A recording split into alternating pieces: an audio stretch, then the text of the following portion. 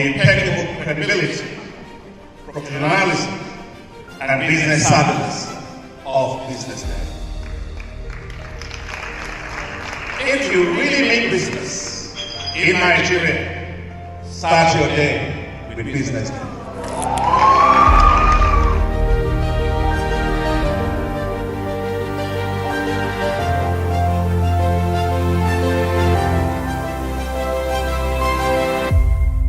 BusinessDay is West Africa's leading provider of business intelligence and information, delivering premium content across diversified media platforms, including online, mobile, and print. Since its inception in 2001 with a weekly newspaper production, BusinessDay has expanded its reach to provide exclusive content accessible through print, mobile, and online channels. Our premium offerings are further enriched with syndicated content from esteemed sources like the Financial Times, The Economist, and the Harvard Business Review. At BusinessDay, our mission is clear: to be the foremost provider of business and financial content, empowering readers to make informed decisions in Nigeria and Africa.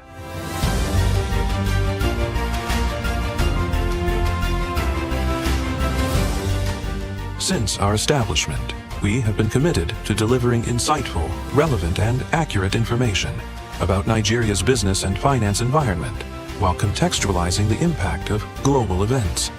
We monitor the stock market, analyze the companies driving it, and report on government policies and their economic implications. For being consistent in organizing these CEO forums for almost the last 14 years, I think this is worth recommendation, and I think something that will encourage them to continue.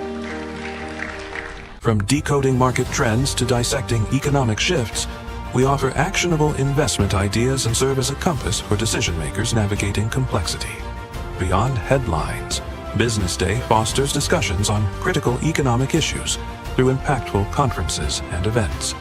These platforms bring industry leaders together to share narratives that drive innovation and spark meaningful dialogues.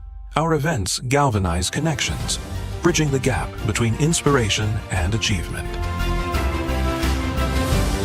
For businesses seeking visibility, our strong digital presence offers unparalleled opportunities, with millions of followers across social media and a dynamic website attracting visitors from within and outside Nigeria.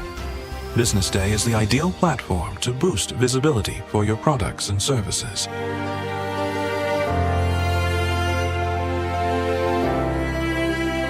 If you're looking for in-depth analysis and expert opinions on Nigeria and Africa's business landscape, BusinessDay is your guide.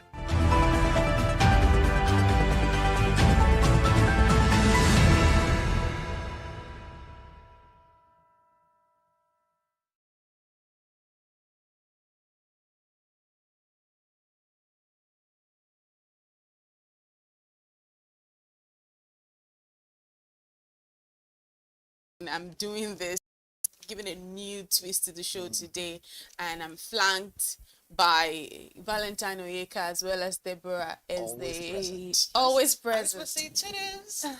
Well, at least maybe you should ask me how my weekend was, and I'll explain why I'm smiling so much. All right, tell us. Well, more importantly, it didn't rain. I meant to say there was no flood, but let's just say that I'm alive. Ooh. Obviously, it didn't rain. I'm confused on where that's coming from. It didn't rain anywhere. There's no flood. Was there supposed to be flood? Were you expecting flood? Considering the fact that whenever it rains, some people have to, on one end, prepare for buying yachts or buying boats. Are you trying to live in some certain areas? Are you trying to fire some shot? I'm trying to shoot some nice shot and tell some people that, look, even if you live in certain places, you're probably not as lucky as people live on mainland. I think we should just quit with this thing, because you're just creating. People live in different places, and it's not even you're the one that is trying to create a world where there is none. It was going to say something very, oh, my weekend was great because I went out with friends. Exactly, and then it says that it didn't rain, and then it didn't flood. Analogy about rain and flood and being alive. If it doesn't rain, meaning to say that a lot of things go well. You see, but I miss my point. No, I'm not talking about physical rain. When it doesn't rain troubles and headache and problems and solving problems of people, then you have a happy day. That's my rain I'm talking about. So it didn't rain at all. I didn't have to answer anybody. Say, okay, send me money, send me money. No, it was rain free. So no bills. Rain free. So when it doesn't rain, you don't have to send money. Well, how was your Debbie, weekend? how was your weekend? Okay. Mine was just there. It was more of sleep and, prepping to look beautiful for the week. Okay. Yeah, I love that, it. It was just sleep and spending time with family. Yeah. What Mine about was simple. I think, yeah, pretty much home. Well, Indoors. Weekend gives birth to a Monday. What do we have? Monday, and that's always the challenging part, because when you think about, it's like you blink and then it's Monday. Pretty much. When it's Friday, you're so excited. Oh, finally, especially when you work Mondays to Fridays like us. But then once it's Friday, have you noticed how once Saturday comes, it's Monday already? That's because there's anticipation for great things. Right. And speaking of Monday, let's see what we have on the front pages of our papers this morning. Like I said earlier, we're doing it differently today. From the BusinessDay paper this morning, quite some interesting stories in the world of energy. It says Moscow's pivot to Beijing unsettles Nigeria gas gamble. And then on page 30, it says policy blocks Nigeria from $10.5 billion animal waste market. And Sniper introduces new solutions for control of bed bugs and household pets. That happened over the weekend. Some of us were able to attend. And then on page 30, it says Northern APC defections raise fears of 2015 style exodus. And on the top side of the BusinessDay paper this morning, it says Leadway Holdings announces acquisition of Powell Pensions, strengthens footprint in the pension sector. Leadway has been doing very well for a while now. Yes, so acquisition of Powell Pensions, I think it's a step in the right direction, if you ask me. So, I mean, truth be told, if now we can, as a nation, record that one Nigerian business is looking at acquiring another Nigerian business, this is good news. Good news. It means that the economy is working. Is it? I will explain why. So, truth be told, if you can believe in another company that runs its business right here in Nigeria, then which means we're heading in the right direction. Unlike when you hear this business is being, bought over by some foreign company, or you hear it's folding up because of issues going on and so it's moving abroad. So we're not seeing something now. What it means is that the staffs, if they were to retain them, the facility, every other thing that particular initial company, has under its belt, will now still remain with whoever is buying it, and of course help the economy to run. So it is circulating back in the country rather than moving things away, or let's assume it was a foreign company that is actually here, and then guess what? We're packing our bags and we're leaving. That's what happens to the staff. What happens to people's lives and livelihoods, people who depend on them. So there is that revolving of revenue and asset, revolving of whatever it takes to run the initial company who is now probably being bought over. Nothing really being lost like that. But if it was moving out of the country, then we begin to worry and say, look, our best brains leaving, just the way we have issues of our doctors leaving and traveling abroad, which is an issue of brain drain. So I think it's a good thing. It shows that some companies are making some great stride. Given the chance, right? Hopefully they will pay their taxes, and that tax will be used to better the country. Who knows? Why did you have to go to the taxes part? Of course. I mean, let's be honest. Look, we're in a country where, let me use that word. We're in a country where what? Taxes, one way or the other, are not fully remitted. Okay. Let's be honest. Now, there are some private companies who will tell you they pay their tax, but you didn't really pay fully. With all the hard work LIRS and FIRS they're doing, yet at some point, to be able to get the money from these people, we don't really want to talk about this tax conversation, because if we decide to talk about the tax, it could hit home. I'll be honest with you. So let's just move on from this conversation now to the Northern APC defections raising fears of 2015 style exodus. All of the 2027, ahead of the 2027 elections. Right. A lot has been happening. Just on, was it Friday over the weekend? Just a few days ago, we had seen that ADC welcomed Gbadebo Roadsvival Yes. into their party, and that seemed like the very how will I describe him? He seemed like a very good candidate as at the time when he was, with LP, and then seeing him now being welcomed into the ADC, which seems like that opposition party that has some sort of, it's looking like it has the ability, or it has that same strength to actually compete with the ruling party. And then seeing him there, I'm looking and I'm saying, okay, maybe this is good. Maybe this is a good move. So to the story of the days, Northern APC defections raising fears of 2015 style exodus. Now we've been seeing some of these defections, political defections, for even since the start of this year, and in the north now. So it's good that we can hear that Gbadebo in one way or the other is jumping ship, but give and take, they're one and the same, right? What we don't want to hear is, in the middle of, put it this way, amid all this issue we're dealing with, right, that what's more important is not spoken about, which is this: the fair with the livelihoods of Nigerians, regarding the fact that people are just we are being distracted with what's going to happen in 2027, which is still far away. Yes, different parties are aligning, people are jumping ship, leaving one party, going to the next party. We are seeing this thing back and forth.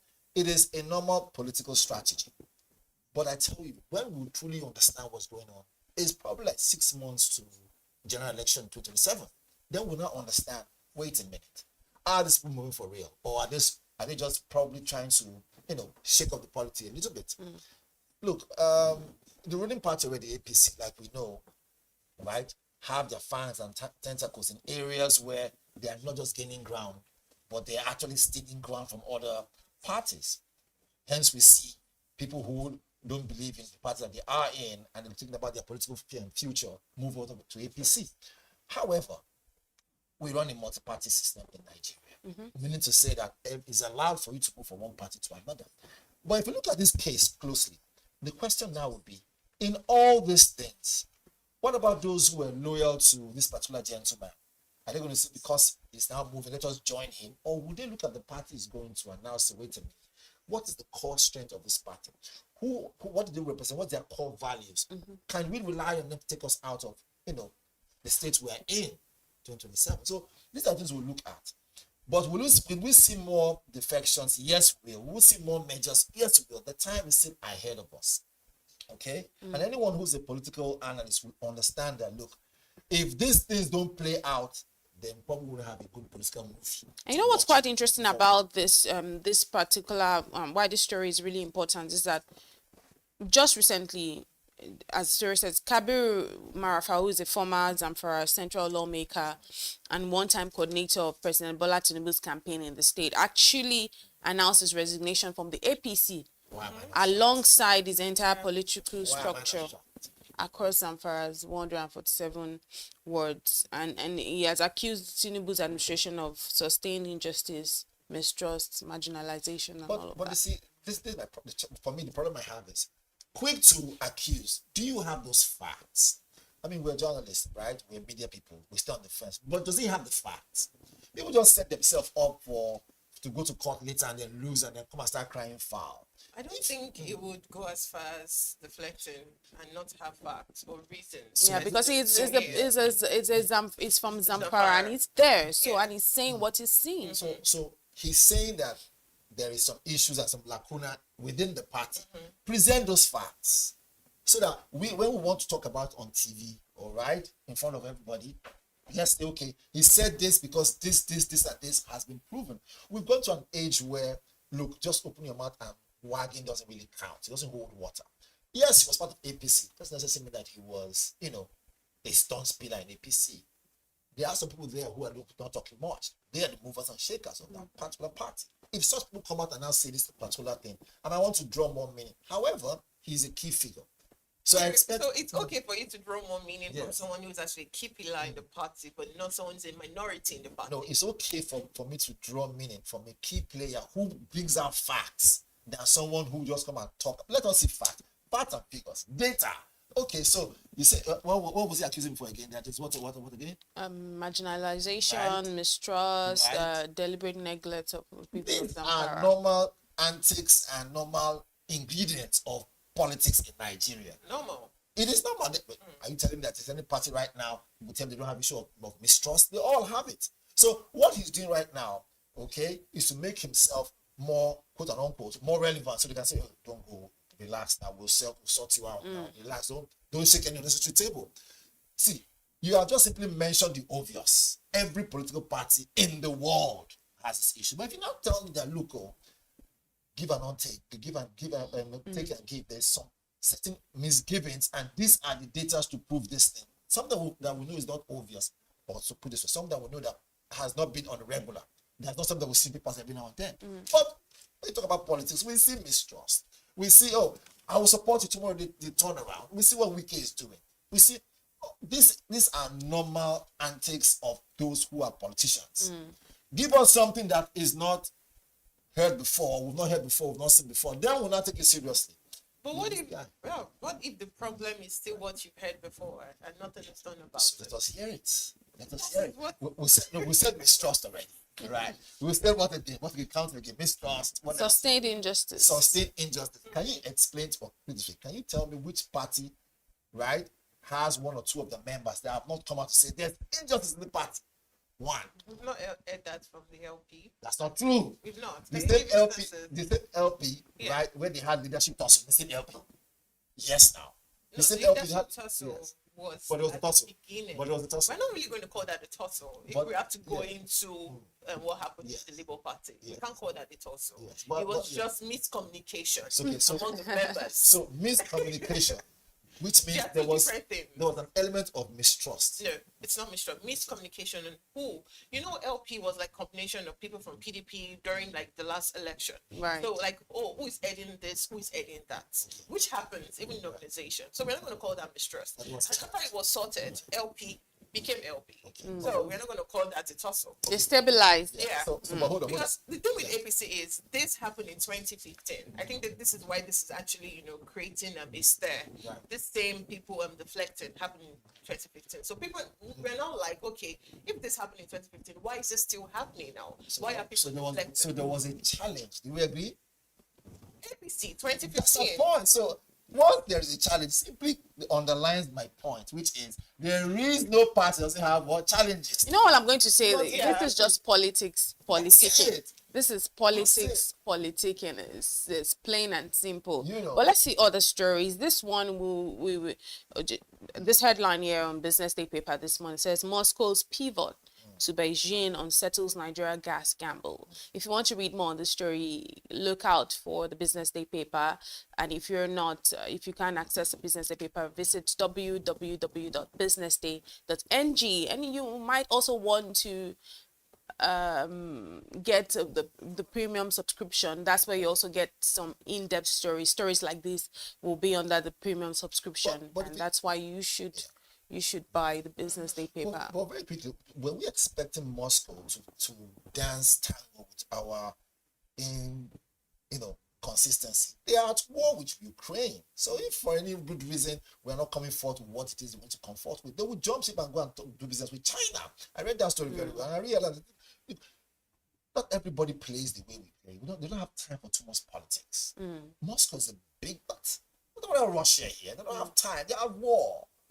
So I would not be surprised they say, look, Nigeria people are not ready to do business. Let's go and make China get our diesel, get our fuel or whatever. And Nigeria needs to just stop being I mean, this is just idealistic, but not in the real sense of things. I don't like the fact that Nigeria happens to be this country that will bear the brunt of what the superpowers are doing. But I guess it's just the way of the world. It's just policy as it is, and power play. So what yeah, this means for us based on business, because now, let's get the business side. What it means is that if this is not resolved on time, okay, we will see a decline in our revenue. Because truth be told, these are our one of our major, clients. And so for them to now look elsewhere, which means that part where our president said that we met our general revenue, we begin to think about that statement again. And last week, was it on the big story? We talked about how really we're talking about energy transition right now. So we're moving from energy as it was and business as usual to talking about now we're more focused on gas and all of these things. So at this time, we're really in a very fragile state because this is why we should be transiting, and this is where the whole world is transiting. So we don't want to be on the wrong side of history. Yes, definitely. So I think whoever it is that is communicating with guys in Moscow should be smart and say, let us just find a way and balance things. Remember, the world is was already experiencing major, leadership / world new order. You have the BRICS building up well. That's against NATO. That's basic. That's a fact. And of course, we know NATO has America at the pinnacle there. Now BRICS, we're looking at BRICS. We have China. Recently, China had a parade where they invited Putin, invited Modi of India, invited the North Korea president. So we see the world deciding where you want to be, and whichever it is that Nigeria gets to choose, right? We should hold it well. But I'll not be surprised if we lean towards BRICS. Nigeria should just stop. That's leaning towards is what our problem is. Nigeria should just stop being the last born attitude. They should just why we are having this is because we actually leaned towards Russia so much on gas. And now it's like, okay, you're leaning towards me, and I'm like, okay, you have nothing to offer. Benjamin has something to offer, so I will just lean towards them. That's last born attitude. Nigeria should try and make something up for themselves. We are always leaning, like the BRICS now, the NATO. Tomorrow, if it's NATO that is actually looking favorable for us, okay, when I lean towards NATO, it's going to bring something productive. We roll towards them. It's called politics. It's not about politics. I understand the concept of politics, but leaning towards others for your own survival will not take you anywhere. To always leave you stranded. So that's what's going on So I will tell you something about this issue has to do with business, especially global business. Any nation will look at where they will profit the most, regardless of whether you like them or not. A good example is this. Those African countries who had their presidents go to visit, Donald Trump, even though they never, understood or put this way, never liked his values and way he did things, knew they had something to gain from the United States. What am I trying to say is that as a nation, you will have to look beyond your ego and say, what's good for my people? Our president could have sat back and said, what would be good for Nigeria? Already, truth be told, the United States already slamming Nigeria, tightening its visa, movement. And we understand why that is exactly. happening. And so the more they do that, the more they give us reason to think, look, you're not welcome. And any nation that feels as if they're not welcome will begin to ask themselves, which is better for us? Do we lean towards this place and then, lose a little bit, or still keep going back to them cap in hand, hoping that they will answer us? We can't keep leaning and leaning and Which is why it's they use us as their playground. We can't keep doing that. We start thinking for ourselves as a nation. Now, Russia is not the only client that we have. We have a lot of people buy our oil, and I can assure you that look, even though Russia pulls off today and say, look, we're not doing business with you guys any longer, Nigeria will survive. No, it's going to affect us. No, that's why I said we will survive. I didn't say we'll thrive. I said we'll survive. Survive. There's between thriving and survive. When you survive, then you begin to thrive. Right now, we're just about to start thriving. Now, if this is not settled on time, it might set us back a little bit, but I tell you, we'll recover. Why? Because there are other areas that they still need from us the same way. Okay. What other areas? Oh, you know that we have lithium. Not just that. There are other things like California that are right there in the So north. basically, the rare earth. So rare earth, they need these things to power their nuclear facility and power their drones and the whole lot. So we are still in the game. We're still in the game. We're still in the game, no doubt. I agree that we're still in the game, but then also we need to really have our skin in the game. So if we say we're in the game. Maybe I should run for But let's see office. what we have in the Vanguard paper this morning. We run for office.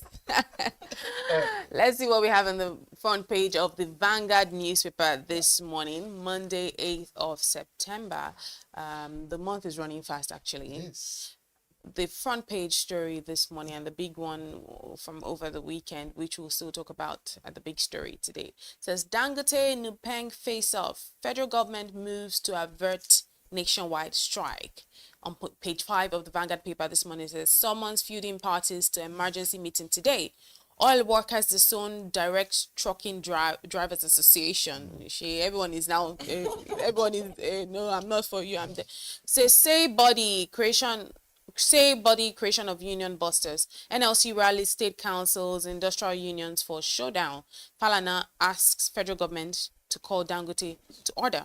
And then on the top side of the Vanguard paper this month says NLC federal government workers demand minimum wage review. We've been on that for a while now. And then on page 13 of the paper this morning, United Nations UN Atiku Obi Ndume rage over killing of 63 in Borno, demand probe as Governor Zulum visits affected communities again. And then on page 11, DD Microfinance Bank, how we turn deficit to big balance sheets.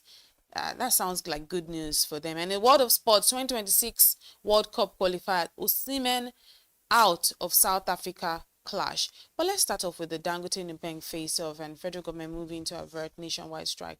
I think it was good for federal government to swing into action immediately because, look, we're tired of strikes. I think all my life I'm used to strikes. But, look, I'm sick of strikes. I don't like the ideas of strikes. I understand that strikes have to happen when things are not working. That's for sure. But it was good for the federal government to actually move to avert this nationwide strike. I mean, in that same, you want something? No. Okay. In that same thing, let's lay it on the table now. Okay. Even if they decide to go on strike and they are allowed to go on that strike, because really it's their right to go on strike, right? But first of all, they give notice, right? My question is, what do they hope to achieve from it? On the flip side, the idea is to bring Dangote to the table, and that's exactly what they've done. And they're having a meeting today, so we'll see what the outcome of the meeting will be. So prior to that, I'm sure they might be trying so hard to bring them to the table, since, but we're not able to say, okay, what do we do to make sure we bring them to the discussion table? It's clear. Again, I keep on saying this, right? Dangote is doing the Lord's job. He's doing it. Why did I say so? If Dangote hadn't, put this way, gotten that refinery running, his own refinery, I don't think this level of attention could have been built. Do you know before now, we used to see these guys as ultimate, as in when NNPC says that's the end of it. We're so at the look, without the normal Nigerian refineries in the country, we have just shut down. It was after, right, the launch of Dangote Refinery, we began to see a lot of people behaving properly. And so I'm not surprised when they say, look, you know what? He's trying to monopolize the market. We're talking about that. We're talking about the survival of Nigeria as a country. So some people don't like it. So they look for different ways, right? To throw in, like they say, throwing snakes as you climb up the ladder. In this case, for what I've heard, they've tried so much to bring them to the table to have conversations. But Dangote is telling, look, you know what?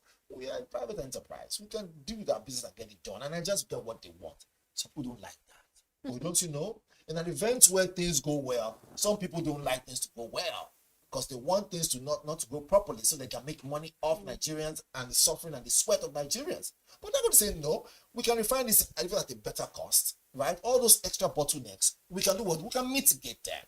So that way, when this product finally hits Nigerians, you know, their suffering is a bit alleviated and reduced a little bit. And they don't like that.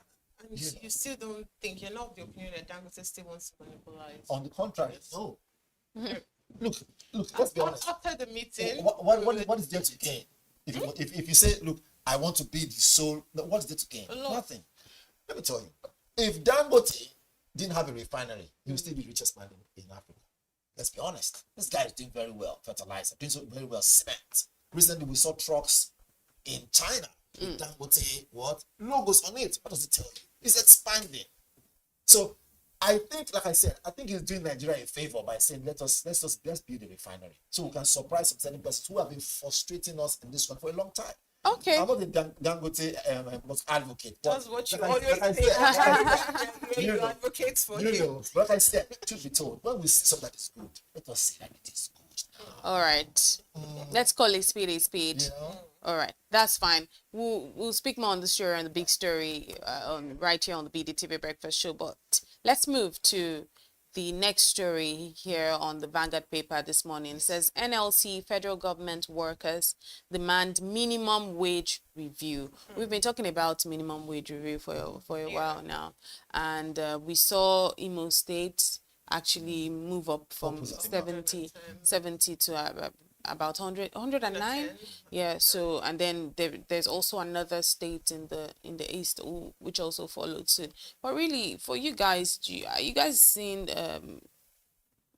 we really need a minimum wage review, right? But so ideally, what would you say should be the minimum?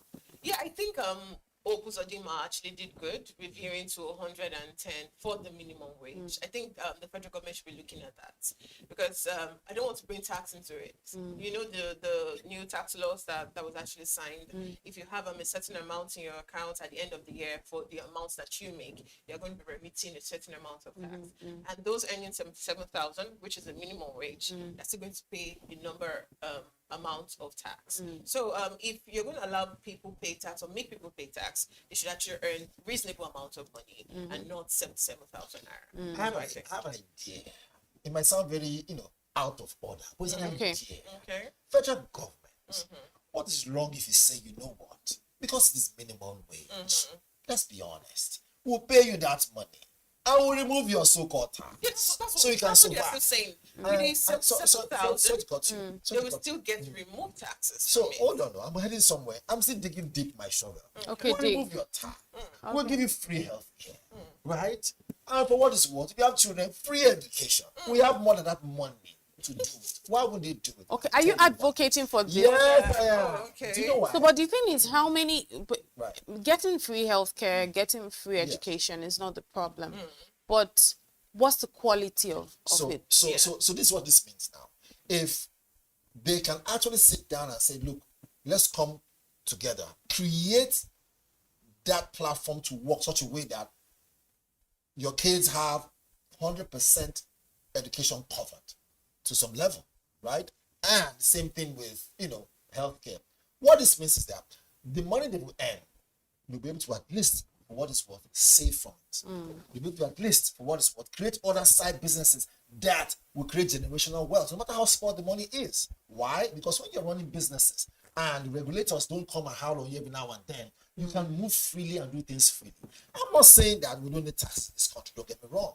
But there are some certain companies who, look, if they pay their taxes properly, this Nigeria will run perfectly. And let's not forget in a hurry that in Lagos alone, right? The reason why Lagos is the highest revenue, generator in Nigeria is because of taxes. Ports and tax. Yes. So imagine the amount of goods and services coming through the ports. So for that to even make more sense, because we see all the clogging going on in the port. By the way, it's even overdue for them to decentralize. And what's happened to Niger Port? Open Niger Port. Let business flow. The money Nigeria can generate from those income of goods and services alone, I tell you. If you take digressing. Okay, hold on. They take 10% from that money. They can use that money, right? And sort out our workers and pay minimum wage and even give them free healthcare and free education. That's what I'm heading to. That's why I said I went to that angle. So that they know where to bring their money from. They know these things. But like I said, when things don't work properly, some people do what? They benefit from it. Unfortunately, when two elephants fight, who suffers? The ground, of course. The ground. So you see why I have to digress into. Okay. I think Debbie wanted to say something. Fire off there. Yes, taking the word. All right. I'm having a great time. You are clearly I having a think good they should time. review it. This has nothing to do with taxes or free education or healthcare. We're talking about people having monthly. We're talking about wages. cost of living. Exactly, cost of living. It's just away from taxes and whatnot. 100,000 naira is not realistic. It's To be not. honest. It's not. Because what you want to use 100,000 naira for, Especially people with children and a family. Yeah. That is why I said free healthcare, free education. You don't have to spend money there. Healthcare. The money that people will use to eat and look after themselves. And pay for rent. Exactly. You just mentioned rent now. They pay for fuel. Yeah, that's you know, how much is a tire? You make me add. How much is a car tire? You make me add what's it called again? Accommodation to that. You want to add tax for accommodation? For the government, they obviously create and they have revenue. Obviously, so you shouldn't not want to pay these people. Exactly, because we're still talking about the fact that they even owe salaries. Yeah. So on top of that, on top of the old salaries, then they need to get away from 70,000. Right now, as we are right now, BDTV is advocating for workers to be paid 500,000 naira. If it's possible, why not? What's 500,000 naira in the scheme of things when we have the senators and these politicians taking lots of money? If it's possible, that's not too much to ask. That's not a lot of money. But you were the one that said 200,000 is chicken change. So 500,000 chicken change. Now that you said this 200,000 now, I'm waiting for that to come out so I can give her that money. No, that's it. Okay, still on the Vanguard paper this morning, but not so heartwarming. It's Borno State. Article UNOB in Dume rage over the killing of 63 in Borno and the demand probe as Governor Zulum actually visits the affected communities again.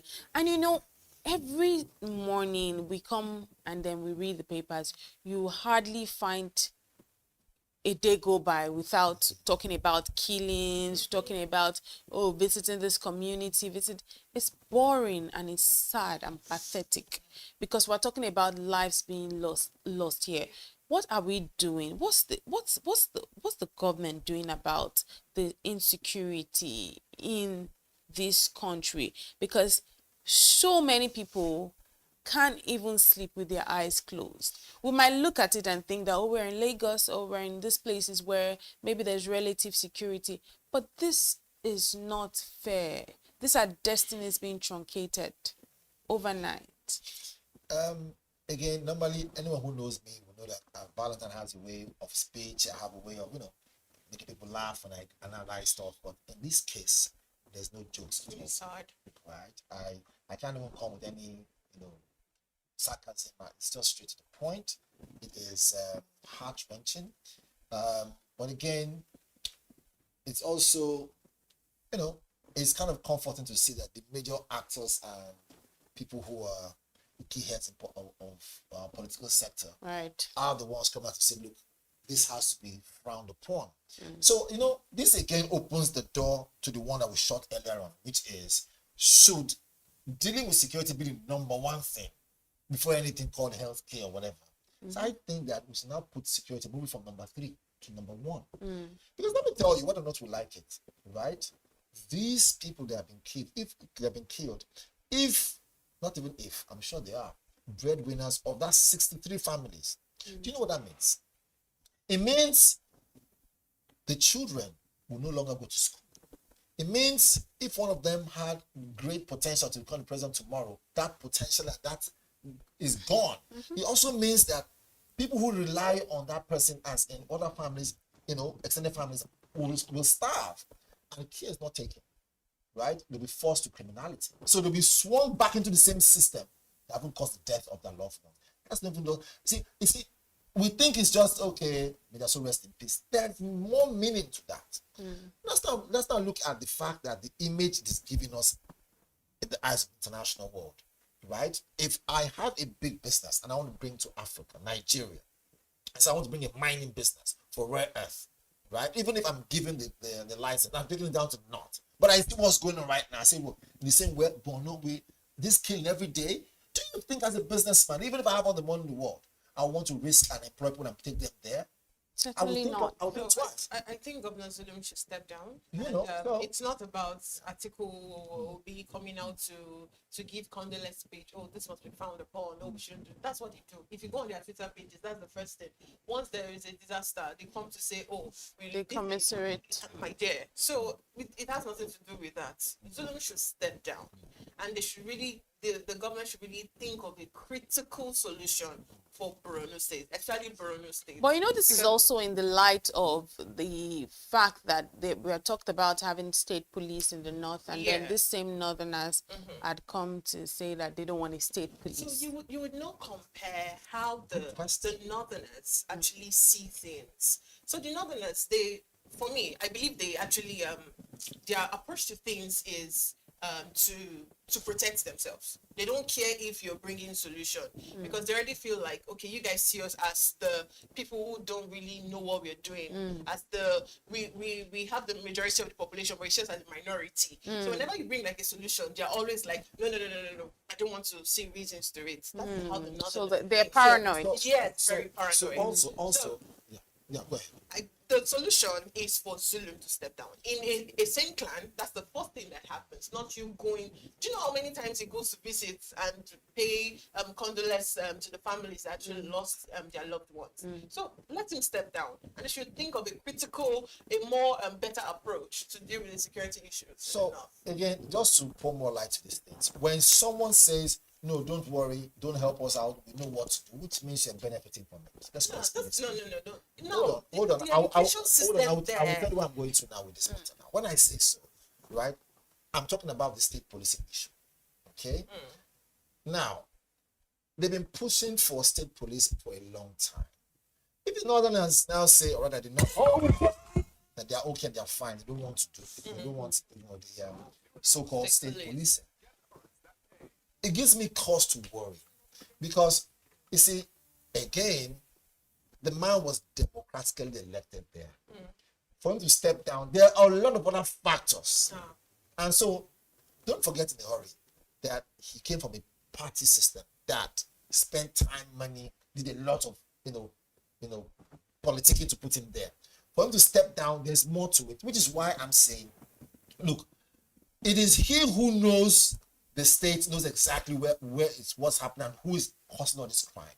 The question is, why don't they want to solve it? It's a very simple thing. Meaning to say that some people are benefiting from it.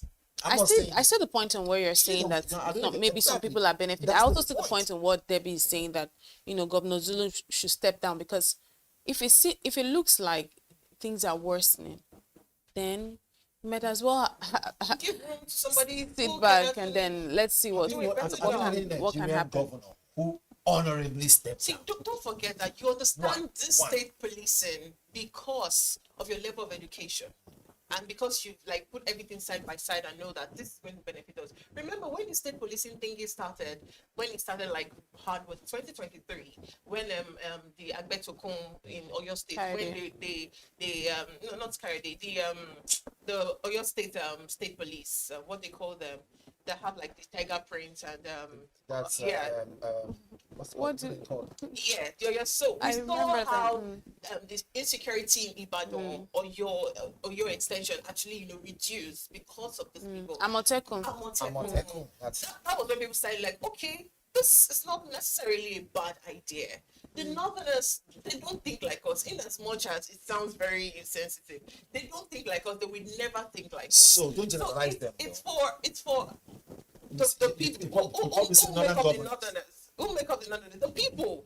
So if the people don't understand what it is all about, they will never agree to it. Right. Yeah. Well, that's where we wrap it up this morning. Quite interesting, quite hearty conversation today.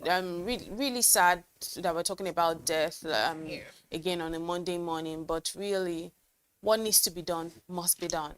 We have our cartoon of the day. Let's see briefly what we have in the cartoon of the day, and then go ahead to Business Week at 9 a.m.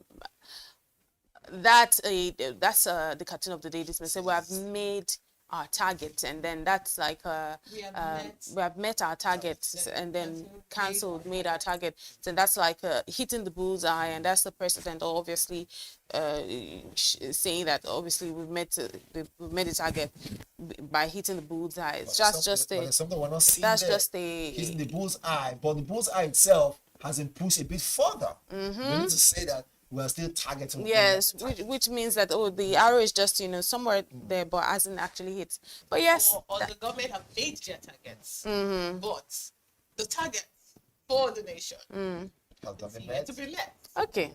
Well, interesting. Food for thought. Well, that's where we wrap it up this morning on the newspaper review. We have the business week coming up just at the top of the hour. Do stay with us.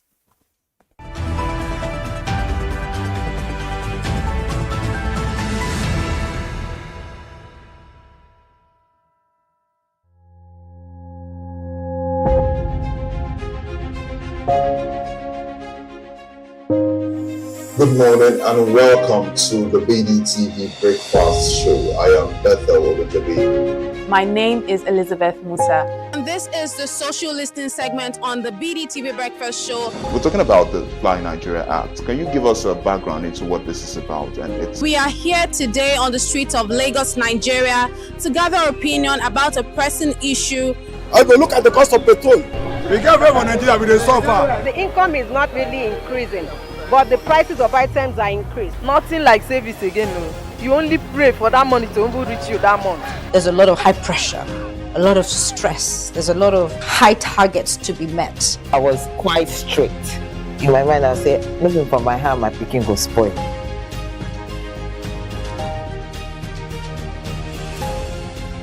To allow all banks and all the players in the space. 15% inflation target achievable in 2025.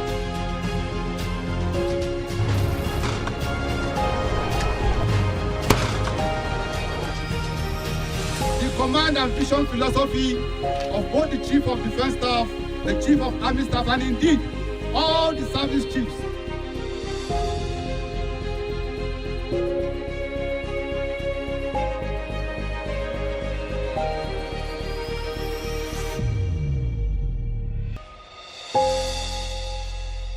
Attention business leaders. Want to make informed decisions?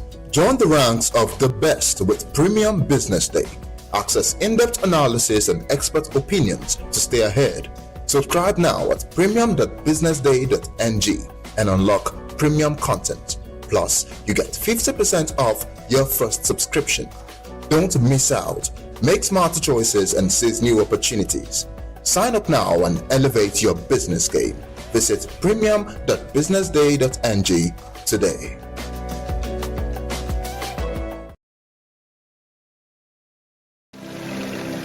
They say money never sleeps. Wake up to clarity, insights, and the stories driving business in Nigeria and beyond. From the heartbeat of small and medium enterprises to the pulse of national economic policy, this is where business meets perspective.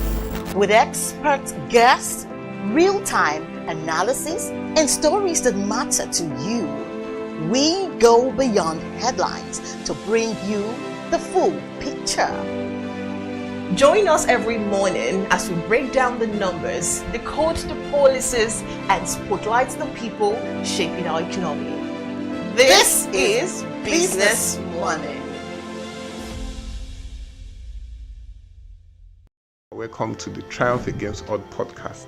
Most people go through their lives without knowing what their superpower is, right? But if you're lucky enough and determined enough to find your superpower before you get to a certain stage of your life, you will be incredibly successful. Look, the first thing is you just decide not to look at the challenges. Because if you do, it's going to end you. The closest thing I think is that I had a deeply military background, which is a bit of a never say die background. I saw an opportunity in non-interest banking, and I felt that the demand was there. There was pent-up demand for it. People were yearning for it, and I felt that if we did it properly, if we brought in professionalism into it, and if we brought in our experiences, our various experiences from various backgrounds into it, that it could succeed. Very few people do that because very few people explore their superpowers.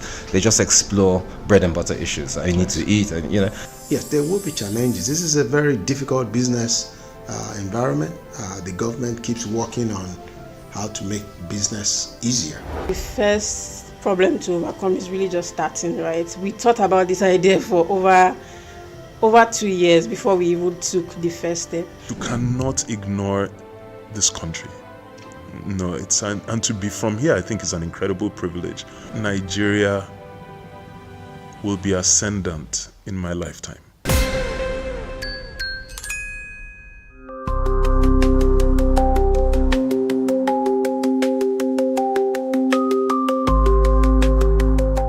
On this day in 2008, a false bankruptcy report triggered the UAL stock to plunge.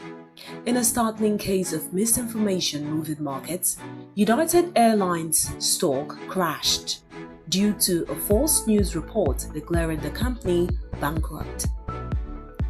Early that day, an old 2002 news article about United's past bankruptcy filing was accidentally republished on a Florida newspaper's website and picked up by a news service as if it were a new news story. The effect was immediate panic. Within minutes, UAL's share price plunged about 75% from around $12 to $3. Nearly $1 billion of United's market value evaporated in a flash as traders, algorithms, and even Bloomberg News believed that the airline had suddenly gone bankrupt. The stock was halted for volatility, and once the error was recognized, trading resumed and the stock rebounded most of the loss, though still down by 11% for the day. The Guardian later detailed how an incautious Google search and a chain of lapses led to Bloomberg disseminating the outdated story. This mini crash on no real news showed just how vulnerable markets are to erroneous information in the digital age. And also on this day in the London business scene, LSE traded outage paralyzed London's market. September 8, 2008 was an eventful day, not only in New York but also in London, for a different reason. That Monday, the London Stock Exchange, also known as LSE, suffered a massive trading outage. A technical glitch struck around 9 a.m. local time, just moments after the FTSE 100 index had surged nearly 4% at the open in the Fannie Freddie bailout news. Trading was frozen for the next 7 hours, leaving no one on the exchange able to buy or sell shares. This abrupt halt on one Okay now, dependable insurance. After God, you are the next insurer. See as the boys the Allah. All the ladies the Allah. Insure your car protection from accidents. Unforeseen loss, you can see them. Mistakes are meant to happen. If you don't jam the car, they'll jam yours. Will you beat them? Yes, you will get them arrested. Your plans for that day is affected. You waste your money, you waste energy. With AXA, you can be protected. Get the protection that pays today. Call 0700 AXA Mansa to get a motor insurance that pays.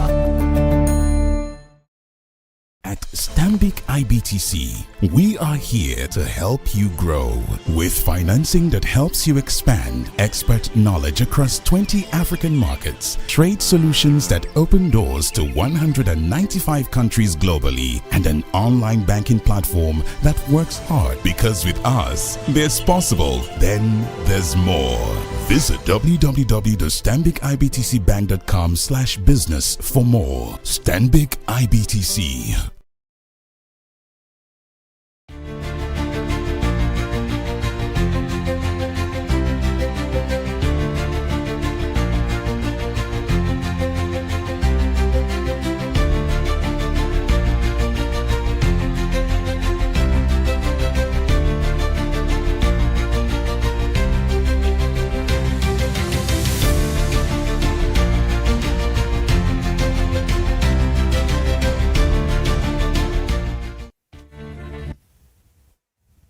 Welcome to Business Day Television.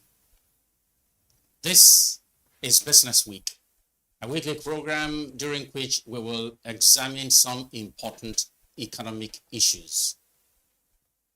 This program will come to you every Monday starting at 9 a.m. and run till 10 a.m. every Monday. Joining me here this morning in the studio is Lolade Akemorile, the Deputy Editor of BusinessDay. And we will be joined from Abuja by BusinessDay Chief Economist, who is attending the Nigerian Economic Society meetings in Abuja. Before we start, let's take some news headlines. Leadway Holdings has announced the acquisition of 100% equity in PAL Assurance. Afri-Exim Bank has reached a $1 billion agreement with Bank of Industry to support and to promote help for smallholder farmers across Nigeria. There appears to be a division among tanker drivers. Members of the Association of Petroleum Tanker Drivers is asking its members not to take cognizance of the call for a strike by the Nigeria Labour Congress. Apple will launch its new products tomorrow, and tech watchers say what will appear to be the most exciting will be a new version, a thinner version of the iPhone called iPhone Air. We will see how that goes in the launch tomorrow.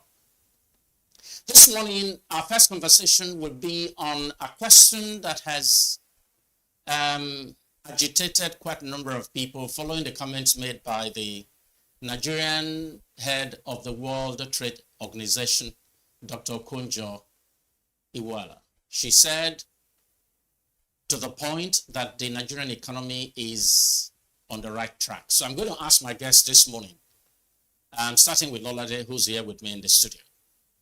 Is the Nigerian economy on the right track? Yes or no? Good question. I'll say yes, but then, of course, we need to bear in mind that it depends on who you ask. If you were to ask that question to investors, for instance, they will definitely say yes, because some of the reforms that we had stuck in the pipeline for many years are finally coming through.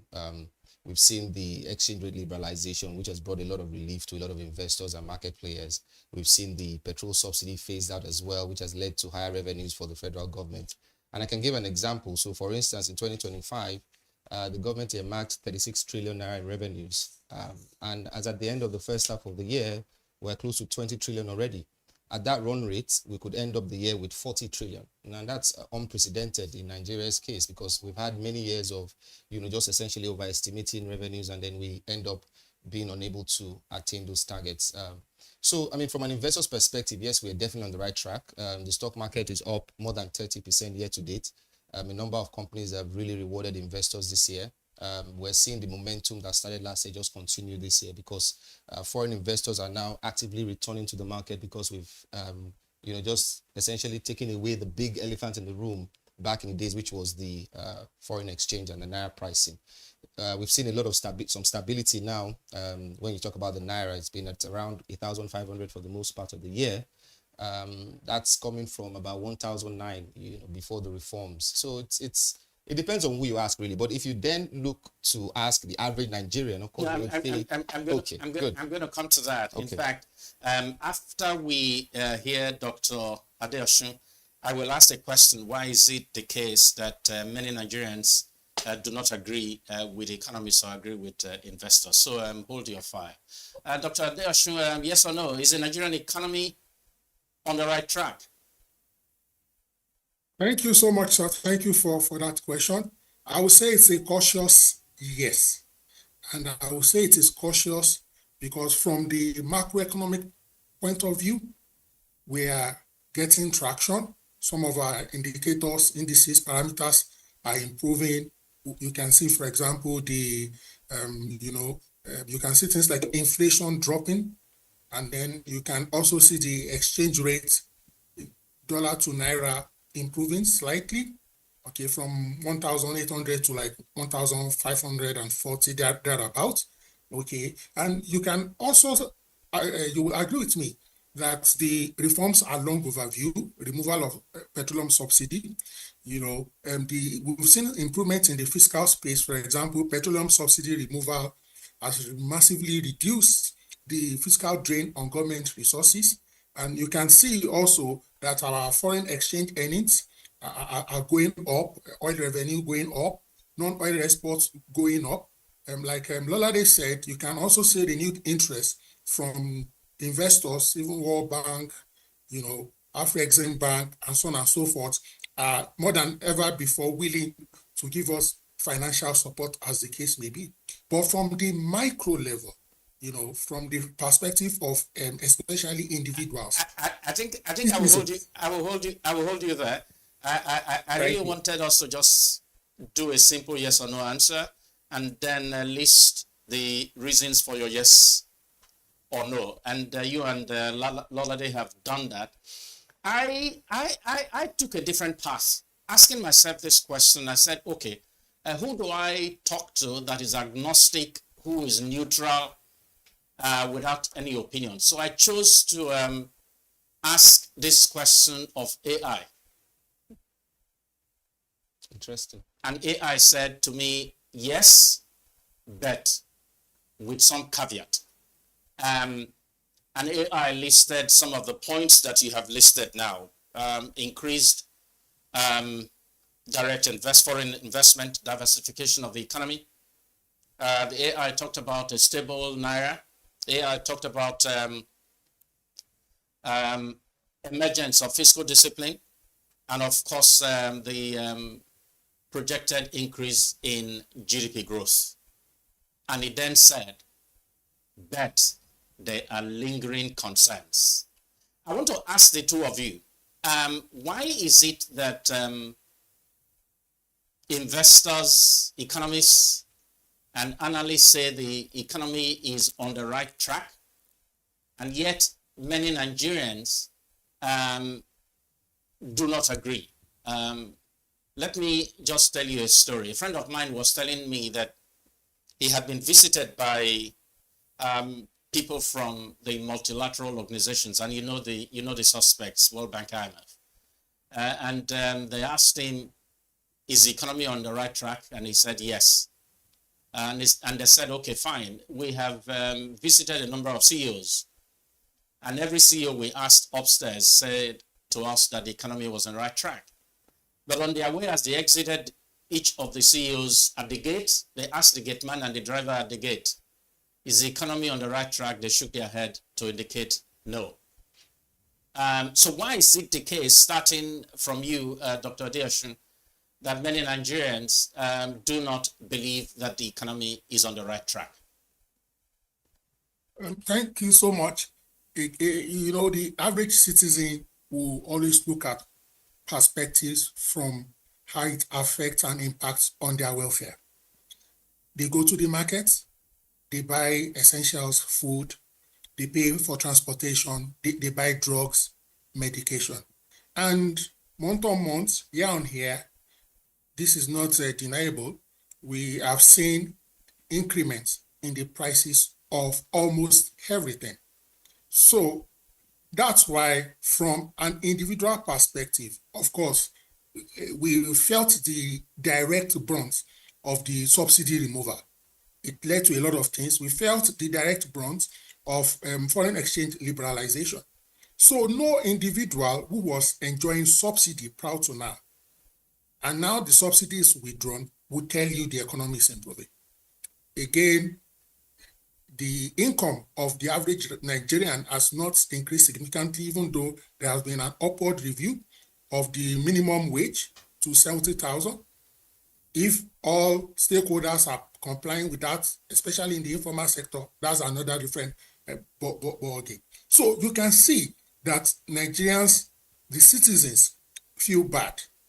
We have growth, so to speak, but is it not like a jobless growth? How many new jobs have really been created in the last 2 years? Inflation is high, and the management of the reforms from a change management perspective and a communication perspective could have been better. Okay, wage stagnation, lack of trust deficit, and so on and so forth. So let me keep it at that so that other colleagues. Thank you very much. What I'll do, after we have answered this question, why Nigerians are not, why many Nigerians still say they don't believe the economy is on the right track, we will close conversation on this topic by asking the question, what should government be doing? But let me come to you, Lolade. Why is it the case that many Nigerians still insist that the economy is not on the right track, despite what economists say, despite what investors say? It's inflation, really, and the impact of inflation on purchasing power. So, yes, I mean, in the last 4 months, we've seen a decline in inflation. I mean, for 4 straight months, it's been declining, stopped at 21.8% in July. But the truth is, it's still pretty high, double digits. Really, I mean, I feel like the reason why people can, don't really share in the gains of the reforms is because it has led to a reduction in their purchasing power. You can see that the economy is essentially being statized now because people cannot even afford basic items, basic food and the likes. Dr. Adeosun mentioned earlier that people were enjoying the fuel subsidy for many years. It was taken off. Of course, that impacted cost of transportation and cost of food. And there's an inverse relationship between inflation and economic growth, such that in periods of high inflation, you really have tepid economic growth. I know that, yes, we're not where we used to be in terms of economic growth, but we can still do much better. Q1 2025, I think it was 3.1% for an economy with the size of our population. Really, we should be aiming towards 8 to 10%. But that is not possible if you have inflation at over 20%. You need to bring that down to like, say, 10, 11, 12% before people, the average Nigerian, can really start to feel the gains of the reforms we're seeing. So until the reforms translate to lower inflation, there will always be that disparity. Some people saying that the reforms have been good and the economy is on the right track, while the people at the lower end of the ladder saying they are not seeing the impact at all. Because, I mean, purchasing power has been battered, essentially. I'll give an example. A friend of mine was talking to me about some shares he bought at the start of the year. It's really jubilant, but at least he's got some money left over after meeting all of his daily expenses to be able to put aside cash in investment, and that's why he can share in the rally in the stock market today. But his gatesman out there cannot see that because he's still thinking, well, a small cup of rice has more than tripled in price in the last 3 years. So for him, there's a mismatch there. His boss is inside excited that he's invested in the stock market. He's seen a 200% return on his investment, while the gateman is out there. He's crying that the cost of food has gone up. He's not even able to afford any protein at all these days. So it's a mixed bag, really. But the minute we start to see those reforms translate to lower inflation rates, then I think more people will share in the gains of the reforms. Lord, thank you very much. Again, as I said earlier, I chose to engage AI. AI is not a member of APC, not a member of PDP. AI is not a member of the Labour Congress. And as I said, when I asked, is the economy of Nigeria on the right track? It was yes. So I then asked AI the question, try to interrogate the point. Why is it that some people also say that despite the evidence that there is, empirical evidence, that the economy is not on the right track? And this is what AI said. AI simply said that there are lingering concerns, and these concerns include widespread poverty. The concerns include food insecurity. The concerns include alarming high interest rates. The concern includes a high debt servicing burden. The concerns also include a point that I think is worth examining, and it said that budget plans remain unduly optimistic. You and I know, for instance, that the Nigerian budget was based on oil production of 2 million barrels a day. We have never in this year achieved that target. It was also based on oil price that is significantly higher than where oil price is at today. The point that I see here is that if you base oil price on, say, $70 a barrel, and oil price is at 60, 66, I think this morning was 66 or 67 dollars a barrel. It could be the case that that difference of $3 or $4 is actually your cushion. It is the room that you have for flexibility. And when you don't get that additional $3 or $4, you're like a person sleeping on the empty floor without a cushion. Another point AI made about why Nigerians still say that, some Nigerians still say that the economy is not on the right track. AI said there is significant concern about budget implementation. So we talk about the budget, it looks good, but I take the point you made about revenue collection this year. But on the whole, I think one affliction for Nigeria has always been the failure to implement the budget as we plan it. Now, I would like for us to close this discussion. Since the three of us agree, and AI agrees with us that the economy of Nigeria is on the right track, there are lingering concerns, and some of which we have already examined. What should the government be doing? Let me say one important thing. A major reason why Nigerians, those who don't believe the economy is on the right track, is that they don't believe the government. Whatever the government says, they don't believe. There is that significant trust deficit still in Nigeria. I mean, people will see light presented by government. They say, no, it's fake. It's not light. It's something else.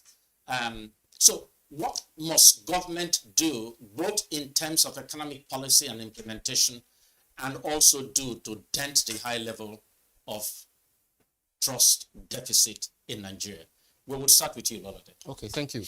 I think a good starting point would be to really get serious with the social protection programs. I mean, that's one way of just showing that you care about the people who are wallowing in poverty. We have about 120 million Nigerians in poverty. That's a huge number.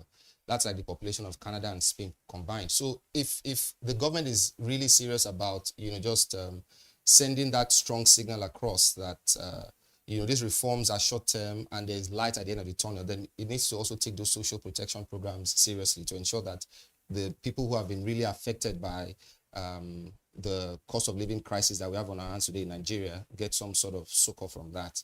I think you rightly said the trust deficit is really been widening because Nigerians are used to, being told lies by the government, so it's gotten to that stage where if the government says something, they're kind of skeptical and think that maybe there's something not right here. So I think that needs to be worked on, and the best way to really do that is for the government to lead by example. If these are austere times for us, then it needs to show right from the top. I know there are conversations about increment of salaries. I wonder if that is the right time now to be talking about that. I think it's important for the government to just essentially send that strong signal that, yes, of course, we need to ensure that we are really walking the talk. We're talking about how things are hard in Nigeria.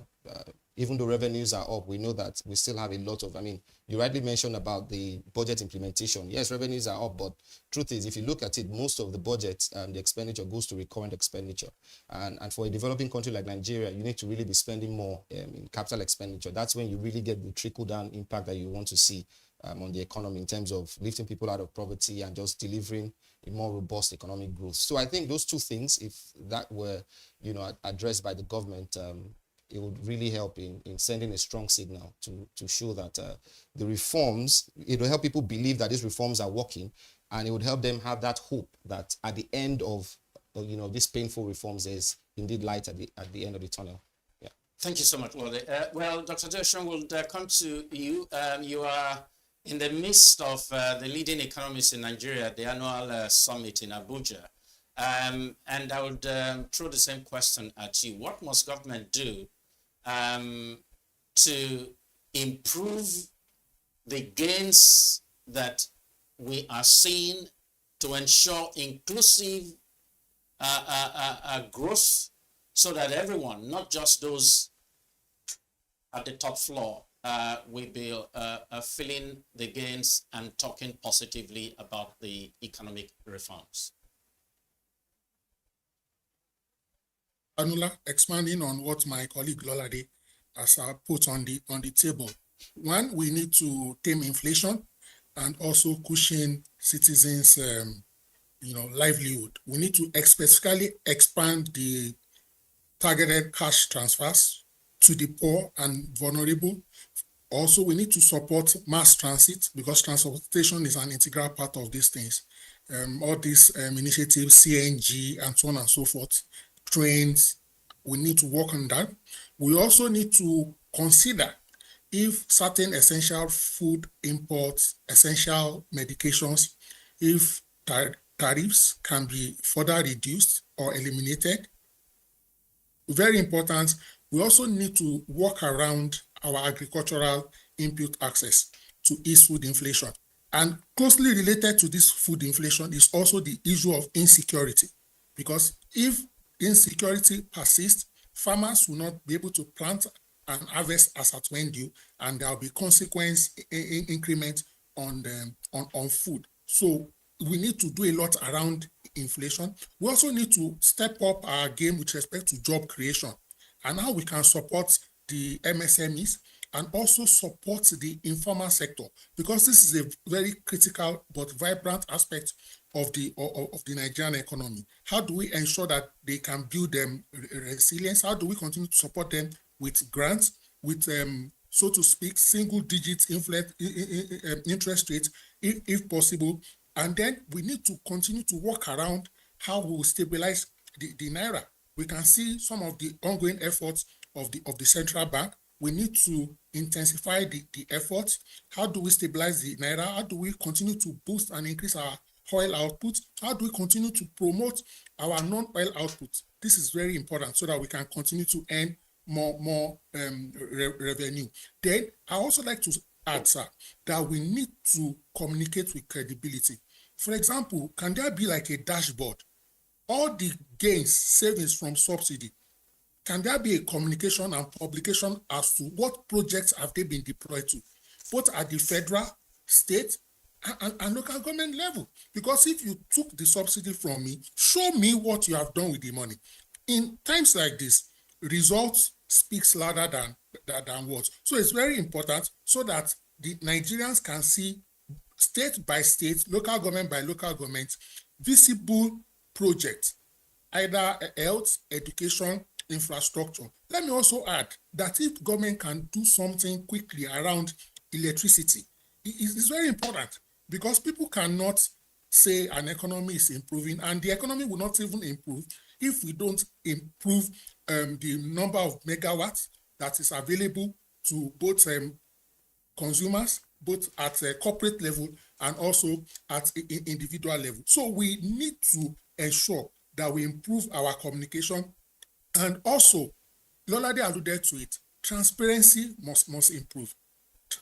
Nigerians need to see that governments at all levels that are preaching austere measures should also live it. I'm in Abuja, so I will just say this on the lighter note. Even when you personally own a Rolls Royce that you bought with your money, but you are in government office, I'm not sure using that Rolls Royce in public while you are in government office is a good sign that you can relate and empathize with the average Nigerian. So let us also be modest, not having 30 cars on a convoy when maybe 5 or 6 will have caught it. I'll rest my case here. Thank you so much. Thank you very much. I think great points that you and Lolade have made, especially dealing with the issue of trust deficit. The government cannot be telling the people to tighten their belts while legislators are working on raising their allowances or raising their compensation. The government cannot be telling the people to tighten their belt when the people don't even know how much the legislators who are meant to serve them earn. I think these are very important things. And I like your suggestion, Dr. Adeosun, about creating dashboards just to better communicate what the government is doing. We have seen FAC allocation rising almost to 2 trillion naira a month. And many people would still tell you that they are feeling the impact of government less and less. So government needs to walk the talk. Again, I interrogated AI and said, what should government be doing to address some of these issues? And AI said, and I think that point has been made, that government should expand the social security net, that government should ensure fiscal discipline. That is, government itself needs to tighten its own belt. Whatever medicine that it is prescribing for the people, it also needs to administer it on itself. I talked about transparency, the need for transparency, and also the need to invest massively in agriculture to reduce food prices. And of course, another point that AI made was to accelerate infrastructure rollout. Infrastructure build will provide jobs. Infrastructure build out will reduce the pain and the cost of doing business in Nigeria. And the final point that AI made was that government should intensify its fight against insecurity and actually become result-oriented.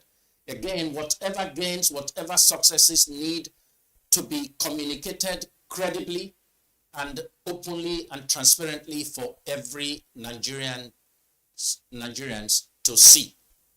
I think we will take a short break at this point, and of course we will come back and we'll be dealing with two other issues. One is very related to the matter of the pain that Nigerians are having. That is the fight against inflation using money supply or reining in money supply that then leads to high interest rates in a time of the imperative of rapid growth. And we will end by talking about health financing and what government should be doing. The truth is that you cannot be building infrastructure, you cannot be implementing policies to grow the economy if Nigerians themselves, their health is not uppermost in mind. So once again, we will come back shortly, but a short break now.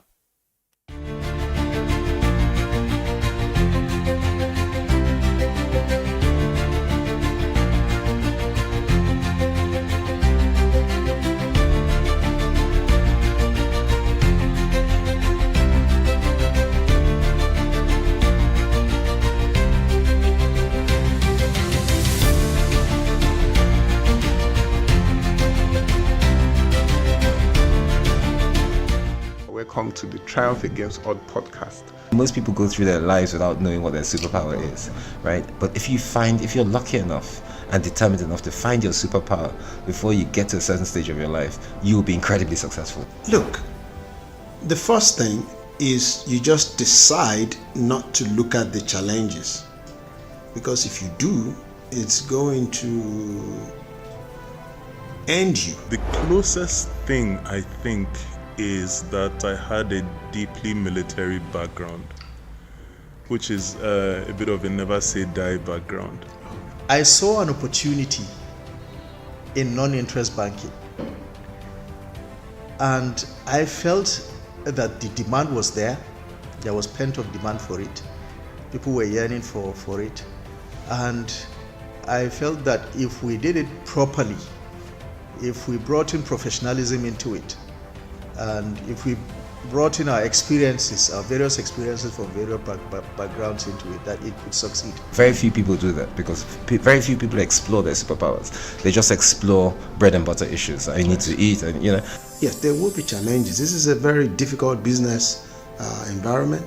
The government keeps working on how to make business easier. The first problem to overcome is really just starting, right? We thought about this idea for over 2 years before we even took the first step. You cannot ignore this country.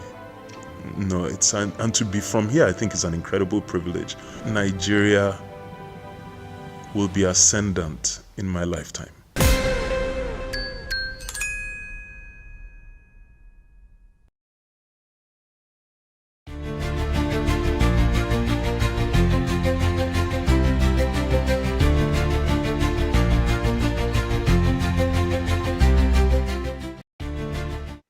Thank you very much and welcome to Business Week, a weekly program on Mondays when we examine some very important economic issues. Before we go on, let me just provide a very quick summary of what the media around the world is covering today. Norway is having its parliamentary elections today. A major question that is being asked is, has Norway become too rich?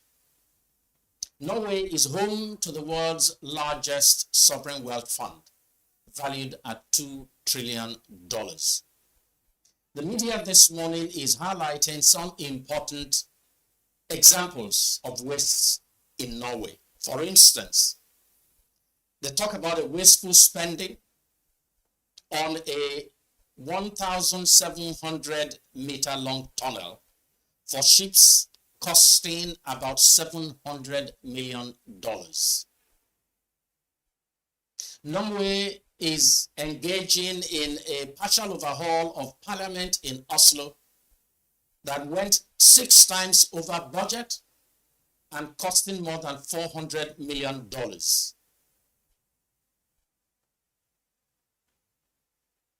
Argentina, you know the man, the president, Javier Milei, who became so popular with his pro-people policies.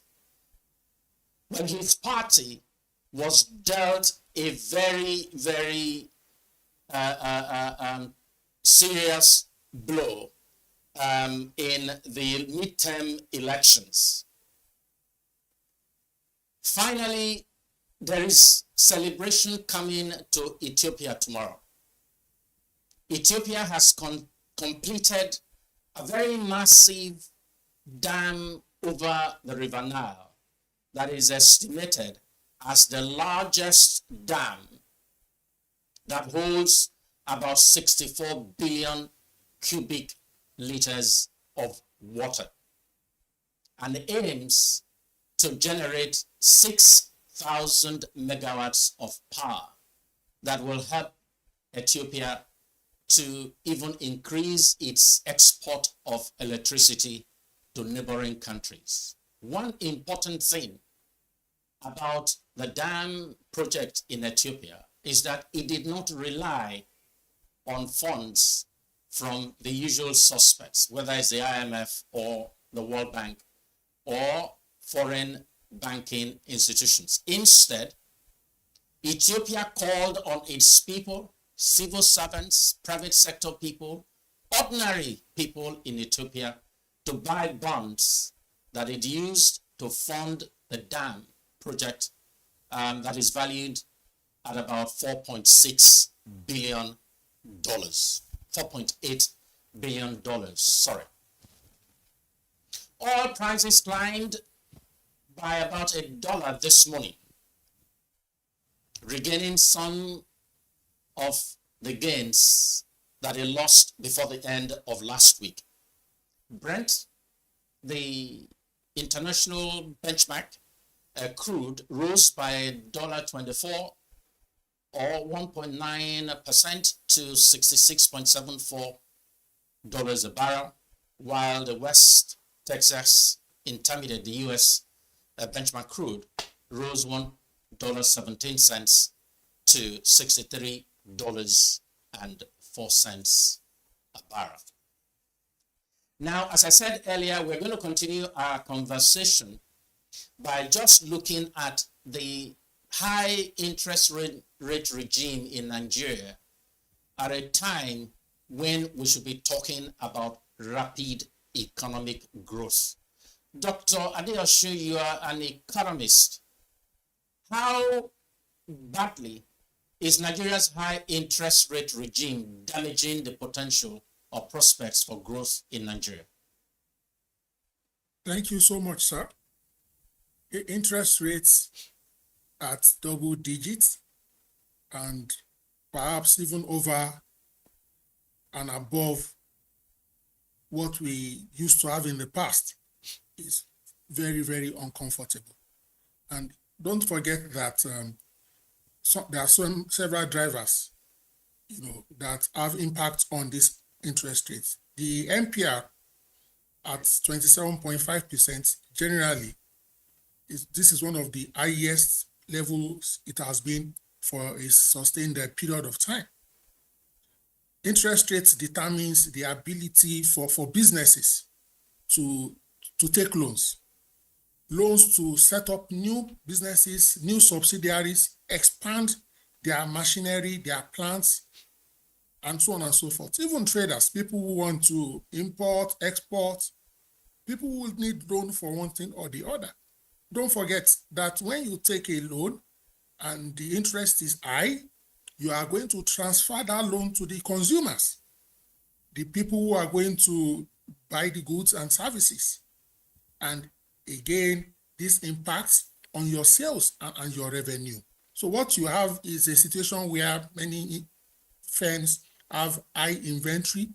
They are unable to clear out their sales because of the transferred cost, a huge chunk that comes from the rate of interest. And if you are not able to service your loans as at when due, because you are not able to trade as quickly as possible, you have to restructure the loans.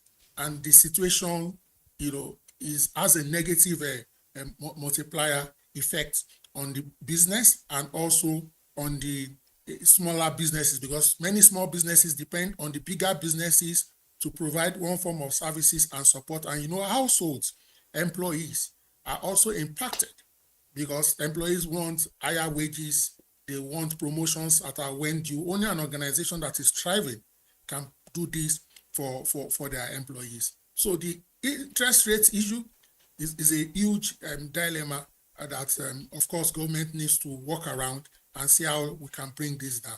That will be my initial comment on this topic. Thank you very much, Dr. Adeshu. Lolade, how do you balance the need to fight inflation, bring inflation down, and with the overarching desire of our people for rapid growth in the economy? Yeah, it's a delicate balance because on one hand, you have to ensure that you tame inflation, while on the other hand, you have to boost growth. And like I said earlier, there's an inverse relationship between the two, such that if you have low inflation, then you can have higher growth. But I think it's important for me to do two things here now. First is to just explain how we got here and then share my thoughts on how fast I think we'll get out of this high interest rate environment. How did we get here? Prior to 2023, we had what economists call financial suppression in Nigeria, such that you had a situation where interest rates were well below the rate of inflation. So investors, savers were getting huge negative real returns on either investments or savings. It was a big deal. The gap was unique to Nigeria. No other African country had such a wide gap between inflation and interest rates. So I think now what is happening is we're just paying the price of the financial repression or suppression of those previous years. So what the new central bank governor is trying to do is to see how we can at least try to fight inflation by increasing interest rates, because there's a relationship between the two as well. Countries tend to increase interest rates when there's runaway inflation and they're trying to tame that. But in Nigeria's case, it's more of the inflation has been driven more by supply shocks than maybe high demand for goods and services, and then you have too much money chasing few goods. But in our case, it's really been supply shocks. But you still need to address it by increasing interest rates, because if you don't do that, then it limits the amount of dollar inflows you can get into the economy. And we know that one of the major drivers of inflation is also the exchange rate fluctuations. So if you have a stable foreign exchange, stable exchange rate, then you can start to target lower inflation. But if you can't tame your exchange rate, then it's a no-brainer. You can't also tame inflation. So that's how we got here. But to look on the bright side, like I said earlier, inflation has been declining for 4 months now. It's at 21.8%.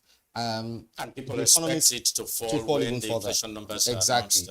Exactly, in shortly. This week. Yeah. So now, the feelers I get is that the central bank is likely to start to consider cutting rates from Q4. And it's long awaited. You don't expect them to do that at the next meeting? I'm not sure. I'm not sure yet, but I'm sure that by Q4, yeah, that's looks more certain to me than the next meeting, because I think they might still want to adopt a wait and see approach to just be sure that all of the factors contributing to high inflation have really been cooled off. Because let's not forget that one of the reasons why we're seeing this decline in inflation now is because we've revised the methodology for calculating inflation in the first place, and we don't know what the old rates are using the old methodology. So, but we can expect that by Q4, the central bank would have no other choice but to start to think of reducing interest rates, because like Dr. Adeosun said earlier, there's no way you can have meaningful growth with the kind of interest rates we have in Nigeria today. NPR at 27.5% is too high, one of the highest in the world. It's too high. Businesses are having to borrow at between 30 to 40%, depending on the size of the business, to run their operations and all of that. That is not sustainable in Nigeria of today. Even commercial papers that is reserved for large corporates, you have to pay as much as 20% on that. Dangote Sugar Refinery, for instance, has a commercial paper in the market now, 50 billion. And they're offering to pay 20%. So it's really high, the interest rate environment, and you cannot have any meaningful economic growth if interest rates stay this high for too long. So on the brighter side, I think that we would start to see lower interest rates by Q4, and I think that would happen progressively, as well as if the decline we're seeing in inflation is sustained, over the course of the year and next year. Interesting. Now, Dr. Adeosun, I know that central banks all over the world are conservative. But could it be the case that our own central bank has been maybe too timid and is overbearing itself with the concerns about inflation? Should we have started to move rates downwards, or is it your view that what the central bank is doing is wait and see attitude? All right, thank you so much. I'll speak for myself, but I also speak for a majority of economists.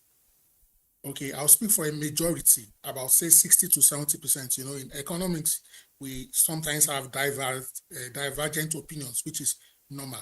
I would not say that the central bank has been too cautious. I think they were trying to play safe, because you don't want a situation where you take a knee-jerk approach, drop the rates, and the inflation, okay, has not well been addressed. Don't forget, sir, that the high interest rates is a function of several other factors as well. Everything in economics is interrelated. So because we are looking at a situation of currency stabilization, we are looking at inflation management, and there have been some things like borrowing domestically, internationally, ways and means, and so on and so forth. So even the CBN had to put his house in order. So they wanted to be sure that the decisions they are making, so to speak, is sustainable and will not have, excessive or additional pain to what we already have in the policy. So I think it is better they played safe than they prematurely brought down the NPR rates, which will have led to, cheaper interest rates that will have led to maybe, more funds being available. Because don't forget that inflation too is being, is about money supply. So they were trying to be very cautious. But I suspect most economists agree that they will most likely drop the rates marginally at their next meeting. Okay, so that will be my reaction. I don't think. Thank you, Dr. Adeosun. It is your own view and the view of some of the economists you're talking to that the CBN is likely to drop its rates when they meet before the end of the month. Lolade believes that will not happen until the final quarter of the year, which starts in October. We will see how that goes. I'd like for us to wrap up our introduction of Business Week today by talking about health financing. I was in Abuja last week, precisely on Wednesday, and had the opportunity to moderate one of the sessions at a conference on health financing that was organized by the National Health Insurance Association. I think for me, the pain, moderating that session was that as the session ended, I had asked the people whether, given that only 20% thereabout of health care is paid for by insurance, which means that 74% of health care payment is out of pocket. God help you if you get ill and you don't have money. In fact, I hear a story of someone who was at, I'm not going to mention the teaching hospital here. At midnight, when he rushed the wife to hospital, they asked him to go get some drugs. He needed 50,000 naira.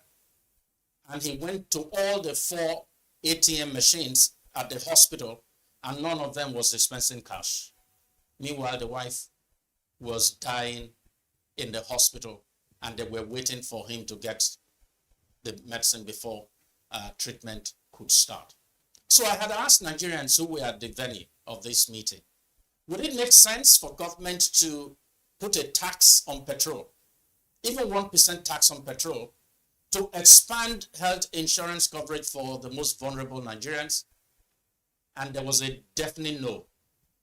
And I get the feeling Nigerians seem to really wallow in desiring so much for which they are unwilling to pay. Is that your view, Lolade? Well, I think it's the case that Nigerians really want a lot of freebies. Healthcare is not cheap, it's expensive. And the earlier we start to have conversations about who would pay for it, the better. And that's what is really necessary in terms of moving the needle when it comes to healthcare financing. In the UK, they have a system called the beverage model, where a portion of taxes paid by citizens is being deducted and put into healthcare. People will tell you that, well, it doesn't mean healthcare is free in the UK because you pay in the form of waiting times and all of that. But the truth is, at least it's a system that works better than what we have here in Nigeria. The problem is we are not willing. The government budget for healthcare as a percentage of the total budget is less than 15%. There was this Abuja declaration in 2001 that said that, look, you should be able to spend at least 20%. We're not near that yet. I feel like I don't think the government can afford to provide, to fully fund healthcare. At some point, we need to start to think of, very creative or innovative ways of channeling some more resources into healthcare, like what you've said, just a 1% tax, for instance, on petrol consumption or anything like that. But I think the way to go, if you look around the world, where you have functional healthcare systems, is that the private sector also would need to shoulder some sort of burden in terms of providing financing for healthcare. But Nigerians don't want to hear any of that. So we're stuck, really. Thank you, Lord. Dr. Adeosho, is it your case? Is it your view? As I believe that Nigerians want good healthcare, but they don't want to pay for it. If it is so, what must government do? Okay, so permit me to say in this context that I would not want to bucket Nigerians into an homogeneous group. We have different tiers, the middle class, upper class, and you understand what I mean? Mm-hmm. Now, if you partition Nigerians into 2-3 broad categories, you will also see that religion has a role to play. People, so to speak, operate by faith, so they don't want to plan for ill health, and that's why they don't want to subscribe for health insurance. I've even seen in the private sector, for example, where organizations make it optional for you to sign into an health insurance scheme or for it to be monetized. Many employees will say, monetize it for me. Yeah, because until people become sick, they don't see sickness coming. I think it is now mandatory since this year for everyone to take a health insurance. It's not mandatory. Yes, it's no longer, it is not mandatory. But don't forget that we have a very huge informal sector. A very huge informal sector. Yeah. And some of the people in this informal sector still subscribe to trado medicine. Mm-hmm. Agbo in local palace. I'm bringing all these dynamics in because they affect the health sector. Yes. Some people believe them, trust them, and in quote, think they have worked for them. in the past. Then we've also alluded to the issue of trust deficit. People will say the existing budgetary allocation to health, how well has it been utilized? Okay, now, thank God, during the era of COVID, some of us had the privilege of going to the primary health care center, and I can see some improvement, but we need to do more with the primary health care center. It's not all cases that should end in the federal medical centers, in the teaching hospitals, especially if they are well managed. So we need to focus on the primary health care center. We also need to focus on sensitization. Sir, you won't believe how things like our nutrition, sedentary lifestyle, traffic for Lagosians, for example, how all these things affect our health. So we should raise our awareness with respect to health. Also, you are mentioning taxation of petrol. I will say less tax, but I won't agree it should be petrol. I would suggest, can we tax luxury items? Can we, for example, tax alcohol, tobacco, sugar, things that are discretionary? Let me put it that way. And also, Dr. Adioso, I'm sorry, we are running out of time. I get the point that you are making, that luxury items should be taxed to fund or better fund healthcare. But, you know, I said I was at this health conference and I mentioned something that I found quite negative. Let me mention one thing that I found, a positive thing that I found. For the very first time at a health financing conference, I saw a huge representation of the local governments. For me, that is a very positive sign. At least for once, local governments in Nigeria are now stepping out when it comes to taking a responsibility for something. I believe that the media should take interest in looking at the states, the federal government, and looking at the level of health insurance coverage that they are funding for their staff. I think for me that's very important. And what other creative ways they are helping to get Nigerians to be able to pay for their healthcare, not out of pocket, but through health insurance. But viewers, we must bring our program, our first in the series of Business Week, to a close now. It's been a very interesting introduction of our program today. We looked at the question whether the Nigerian economy is on the right track, and all the three members, including even AI, agree that the Nigerian economy is on the right track. There is a point, though, what the economists talk about, the lag effect. That is the time between when you implement a good policy and when you begin to feel the impact of the policy. But there was also the question of trust deficit, that government needs to do well. Whatever medicine it's applying to the people, it should also administer to itself. So this is the end of the program for this week. See you next week. This is Business Day Television.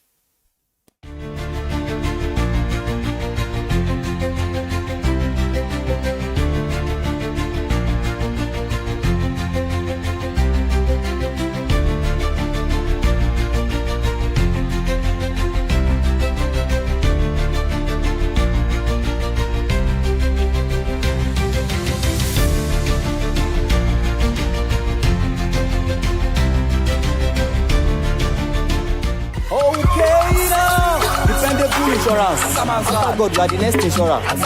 See as the boys the Allah. All the ladies the Allah. Insure your car protection from accidents. Unforeseen loss, you can see them. Mistakes are meant to happen. If you don't jam the car, they'll jam yours. Will you beat them? Ah yes, you will get them arrested. Your plans for that day is affected.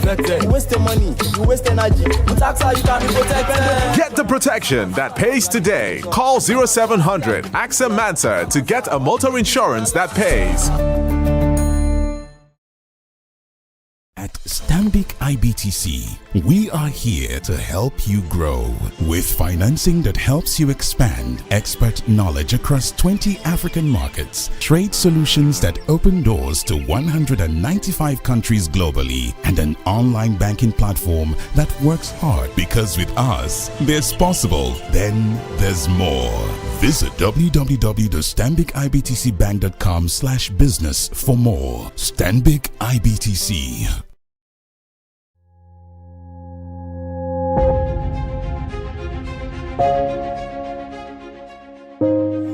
Good morning and welcome to the BDTV Breakfast Show. I am Bethel Ogunjobi. My name is Elizabeth Musa. And this is the social listening segment on the BDTV Breakfast Show. We're talking about the Fly Nigeria Act. Can you give us a background into what this is about? We are here today on the streets of Lagos, Nigeria, to gather opinion about a pressing issue. I go look at the cost of petrol. We get very Nigeria with the suffer. The income is not really increasing, but the prices of items are increased. Nothing like savings again, no. You only pray for that money to reach you that month. There's a lot of high pressure, a lot of stress. There's a lot of high targets to be met. I was quite strict.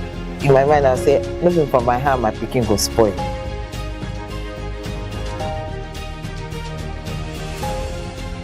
To allow all banks and all the players in the space 15% inflation target achievable in 2025.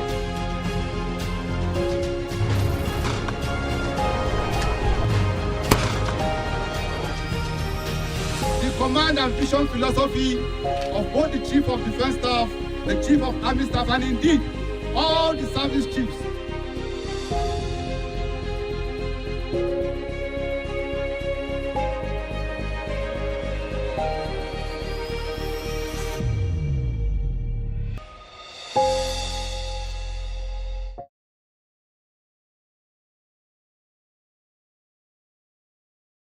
Attention business leaders. Want to make informed decisions?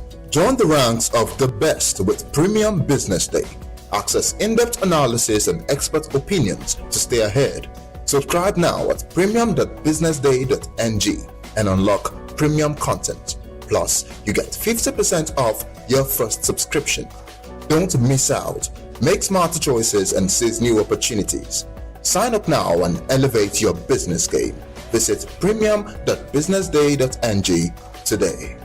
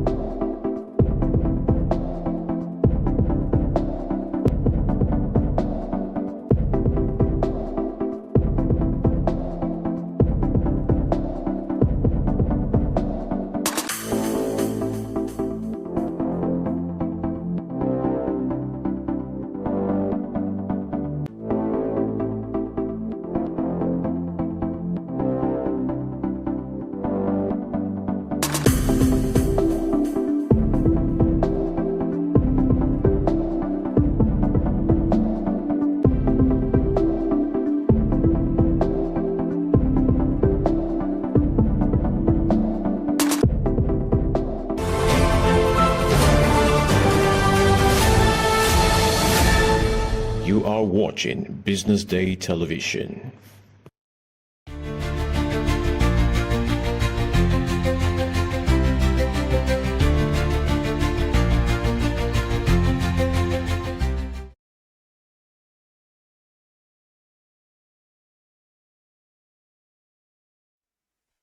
Hello and welcome back to the BDTV Breakfast Show. This is the big story right here on the show. My name is Elizabeth Musa.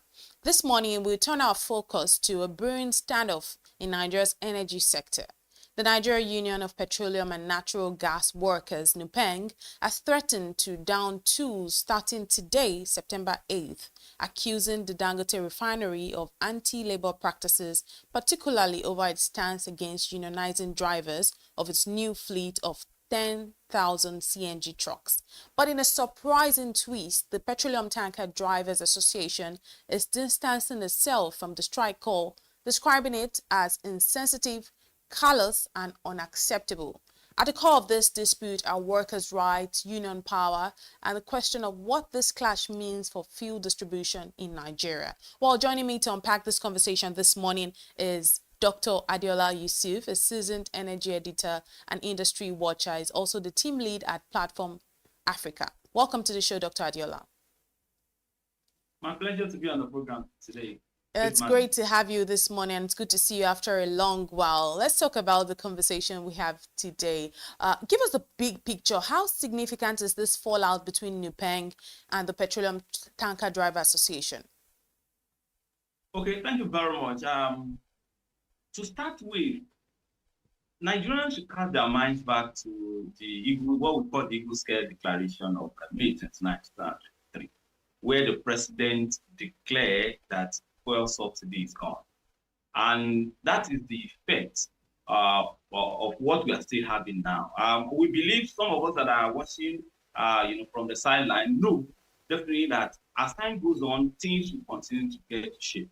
Before that declaration, the Eagle Scale Declaration, you know that what has characterized the oil and gas industry, particularly the downstream side of the value chain, is that there was this incessant fuel scarcity, fuel queues, panic buying, and tanker driver strike.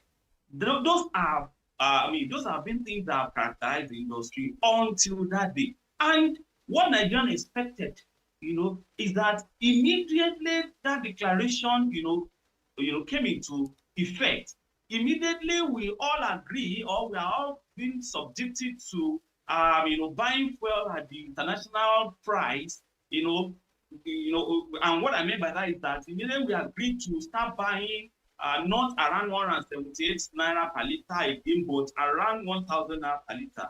Everyone expected all these issues and cries, particularly that has to do with unionism and all that, to stop. So now, after the signing of PIA, before President Bola Ahmed Tinubu come on board, we know that Nigerian oil and gas industry should, particularly the downstream, should be free of all these ramparts. And I want to believe that the petroleum tankers are waking up to that reality late. Apart from remain that Dangote refinery is a private enterprise. Dangote refinery, though, despite the fact that the owner of that enterprise is a Nigerian, what is paramount in his mind is to maximize profit and to get return on investment. So he has imported to make distribution of fuel by his company to be seamless. He has imported 10,000 tankers, and nobody will fault a businessman for ensuring that its value chain is seamless. So he has imported, and another thing to this is that they are CNG powered. Another thing to it is that he is in place to employ drivers. So the tanker drivers, many people will not blame them because what they are just trying to do is to fight for survival. But fact remains that they are waking up to this reality very, very late. Immediately, President Bola Tinubu declared that fuel subsidy is gone, and private companies started work on the downstream, sector. They should have realized that a day like this is coming. But I will not personally fight anybody that is trying to ensure that the channel through which food is being placed on the table is secured. I won't fight anybody like that. But fact remains that no one will support a private individual, a private businessman that wants to ensure that his business runs seamlessly and effortlessly. No one will support that kind of man. And it's a good thing that I heard that the president has intervened, trying to call them into a meeting.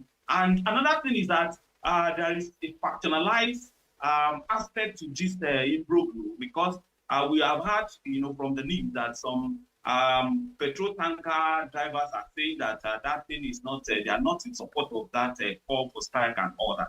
But even let's just play it like this, even if they are going on strike, fact remains that the president will need to do what he will do. But Dangote is a private enterprise. He has, what is going to happen is that they will disrupt the free flow of distribution to some filling station and not to some filling station. At the end of the day, Dangote, through the effort of MRS, will be the one to benefit, while other filling stations that will depend on the tanker drivers that are outside of Dangote distribution channel suffer for it. So that will mean that if they want to go ahead for this to punish Dangote, they need to think twice, because we are in a deregulated market now, and marketers are at liberty to do things, that will benefit Nigerians and will benefit, give return on investment to them. Right, and then the crux of Nupeng's anger actually lies in Dangote Refinery's reported refusal to allow drivers to unionize. How really do you interpret this against Nigeria's labor laws and our international commitment? Okay, thank you very much. It is something that they need to stand and fight for. But I will tell you that Dangote Refinery, which, like I said, okay, let's do a big background to that matter. When it was floating that refinery, it budgeted $15 billion. But at the end of the day, by the time it's running off that refinery, by the time the refinery started producing a liter of petrol or diesel, the investment made on that refinery has jacked up to $20 billion. And I tell you, Dangote raised that money from lenders from across the world.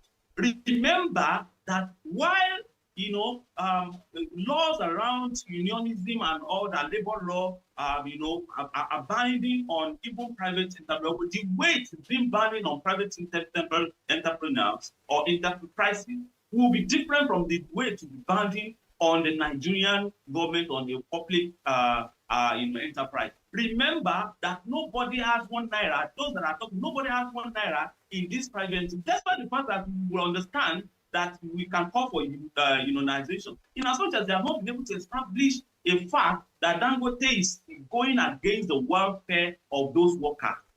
You understand? It is still something that is debatable as far as I'm concerned. Nigerians should, but the crux of the matter, as far as I'm concerned now, is that Nigerians should not now be punished because of the fact that the private person is not, allowing tanker drivers to unionize. Nigerians shouldn't be punished. So it doesn't make sense if we want to fight a wrong with another wrong. If they want to now, ground the Nigerian economy through that strike by ensuring that fuel is not the top, so who will now pay for it? Is it going to affect Dangote? Is it going to affect, people that are above the ladder? No, it will affect common Nigerians. And that is why we need to now call on them to think twice about that action. Because if you want to actually use an action to correct someone, at the end of the day, that action doesn't, even affect that person, it's affecting other people. You need to critically think about that. But really, if the truck drivers don't participate, I don't know if the strike notice from Nupeng will still carry weight anyway. But then let me go to my next question. What could this really mean for the future of unionization in the oil and gas sector, especially with the rise of CNG trucks? Okay, fact remains that with the deregulation of the Nigerian downstream sector, the wings of a lot of people have been cut short. And that has to be realized. The earlier a lot of people realize a lot of things, that followed that deregulation, the earlier they realized a lot of things that followed the signing into law of the petroleum industry bill into an act now, the better for them. I remember that before now, like I highlighted at the early stage of this program, unionism was number one when it comes to oil and gas industry. But with this deregulation, with the signing of the PIA, with the active participation of private enterprises and entrepreneurs, we need to realize the fact that unionism, even though it will continue, it won't be like it was before now. That's a fact that you see. That's a fact that every unionist, particularly in the oil and gas sector, should internalize. Now, the approach they should be using now will be to properly review and do more of engagement. Of course, engagement is allowed to unionism. Engage, communicate more. Unlike trying to say you're going to grant the Nigerian economy. If you want to grant Dangote, remember that Dangote is not the only participant in this. The industry has been deregulated. If you say you are not going to work, other people will work because now even the IPMAN, the MOMAN, all the major marketers association now realize that nobody can dictate what is happening now. The market is now going into that free market, even though we are not yet there yet. The market is going into that free market where the only thing that will be the driving force will be it will be the supply and the demand. That will be in between the price. So those will be things that will be determining the price in henceforth.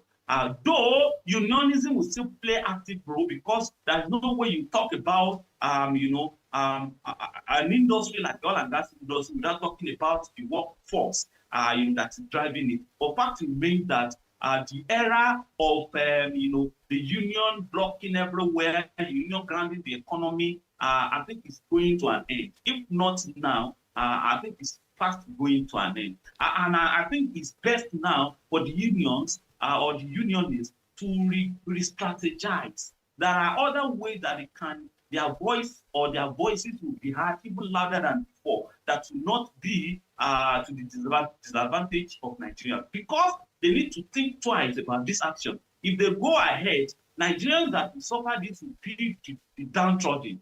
Nigerians that will suffer this will be those that they are not even targeting, to correct with this action. If immediately they do this, immediately this, takes effect. If it takes effect today, thank God that the presidency has waded into it. If it takes effect immediately, you see that the bus drivers will have their price immediately. And remember, this Dangote and even people that they are targeting with this action don't enter public. Their family members don't enter public transport. Immediately, the bus driver, hikes his price. The marketers that are conveying their products hike their price. And at the end of it, it's going to affect inflation. And anytime we talk about inflation, we shouldn't forget that it affects a section of the Nigerian society more than other sections of society. Absolutely. But one thing we've seen is that NUPENG has historically been one of Nigeria's most powerful unions. How damaging is it for them that the tanker drivers, which happens to be a vital arm, are publicly rejecting their strike call? Okay, fact remains that the PTD, which is the petroleum tanker driver, is a section of the NUPENG. For the sake of clarity, we have two strong unions in the oil and gas sector. The PENGASAN, Petroleum and Natural Gas Senior Staff Association of Nigeria, then the NUPENG, Nigerian Union of Petroleum, Gas and Gas Workers. So the NUPENG is the one that the umbrella body for the junior staff and the supporting staff in the oil and gas value chain. And that is where the Petroleum Tanker Drivers Association comes in. So for the sake of clarity, PTD is a section of NUPENG. Okay, so now when I saw the statement from NUPENG, I knew that it would be a case of PTD, Petroleum Tanker Drivers members, taking their case to the mother body to, project to Nigerians. Now that the PTD, because like you rightly said, the grounds for the Nupeng strike action plan is because they want the tanker drivers to be, the tanker drivers in Dangote's fleet to be unionized. And when the tanker drivers are saying that they have no hands in it, it seriously weakens that, if that is correct anyway, if that is true, if tomorrow we will not see another, statement to debunk that, if that is true, you actually know that, he has dug a serious hole in the heart of this Nupeng plan to go on strike. And like I said earlier, because the private enterprise that is involved, you would not expect a Dangote to sit back without even trying to engage or lobby even members of Nupeng or PTG to, if that will serve its purpose. I'm not saying it's doing that, but fact remains that if you were to be government now, you will see that it's going to be very strong. The strike action is going to be very strong, and the rank and file of Nupeng will be very difficult to break through. But because the private enterprise that has money to pay, that have debtors, they have a lot of debt that is servicing, it will not sit back. And remember that part of what it's trying to do by importing 10,000 is not a small figure, 10,000 trucks into the country, is to ensure that anytime PTD or Nupeng is going on strike, it doesn't affect its business. And now, what they are now going to do now is to even show it clearly to Nigerians that the power that they wield or they wielded before now is fading away. Dr. Yusuf, do you see a possibility that, some external players, maybe the government, maybe regulators, maybe the labor ministry, or even the man himself, do you see a possibility that there are some external players fueling this division? Okay, facts remain that as someone that has been following this industry, I love to hack or to react on things that are concrete. If I want to say anything on that, I'll be slipping into suspicion. I'll be slipping into things that I cannot prove, because fact remains that if I answer that question, that I agree that you are likely to ask me to name names of people that I will be suspecting. And fact remains that it is better to make a comment on things that we are able to prove. So it is not to say that I'm ruling it out that can't be external forces, but fact remains that we can see that partakers in this will be Nupeng, will be PTG, will be Dangote Refinery, and the presidency that's intervened. But in all that, what is paramount in my own mind is to ensure that anything that anyone will do that will be against the interests of the masses, Nigerians, I need to speak against it. And that is why I'm saying it emphatically without missing word, that the action by Nupeng, the plan action by Nupeng, is not going to be to the benefit of anybody. And when I say anybody, let me contextualize any Nigerian except their own. And anytime they want Nigerians to support them, they need to put the interests of Nigerians, number one in whatever agitation they want to buy. Right. And, it's quite interesting that the tanker drivers called the strike notice, they called it, quote, insensitive, callous, and unacceptable. And they've also insisted that dialogue is the way forward. Obviously, they should meet today. Do you see negotiations happening quickly enough to avert any form of disruption? Okay, fact remains that what is going to happen will be negotiation. Remember, the First World War, the Second World War, after the war, they now went back to roundtable. And that is the most unfortunate about violence. That's the most unfortunate about conflict. Because no matter how terrible a conflict it is, no matter how tough a conflict is, no matter how the number of casualty or fatality in a conflict, unfortunately, it will still end on a roundtable. So it's always good to jaw before we war. So it's always good that negotiation comes first before all this. From observation, there has never been a time that Nupeng has called for negotiation. So now they are negotiating. I'm aware that a talk is ongoing, and it is going to be in their best interest to think very well during that negotiation, because they are going to expose to Nigeria more how fragile or how weak the Petroleum Industry Act or the regulation of the dance sector has made their position or their strike action to be. No Nigerian will support them this time around. I saw a press release from NLC, but what NLC is trying to do is to just speak the Aluta language or to do the spirit they call. But fact remains that members of the family of people in NLC will be the ones to suffer this if they support it. And fact remains again that it is better for them to review their approach to things now before it's too late. The approach to things that they want to block the street, they want to go on strike, down tool, and all that will not work any longer because the game has changed now. So, good that they are going into this negotiation, but it's to know that as they are going into this negotiation, no Nigerian will henceforth support any action that will be to their detriment. Nigerians are already buying the fuel at the international quoted price. We are buying close to 1,000 naira. So we are not listening to anybody that wants to now make life difficult for us, because what will now be the advantage that they want to say Nigerians will benefit from at their strike action? If Dangote has not allowed them to internalize, they need to sit down with Dangote. It's a private enterprise. Nigerians shouldn't suffer because Dangote has refused, a private entity has refused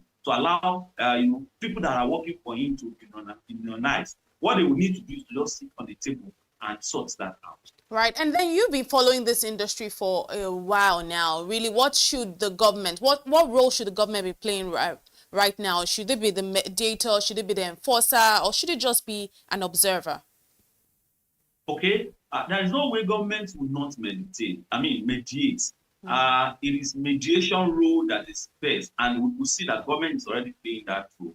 It is an industry that is regulated now. Through the Eagle Square Declaration of May 29, 2023, government has no direct, and government is participating in this value chain as a regulator, then as a participant through the a competitor through the NNPC. You understand? So government cannot enforce anything at this moment. You can't enforce it on Dangote. And I don't believe government can enforce anything on people working for Dangote. You understand? So what the government will just do is to protect the interests of Nigerians by, mediating in this and not allowing it, to go into a full-fledged, conflict. Allow me to use that word, that will now affect Nigerians that are already trying to manage, the resources at their disposal. Yeah, Dr. Yusuf, we are out of time now, but as we look ahead, are you seeing a compromise, or do you think that we might likely be heading towards a full-blown labor showdown? There won't be a labor showdown as far as I'm concerned, and the reason is from what you have read out, from what the information in the public domain, Nupeng is factionalized, or it is fractured now with the statement by statement credited to PT, the petrol tanker driver, that action called by Nupeng is callous and unreasonable and all that. So that one shows that it can't go far. One. Number two, the industry, which is the major thing itself, the industry is deregulated. If they are doing an action against Dangote, Dangote is not the only participant in the oil and gas industry. So the workers in Dangote can hold Dangote to ransom. But even if they are stopping fuel distribution for Dangote, there are other filling stations, there are other partakers, there are other members, marketers association that are importing the fuel. So what they will just do is stop Dangote, but that will not stop Nigerians from buying the fuel, because the promise has been made and everyone has, even reluctantly, been buying the product at a very, very high rate. Remember that the price jumped from around 178 naira or below 500 naira to close to 1,000 naira now. That was the time we even bought over 1,000 naira. So the market is deregulated now. The labor action against Dangote cannot affect everybody, and it cannot even, as far as I'm concerned. So it's best in the interest of Dangote. It's best in the interest of business return on investment for Dangote to listen to them, and it's best in the interest of Nigerians for them too, and in the interest of the salary that they will be collecting to listen to Dangote. So government has called them to a round table. It is in their best interest to make sure that they're coming out to that round table smiling and going back to work for Nigerians to keep running the way it's running. All right, thank you very much, Dr. Adiola Yusuf, energy policy analyst and also the team lead at Platform Africa. Thank you for joining us this morning. I'm very grateful. Thanks for having me. Enjoy the rest of your day. Up next is Social Listening. Do stay with us.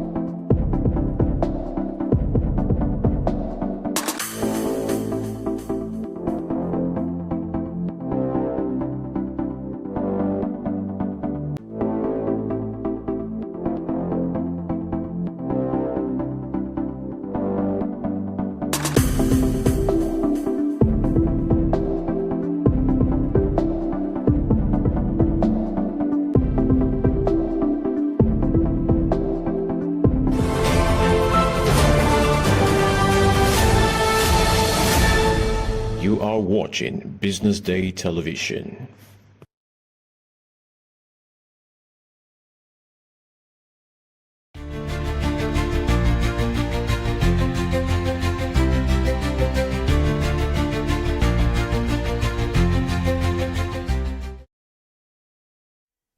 Welcome back. This is still the BDTV Breakfast Show, and this is the social listening segment. This is where we break down some of the stories making the round on social media. My name is Elizabeth Musa, and of course, with me this morning is Onyeka Valentine. Onyeka Valentine. Let's get straight into the conversation today. Governor Ahmed Ali of Sokoto has rewarded Abdullahi Sharif, the overall best graduating student of Usman Danfodio University, with a fully sponsored trip to Saudi Arabia for the 2026 Hajj.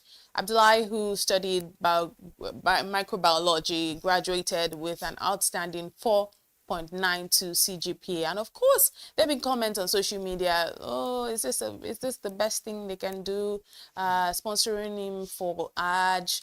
Some people are also of the opinion that, oh yeah, why not? Why not? What else is there if not Hajj? But of course, we'll see some of the comments on social media, because I know you are itching to speak about this. You probably have your thoughts aligned. You probably think it's a good idea. You probably think it's not. But let's see the reactions on social media and see how Nigerians are reacting to this conversation.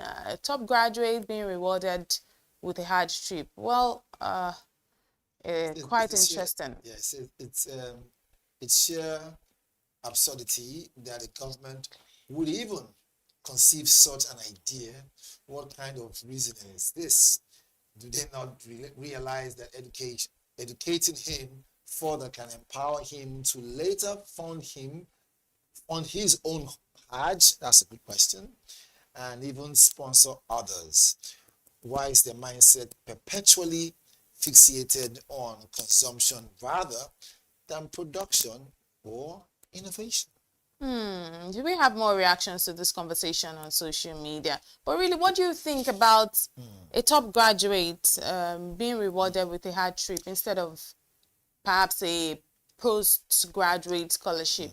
Is this reflective of what education should stand for? Most definitely not. I mean, you don't have to be put this way, it's not rocket science. We should stop, or better still, the day we stop putting square pegs in round holes, I keep on saying it, the day we'll start, becoming a better nation. Now, if this guy scored this great points, okay, outstanding. Shouldn't we think about, and I agree with that person who did the first, contribute there. Shouldn't we look at other areas that will grow him in that capacity? I'm not saying that anything is wrong when it comes to going on a Hajj and everything. But look, religion is separate. This guy is intelligent. Can we begin to say, wait a minute, how do we invest in that particular skill, or better say, that particular knowledge base as a person, such a way that it can create more, right, quote unquote, more line of people who will score higher than even him and put the nation in a better platform. We want to see that, look, there is some conference or some workshop or some other areas that will grow him intellectually. There are a lot of them out there, right? So why waste that money or that opportunity, right? Just like that, you can use it for something better. So when you do things like this and put on social media, you don't expect people to smile about it. It just goes to show you how those in government, some of them, think really. It is your actions that will give us an insight on what you think, how you think. Look, if you go on the internet right now, there are a lot of conferences, a lot of activities going around the world that this guy's knowledge can be channeled into, so he can go there, learn more, grow himself, create more capacity, human base, and come back and create a lot of framework that will help other young Nigerians who are also studying very hard to score like him. Look, enough of all this. Okay, so let's use this opportunity to create, let's use this thing that's happened with this guy to create, a winning over some certain things. It doesn't make any sense. Look, if we say politicians will keep on winning to things like this, it will come to a point when we will not be able to differentiate, right, people who actually merit things from those who are opportunists. So I believe that the idea of giving him that sponsorship or whatever it is to Hajj, can they just say, okay, fine. If you really want to make Nigeria look as if we are so in line with religion, nothing's wrong with that, by the way, like I said, can we attach some other better, activity that will grow him such a way that capacity-wise, okay, we can afford to see another 5 or 10 years. This guy learned a skill abroad. I saw a commenter that said that, religion is one of the problems that we have in this country and one of the reasons for our backwardness. And then there's a comment from Daniel Obidigbo says, misplaced priority. Most the definitely. guy needs scholarship to further develop his potential. When shall this narrative change? Politics mixed with religion is a disaster. It is. That's from Daniel. Jamal Idris says, great move. No reward could have been better. May Allah grant him success in all his future endeavors. So just as we expect from social media, different reactions. Umar Suleiman says, from our perspective as Muslims, sponsoring the best graduating student for Hajj holds great significance as it is one of the pillars of Islam. Yeah, so definitely from a religious perspective, they would definitely have reasons or justifications. So, to each his own, really. But let's move on now to Osun State, away from that state to Osun State, where Governor Ademola Adeleke has fulfilled his promise to Ms. Oluwatosin Adejumo, who happens to be a pop seller. He met during a labor rally in Osogbo. He has now appointed her as the chef at the government house and offered her a scholarship up to the master's level. And this happened about a few weeks ago because I saw the video circulating. I don't know if you have the video, but in the video, Governor Adeleke, who is the governor of Osun State, was in a vehicle with obviously his aides and all of that.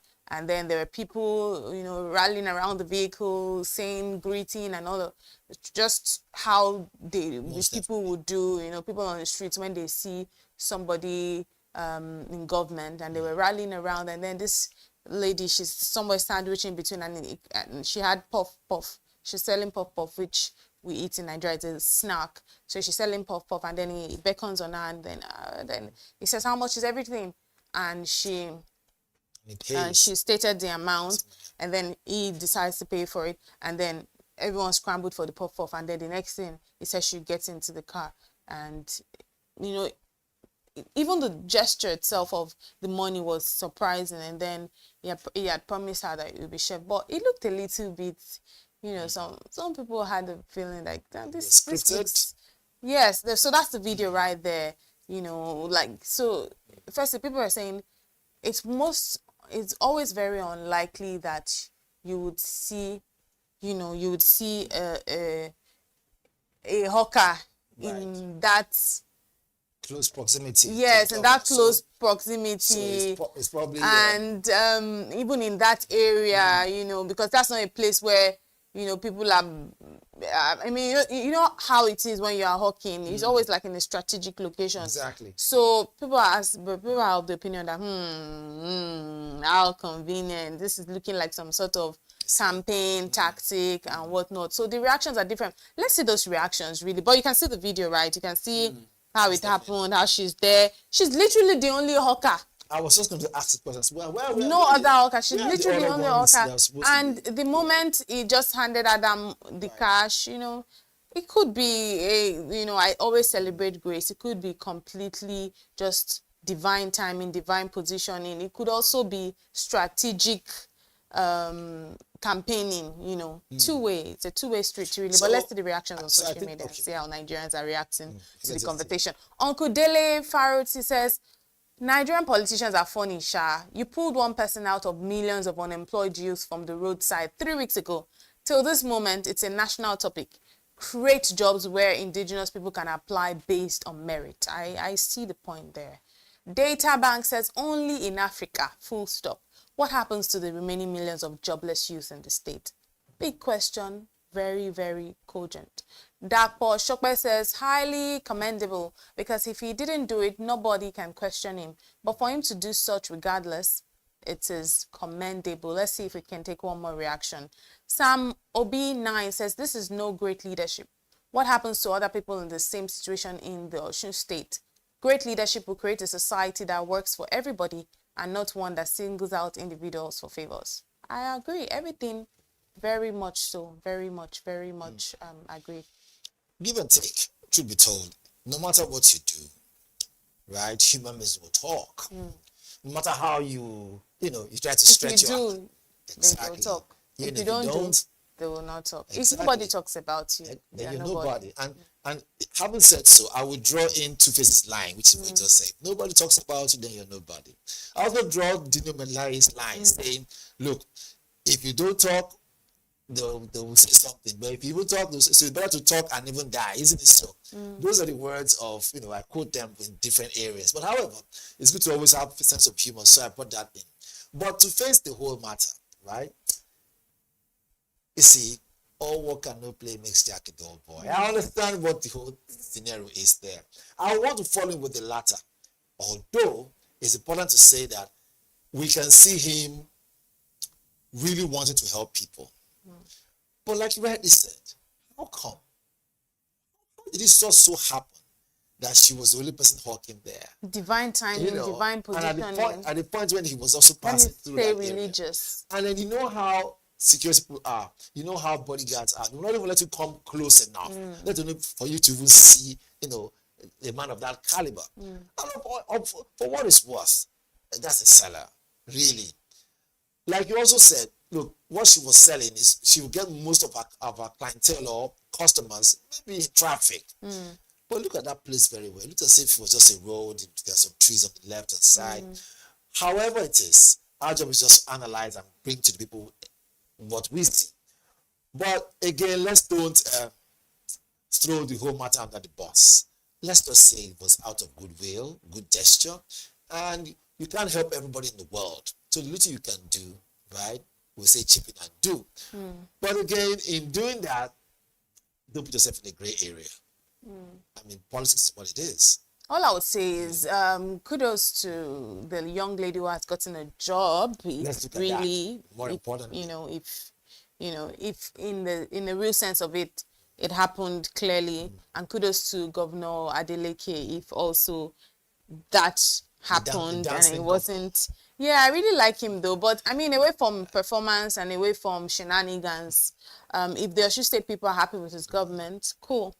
But I think our politicians need to also not be so focused on, but it's politics. So sometimes I like to be very realistic. Like politics will always politique. So if they decide to do their performance tier tweaks, well, if this was acted, well acted. If it was not acted, kudos to the governor.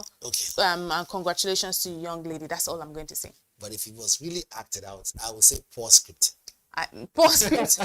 I said poor script. I thought it was good acting if it was acted. Poor scripting. I mean, come on. If I have to wear my, my theatre arts hat, I did theatre art before I did mass communication and did the masters. But if I have to wear my initial hat as a director and also as a scriptwriter, I would say, look, there's some certain characters. We don't have time for you to start analyzing this. So if you say poor scripting, maybe we can talk about it later. But like I said, kudos to all parties involved. Let's move on now to something very. I think this is a very serious situation that is brewing right now. So the European Union has banned a chemical called TPO that is commonly used in gel nail polish. It has been classified as a reproductive toxicant after animal studies linked it to fertility problems and testicular abnormalities. While gel nail nails themselves are still allowed, any products with TPO must now be withdrawn from the market. So as a lady, firstly, you can see my nails, right? They're bare. And there's a reason they're bare because I'd seen this news like 2 weeks ago, and it just put me in a tight place. I'm like, look, like they say, drip is eternal, but at the same time, I'm like, health is eternal. What do we do? Because gel nail polish ordinarily happen to be, it looks nicer, right? It looks nicer, and then it's faster. You know, unlike back in the day where we're using the normal polish, where when you polish your nails, then you have to wait for it to dry. You wait. But the thing with gel nail polish, you just put it under the machine and then it's dried up. But with all of these things, chemical that is linked to cancer, linked to abnormalities in fertility, it makes you say, you know what, are we going to say, we know the drip is eternal, but maybe the drip can hold on till we figure it out and say, oh, we can use the natural method. First and foremost, if it has been proven that this thing can cause some long-term disease or ailment that you might not get out of alive, so I think that before I move to the business part of it, the health implication, if this thing is toxic to the human body, it should be banned fully. Well, I think the federal government needs to step in to look at it carefully and say, look, this thing shouldn't even come to Nigeria. Having said so, let's look at the business part of it. The beauty industry is not a small one, right? The makeup, the finger, whatever you guys call it, French tips, it's a big industry, right? And the competition is very high from these manufacturers. Believe it or not, you will not tell me that as the year has passed by, they wouldn't add some other chemicals to it that they know is harmful, right? And so if this kind of news has hit the mainstream media, I think we should take it very seriously, because the level of cancer now is on the rise, you know? And who needs to hear this should hear this. The cost of the treatment is not easy. And most of the time, people who come down with these things don't survive at the end of the day. They just only delay doomsday. So if you know this thing is cancerous, if we know this is going to cause long-term illness, the government should step in and place a ban on it. I know it might sound very hard. Economically, some amount of money probably will stop entering the coffers of Nigerians, or that business might experience a decline. But it's for the betterment of the country, betterment of the people, and more importantly, to preserve lives moving forward. But for the beauty part of things, it's quite it's a little disheartening anyway. But let's see some of the comments on social media. I need to take away my own biases. Let's see the conversation on social media and how Nigerians are reacting to this conversation. Tyler says, another one of the thousands of feminine products that harms human fertility. I mean, this is not the first. I don't know why always us. Why? Let's see more reactions if we have any. Nigeria is a dumping ground. Africa is a dumping ground. No, what does that? This is general. Grace texted, interesting move by the EU. Safety first, I guess. But it's wild how regulations can differ so much between regions. Do we have more reactions? Nail polish is not just good. Ozam has nothing more to say. He's just against it. Niger Budget Bird says, beauty shouldn't come at the cost of reproductive health. I agree. And that's why right now I'm just... I'm sure the second person who commented there saw your nails and said, no, I like the way her nails are. I said nail polish is not just good. But what does it mean for business, really?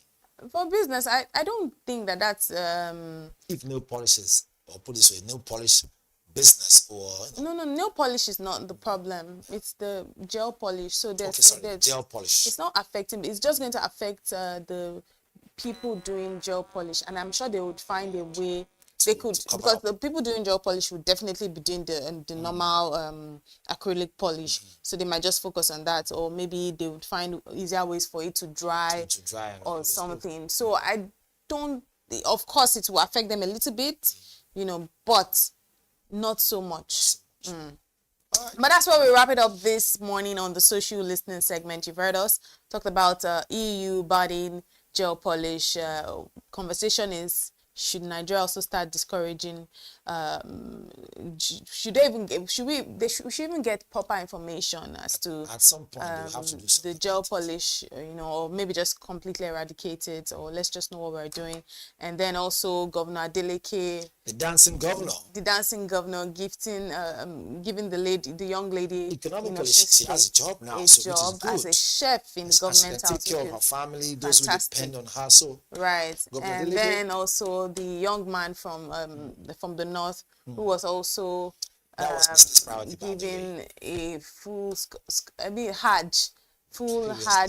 sponsored Hajj. I think it was fantastic. Anyway, we'll wrap it up here today on the social listening segment. My name is Elizabeth Musa. I'm Onyeka Balata. Keep watching BDTV.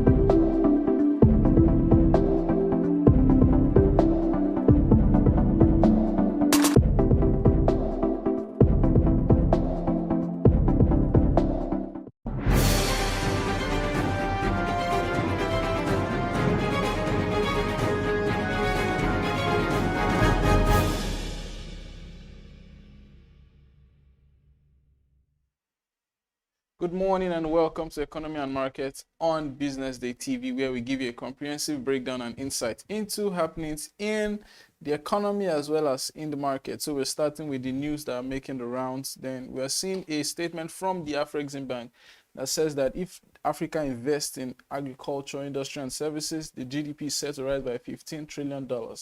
This is as the African Export-Import Bank, Afrexim Bank, and Nigeria's Bank of Agriculture have signed a $1 billion memorandum of understanding to support shareholder farmers across Nigeria. The deal that was unveiled at the 4th Inter-African Trade Fair that was held in Algiers on last week.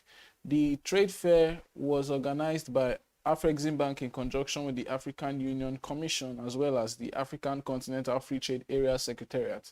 This facility will establish a national smallholders farmers fund to bridge financing gap faced by farmers who make up about 95% of Nigeria's agricultural value chain.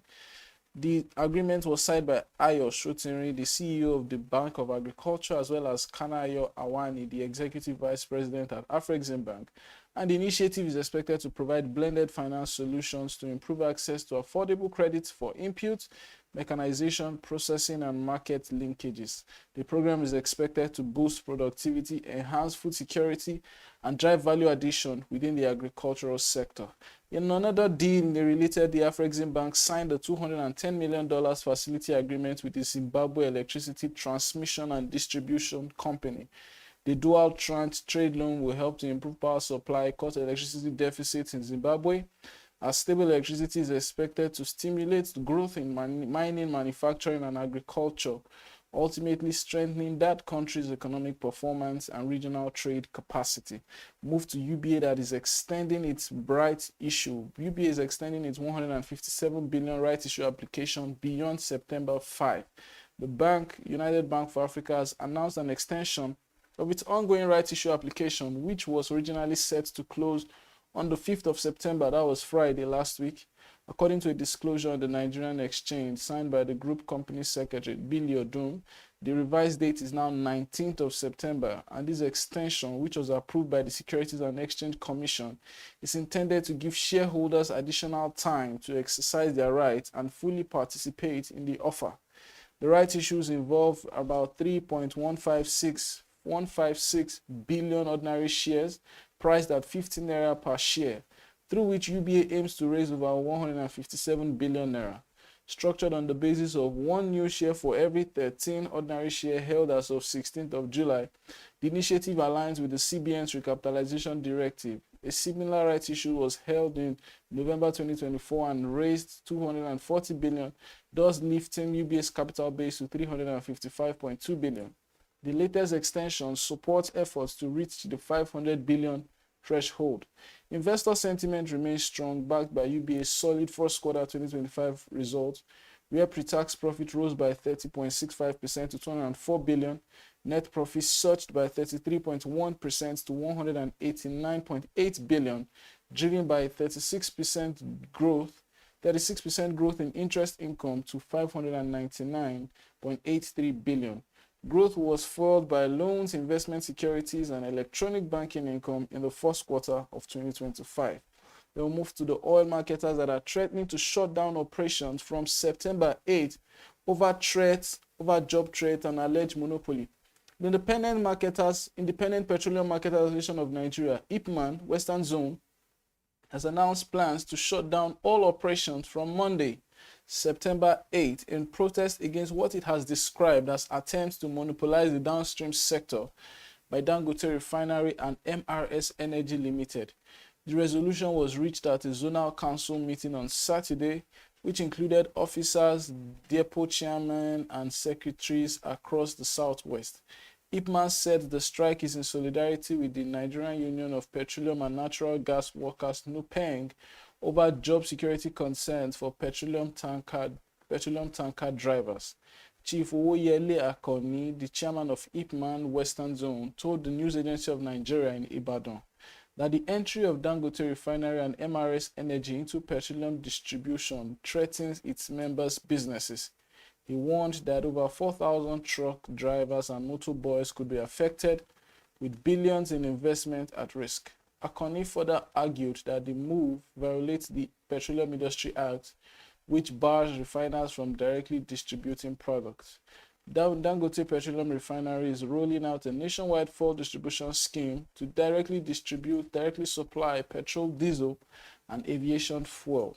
Backed by 4,000 new CNG trucks acquired in July 2025, the 720 billion initiative aims to cut logistic costs by 1.07 trillion annually, save Nigerians 1.7 trillion, and create 15,000 jobs. Basically, the refinery targets Nigeria's daily demand of 65 million liters of petroleum products. We move on to an acquisition that we are seeing in the pension space. Leadway is set to acquire PAL Pensions as it is expanding its footprint in Nigeria. Leadway Holdings is set to acquire PAL Pensions in a move that expands the group footprint in Nigeria's financial services sector. The development was confirmed through an internal memo shared with staff earlier this week, though no formal statement has been issued by both companies or regulators. A staff member who spoke said the acquisition has been rumored for weeks, but was only recently confirmed through the memo. According to the communication, the integration process will be rolled out in the coming weeks, with further details expected for stakeholders and customers. The managing director has praised employees for their contribution, describing the acquisition as a proud milestone and attributing it to their hard work, dedication, and commitment. Staff were urged to remain focused as the transition begins. This development comes barely 2 months after RC Investment acquired about 2.6 billion shares from entities linked to Tunde Hassan Odukale, including Leadway Holdings and its subsidiaries. Industry analysts note that the PAL pension acquisition highlights Leadway's ambition to consolidate in the highly competitive pensions sector. Then we're moving on to the CBN Governor, Yemi Cardoso, that is signaling a rate cut as inflation cools. Central Bank of Nigeria Governor Olayemi Cardoso has hinted that interest rates could decline as inflation eases and capital inflows strengthen, signaling a possible turning point in the bank's tightening schedule. Speaking at the Eurocham Nigeria C-Level Forum in Lagos, Cardoso said Nigeria is entering a phase of macroeconomic stability supported by banking reforms and stronger investor confidence. He noted that the lower rates would spur corporate lending and investment. The CBN has raised its benchmark rate several times since 2023 to curb inflation and stabilize the naira. While inflation remains high, it has begun to ease due to sustained monetary tightening and currency stabilization efforts. Cardoso emphasized the importance of protecting these gains while ensuring banks remain resilient through the ongoing recapitalization exercise, which he described as making good progress. The initiative compels banks to raise capital bases to finance long-term growth and withstand shocks. Cardoso also stressed closer fiscal monetary coordination to sustain reforms, while reaffirming support for fintech innovation to build financial inclusion, poverty reduction, and participation in the formal economy. Highlighting Nigeria's strategic position, he described it as both an attractive market and a gateway to West Africa. Eurocham President Jan Gilbert reiterated European investors' commitment, positioning the chamber as a key platform for dialogue and opportunities in Nigeria's evolving business landscape. Stay with us. When we return from the break, we'll talk about market updates from last week.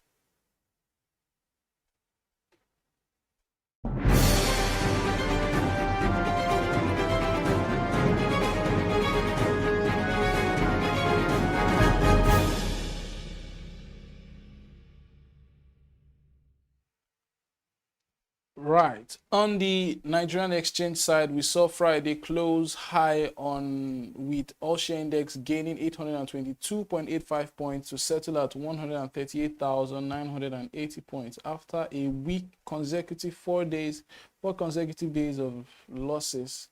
We saw on Thursday rather. After 3 consecutive days of losses, we saw the market regain itself on Thursday to close out a 0.60% rise. Year-to-date returns now stand at 35.03 percentage points. Market activity on that day was robust as investors exchanged about 1.82 billion shares valued at 15.98 billion naira, thus bringing total market capitalization to 87.94 trillion naira. The top gainers during that day were Ella Lakes, that gained 10%, and Veritas Capital, which also gained 10%. Ella Lakes closed at a share price of 12 naira 98 kobo, while Veritas Capital closed at a share price of 1 naira 98 kobo. Honeywell Flour Mills also recorded significant gain. It rose by 9.95% to close at a share price of 23 naira 20 kobo, while Royal Exchange and AXA Mansard advanced by 9.94% also. Then on the losing side, Austin Lars, the cable company, declined by 9.75% to close at a share price of 2 naira 87 kobo. As we saw, Nimet also declined by 8.33% to close at a share price of 6 naira 5 kobo. Dar Communications fell to hit a share price of 86 kobo. Champion Breweries fell from a share price of 16.50 kobo to a share price of 15 naira.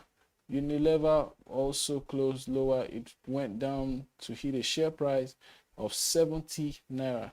During the day, our most actively traded stocks were: number one, we start with Sovereign Trust Insurance. Sovereign Trust Insurance basically went up. We saw over 1.4 billion bulk trade happen on Sovereign Trust, as about 4 billion of that company's stock was traded on that day, 4.21 billion, making it the most traded stock for Thursday. Nigerian breweries, we saw a trading volume of 41.2 million shares, accounting for about 2 billion naira. Fidelity Bank also significant trading volume, 30.6 million Fidelity Bank shares, over 600 million naira worth of it. Zenith Bank, 26.351 million shares were traded in deals worth over 1.2 billion naira. Then Universal Insurance, 21 million shares were traded in deals worth around 28 million naira. Then we look at the weekly recap. When you look at the weekly recap for the week, the all-share index shed 1,315 points as the market closed by almost 1 percentage point decline on Thursday. So we saw the market down by 0.94% points as all the top indexes also went down. In terms of our weekly traders for the week ended September 5, we saw Sovereign Trust Insurance gain around 14%. Secure Electronic Technology gained 12.9%. Cornerstone Insurance gained 12.3%. NTR also was a significant gainer during the week, and Scoa Nigeria was also another major gain. Now it gained around 9.96% that week. Our top weekly losers were Dark Communications, that lost more than a quarter of its almost a quarter of its value. I beg your pardon. 21.10% decline that week. UPDC PLC down by almost 14% point. ICO too down by 13.6 percentage points. Champion Breweries majorly down by about 10% that week. Then PZ Cousins also down from 36 naira per share to 32 naira per share during the week. On a sectoral level, all the sectors that we track were negative. All the sectors that we track and the NGX tracks were negative. Banking index, the NGX banking index down by 1.52%. Insurance index followed suit, 0.36%. Consumer goods down by 1.18%. Oil and gas down by 0.77%. A lot of profit taking has happened across all sectors, and the same thing in industrial goods side, 2.08% down. In the global markets, we see that the US Dow Jones Index on Thursday fell by 0.48%.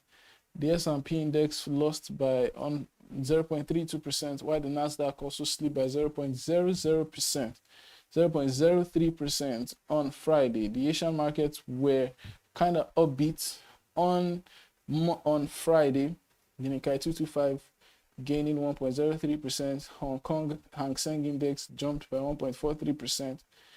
And in Europe, the results were mixed. These results, bear in mind that these results were from Friday last week. However, what we are seeing on the future side of things, as the market for Monday is yet to open, we are seeing that due to the job, there's a job market, labor market data that has come out yesterday in the US.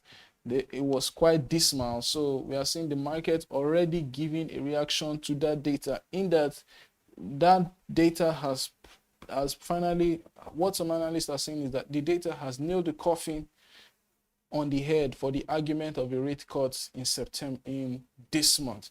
So there is a very high chance that a rate cut will happen, and the market is already reacting to the speculation that the rate cut is now sooner than later, and it has affected the futures markets both in America and has extended its effect up to Asia, with all of the S&P futures and Nasdaq futures all in the green this morning. On the currency side, we saw that the Naira traded 1,528 Naira to the dollar. The Naira has reached its highest value we've seen in over 6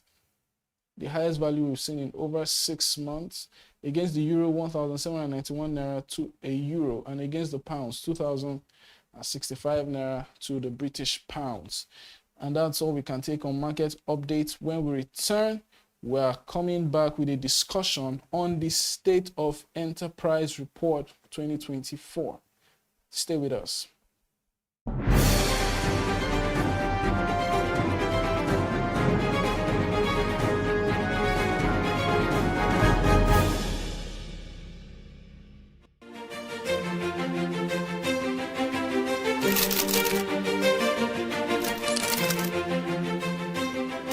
I am, of course, a great admirer of the impeccable credibility, professionalism, and business savviness of BusinessDay. If you really mean business in Nigeria, start your day with BusinessDay.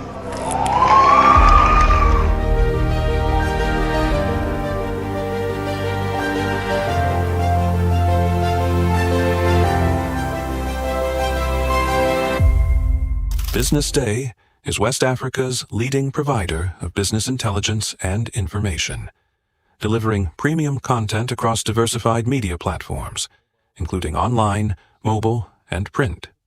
Since its inception in 2001 with a weekly newspaper production, BusinessDay has expanded its reach to provide exclusive content accessible through print, mobile, and online channels.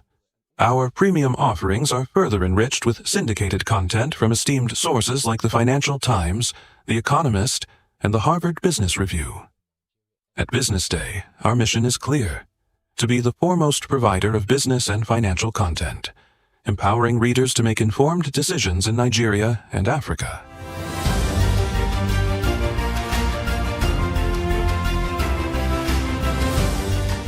Since our establishment, we have been committed to delivering insightful, relevant, and accurate information about Nigeria's business and finance environment, while contextualizing the impact of global events. We monitor the stock market, analyze the companies driving it, and report on government policies and their economic implications. For being consistent in organizing these CEO forums for almost the last 14 years, I think this was a commendation, and I think something that will encourage them to continue.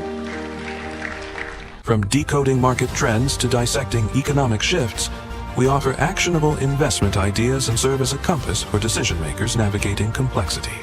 Beyond headlines, BusinessDay fosters discussions on critical economic issues through impactful conferences and events. These platforms bring industry leaders together to share narratives that drive innovation and spark meaningful dialogues. Our events galvanize connections, bridging the gap between inspiration and achievement. For businesses seeking visibility, our strong digital presence offers unparalleled opportunities, with millions of followers across social media and a dynamic website attracting visitors from within and outside Nigeria. BusinessDay is the ideal platform to boost visibility for your products and services.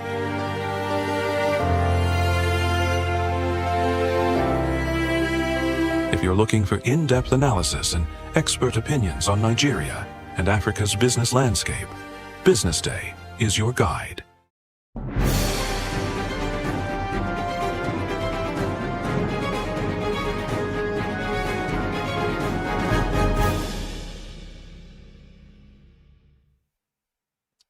Welcome back to Economy and Markets on Business Day Television. So now we're going to be talking about the State of Enterprise Report 2025. It's one of the most, this report is one of the most comprehensive reports on the Nigerian financial and professional services sector.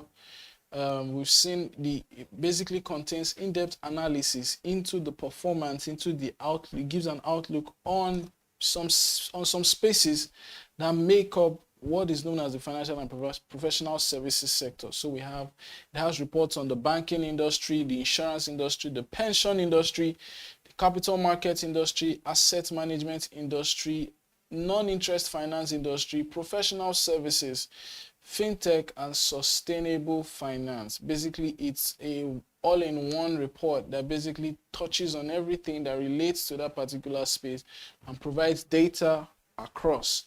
And on the show this morning, we have the privilege of interviewing one of the masterminds behind the report, or probably I would say the chief mastermind behind the report. On the show this morning, we have Tayo Muritala, who is the head of research at Enterprise NGR, the producers of this report. Good morning, Tayo. Hi, David. Good Hi. morning. Good morning. Good morning, and welcome to the show. Thank you. Yeah, so let's talk about, before we go into the in-depth nature of the report, let's talk about the theme of the report. So the central theme of this report is basically linking Nigeria's cultural heritage with financial behaviors. Like, what inspired the theme of the report, essentially? All right. So thank you, David. I think you've asked a right question.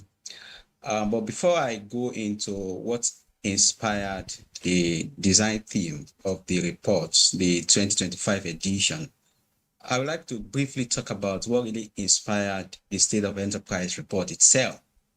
Okay. Then I'll talk about the inspiration behind the design theme. Enterprise NGR identified the need for a collective voice to drive the advancement of the financial and professional services sector of Nigeria. And to build that collective voice is an additional need that we identify, which is to have an evidence-based report with insights, that will look at performance and challenges in the sector year in, year out. If we are able to do that, then we are able to amplify that collective voice, because if we know what the actual potential of the sector is and reasons why the sector is not reaching that potential, we are able to engage effectively the key actors in the industry to make change happen. That is the reason, that's the recall or driver for pursuing the State of Enterprise report. Back to what inspired the design theme of the 2025 edition. The report actually features 3 cultural symbols of Nigeria. We have the Insibidi, the Cowrie, and then we have the Harawa North. And if you look at the Insibidi, it's an ancient hydrographic script that simply represents peace, love, unity, and strength. Then the Cowrie, which is a symbol of trade and prosperity. The Harawa North embodies unity and strength in diversity. So by weaving these timeless cultural symbols throughout the report, Enterprise NGR simply celebrates Nigeria, not just an economic force, but as a nation that is rooted in cultural identity with massive potential for economic growth and prosperity. Okay, okay. So basically, it's all about Nigeria in its entirety. Now, one of the questions that you've talked about, what brought the you talked about the central team behind the entire report. One of the questions I wanted to ask is linking down to what you initially said. So in the report, it's noted that there is a lack of disaggregated data across the several subsectors that make up the financial or the FPS. Let's use that word FPS. So you said the data is not conjoined together. So how do these data gaps now help you in shaping your ideology? So between insurance and banking and pension, there is not a lot of linkages. So how are you able to craft a methodology that could really bridge these gaps, and where your stakeholders, and how can stakeholders basically address these issues moving forward? All right. Our experience in gathering data for the State of Enterprise reports, I will say, was both challenging and enlightening. And this actually reflects the broader realities of working on economic and sectoral data in Nigeria. But that said, I will also want to commend the various data hosting institutions, that are striving to make data available, and in particular, the National Bureau of Statistics, the National Pension Commissions, the National Insurance Commissions, the Securities and Exchange Commissions, the Nigerian Exchange Group, and many others that are providing data for the financial and professional services sector. So issues around data fragmentation, delay publication, and as well as, just as you have noted, complete non-availability of subset data were the things that we noted, and they pose challenges, to developing reports of this nature. But what we have done in our process is to ensure a deliberate focus on data verification and quality control. Then we also engage some of these institutions to see how we can, bridge the data gap. Enterprise Angel initiated a conversation with the National Bureau of Statistics, seeing how we can close the data gap. And lastly, is to combine published data with experts' insights from the field. So you reach out to different experts from each of the subsectors to try to see what additional insights can we use to enhance what you already have or what has already been published. So these are the ways that we have, adopted to ensure that we close the data gap. The approach that I will also recommend for any institutions in Nigeria working to develop or to produce a report based on economic and sectorial data in the country. Okay, now let's talk about the report itself. There was macroeconomic headwinds throughout 2024, but that sector of Nigeria's economy showed a lot of resilience.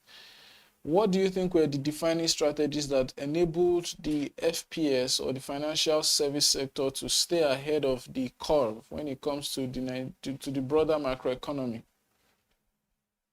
All right. If you look at the financial institutions in general, during the year, some of the things that actually stood out as drivers that promoted growth that we witnessed, during the year, in particular, is the fact that they deepen their digital capability in order to be able to serve their customers effectively.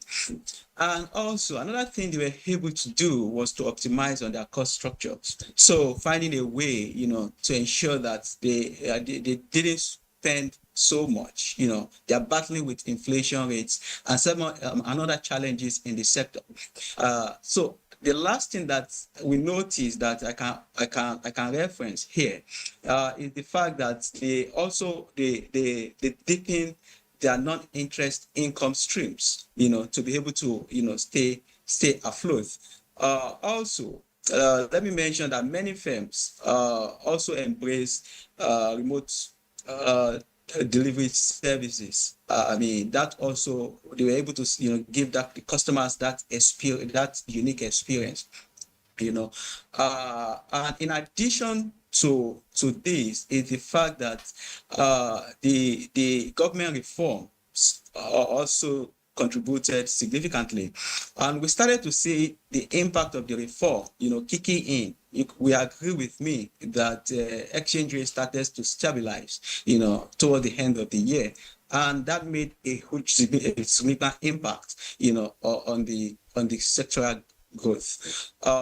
But in all, it is in all of this, it's important that we recognize the role that professional services provider played. I mean, we are talking about the accounting firms, the auditing firm, the legal firms, and so on.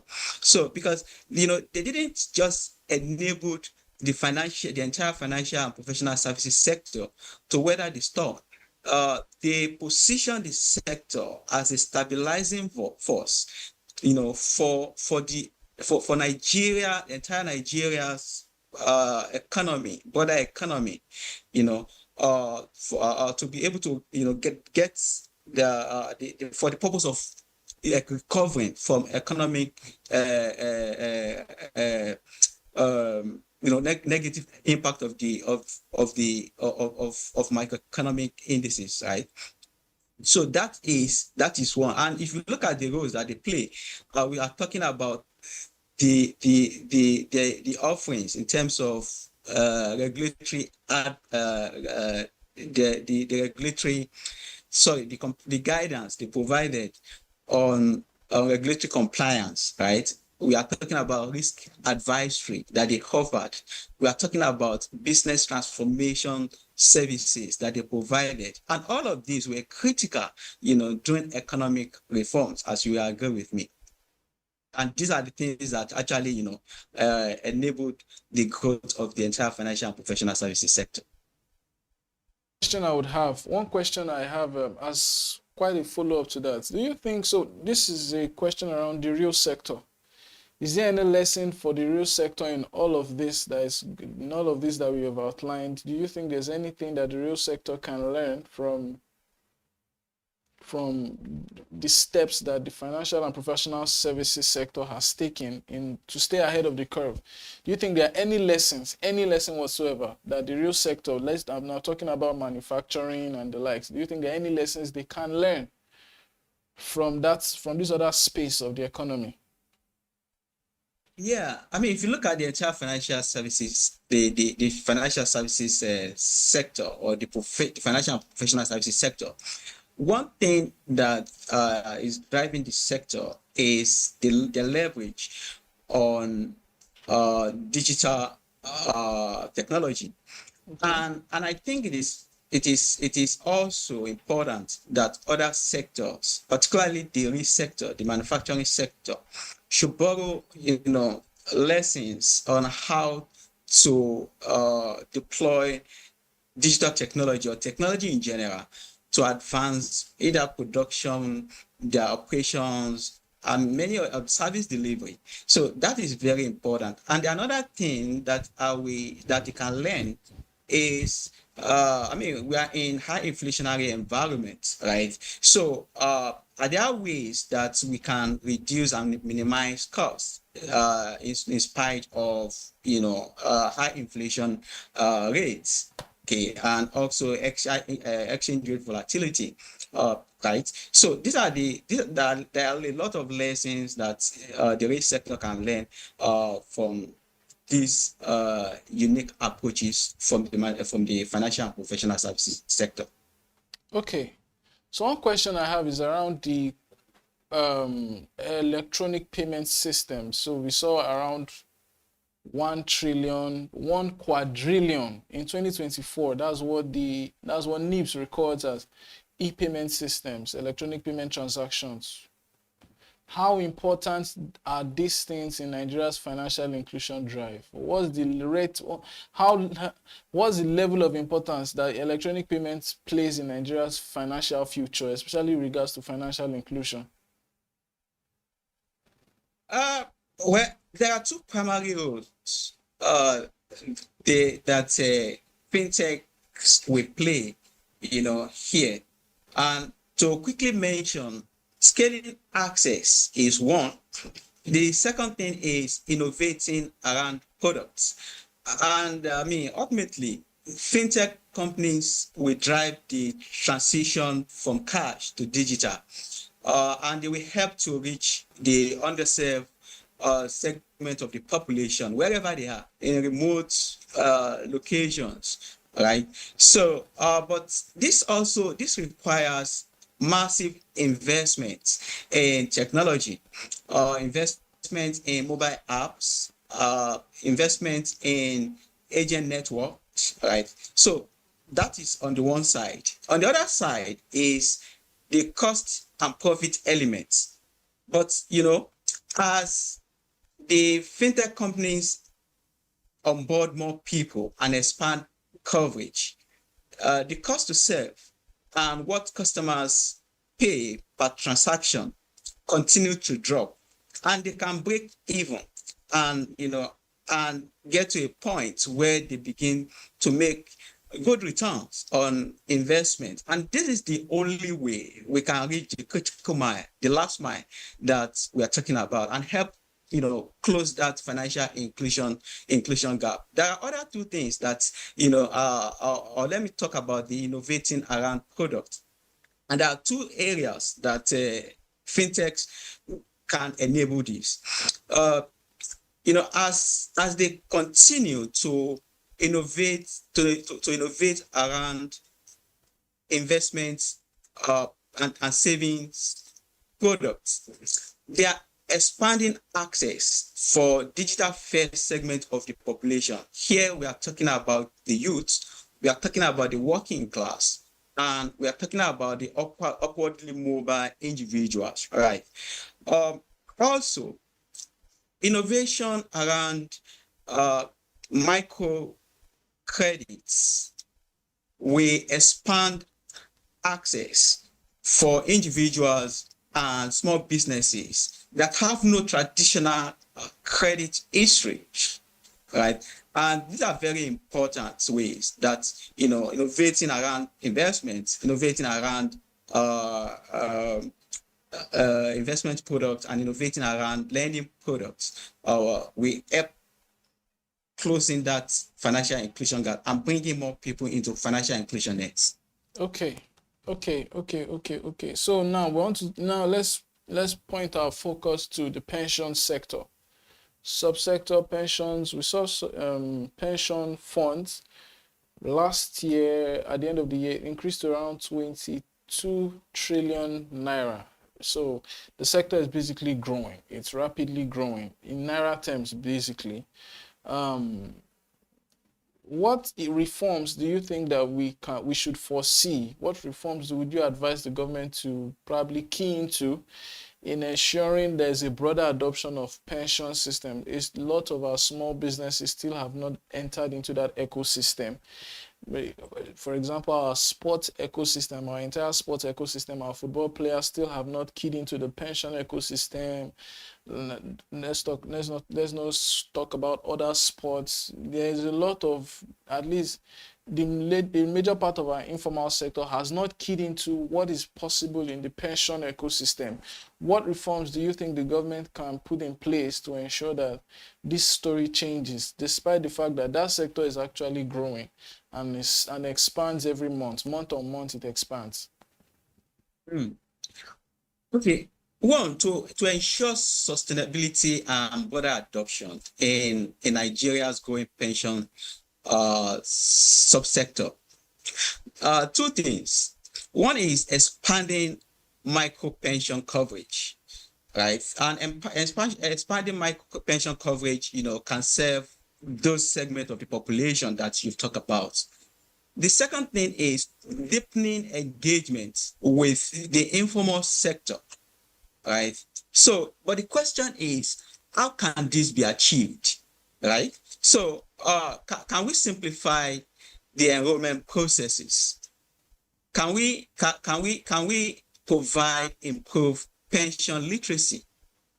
And then finally, can we offer flexible contribution structures tailored to the earning pattern of informal workers and every other worker in other in other sectors? These are very important questions, and if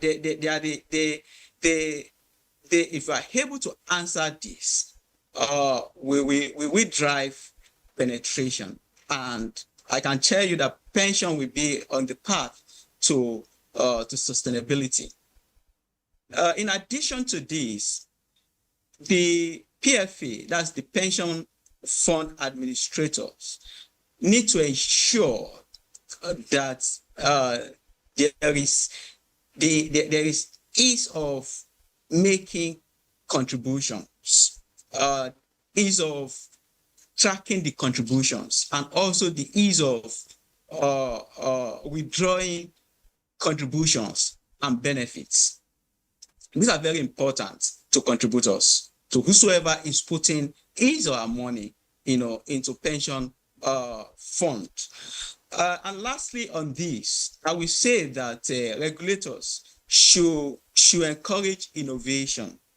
They should allow PFA to leverage their professional expertise to offer and diversify rather their investments and be able to generate improved returns, to contributors. They can do this, and this can be achieved. The only thing they will have to do is to maintain strict risk management and governance standards, so that everything is every player is playing according to the rules and the governance structures in the industry. Okay. So basically what I deduce from, micro pensions is something that we need to begin to pay attention to. Ease of collection, ease of contribution, and a lot of pension literacy. You said quite a lot with regards to that particular question. Then now we move from pension, we move to the banking sector itself. Banking, I just did a story where it was noted that listed companies listed on the NGX paid about around 1.2 trillion in income taxes in 2024. A bulk of that payment came from banks because banks had bumper revenues. But when you look at the entire system, the question is, how sustainable is that particular trajectory, especially now that we're looking at the CBN talking about regulatory forbearance. They have to, some banks, we are now seeing some banks, we are seeing a lot of merger. At least last week we saw the announcement of possibly 2 mergers and acquisitions. So how do you think that the trajectory will continue to play out? Do you think that particular thing will happen again in 2025?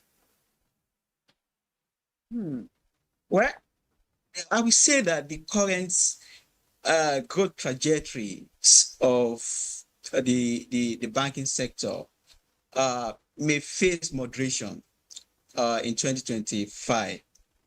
And that's simply because, there's this effect of recapitalization. And that could be both positive and negative in the short run.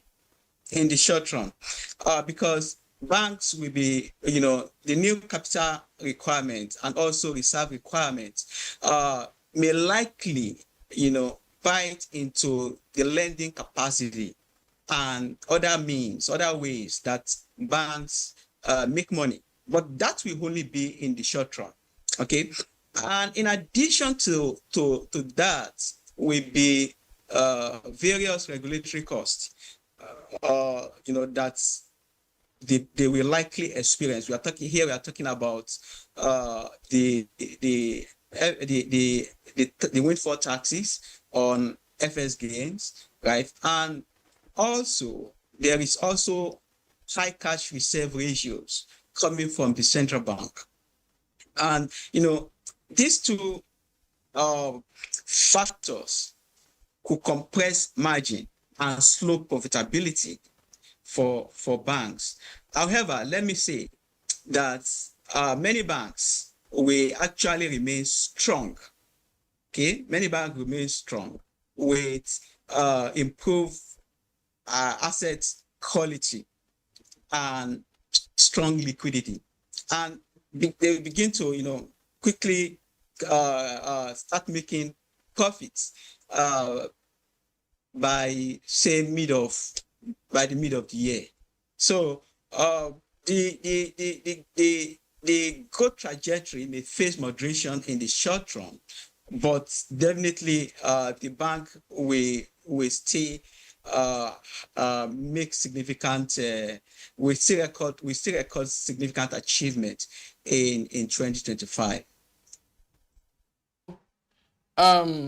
As we are getting to the end, what should we expect from State of Enterprise Report 2026? I believe that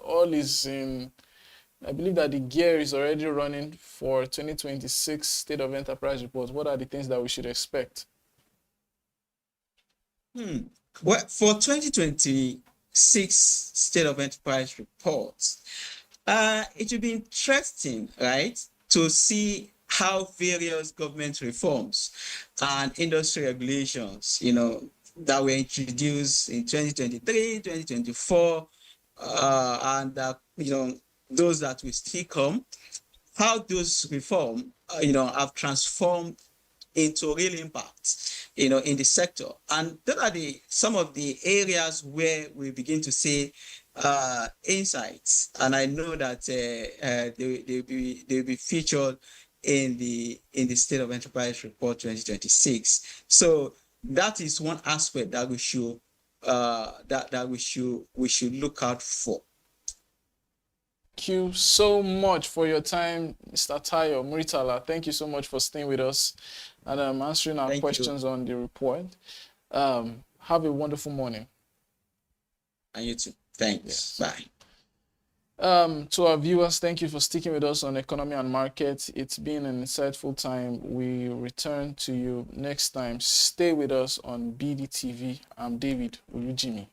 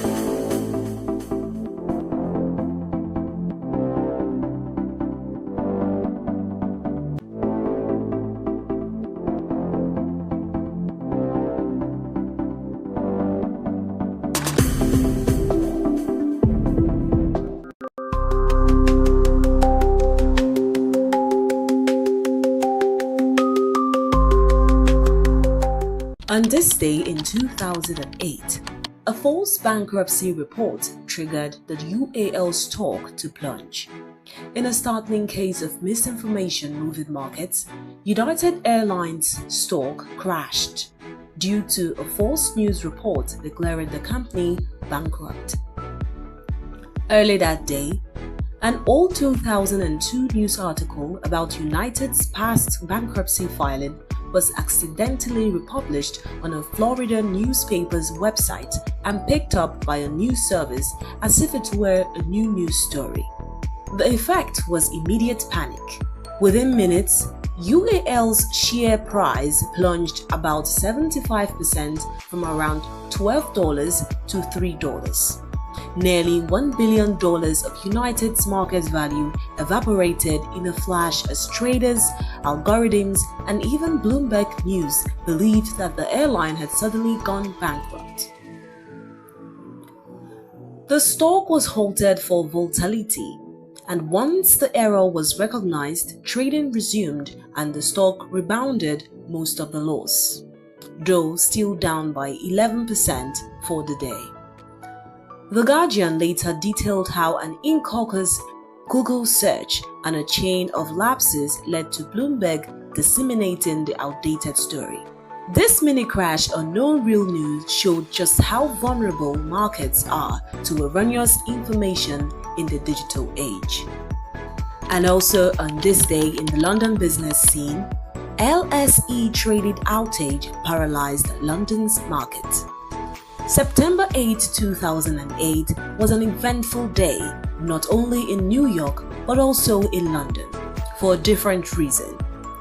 That Monday, the London Stock Exchange, also known as LSE, suffered a massive trading outage. A technical glitch struck around 9 a.m. local time, just moments after the FTSE 100 index had surged nearly 4% at the open in the Fannie Freddie bailout news.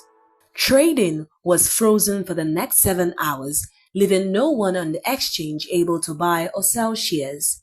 This abrupt halt on one of the year's busiest trading days left traders frustrated and in the dark as to what was happening.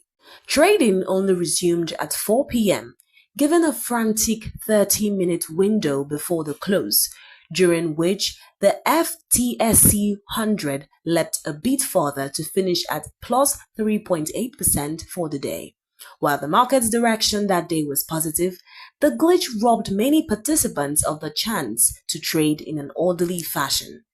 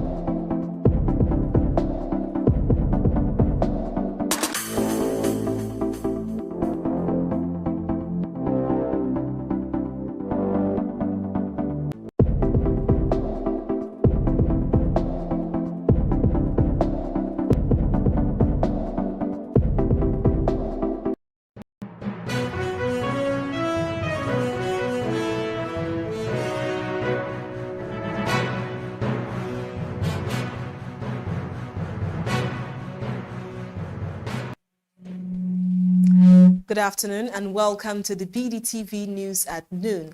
I am Norma Obuna. Thanks for joining us this afternoon. Let's see what's making headlines. Imports worth $300 or less will be duty-free from Monday, says Customs. Cardoso signals rate cuts as inflation cools, capital flows strengthen. No plan to shut petrol unit, Dangote refinery. Trump threatens tougher sanctions after Russia's heaviest strikes on Ukraine. Hearn sets world title condition for Anthony Joshua versus Moses Itauma fight. Now let's begin the news here in Nigeria, where Nigerian travelers and online shoppers will no longer pay customs duties on goods worth $300 or less. Following a new policy approved by the Nigerian Customs Service Board, the de minimis threshold, which came into effect on 8 September, means that small imports through express shipments or passenger baggage will be cleared immediately without customs service, provided the items are not prohibited goods. Customs spokesperson Abdullahi Maiwada announced the decision on Monday, explaining that it was reached during the board's 63rd meeting on 2nd September, chaired by Finance Minister Wale Edun.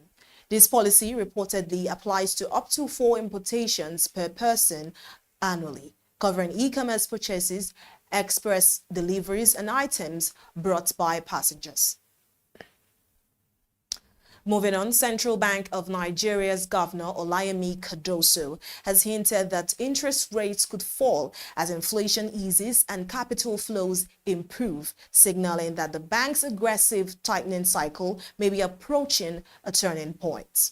Cardoso says Nigeria is entering a phase where macroeconomic stability, banking sector reforms, and stronger capital inflows are beginning to restore investor confidence.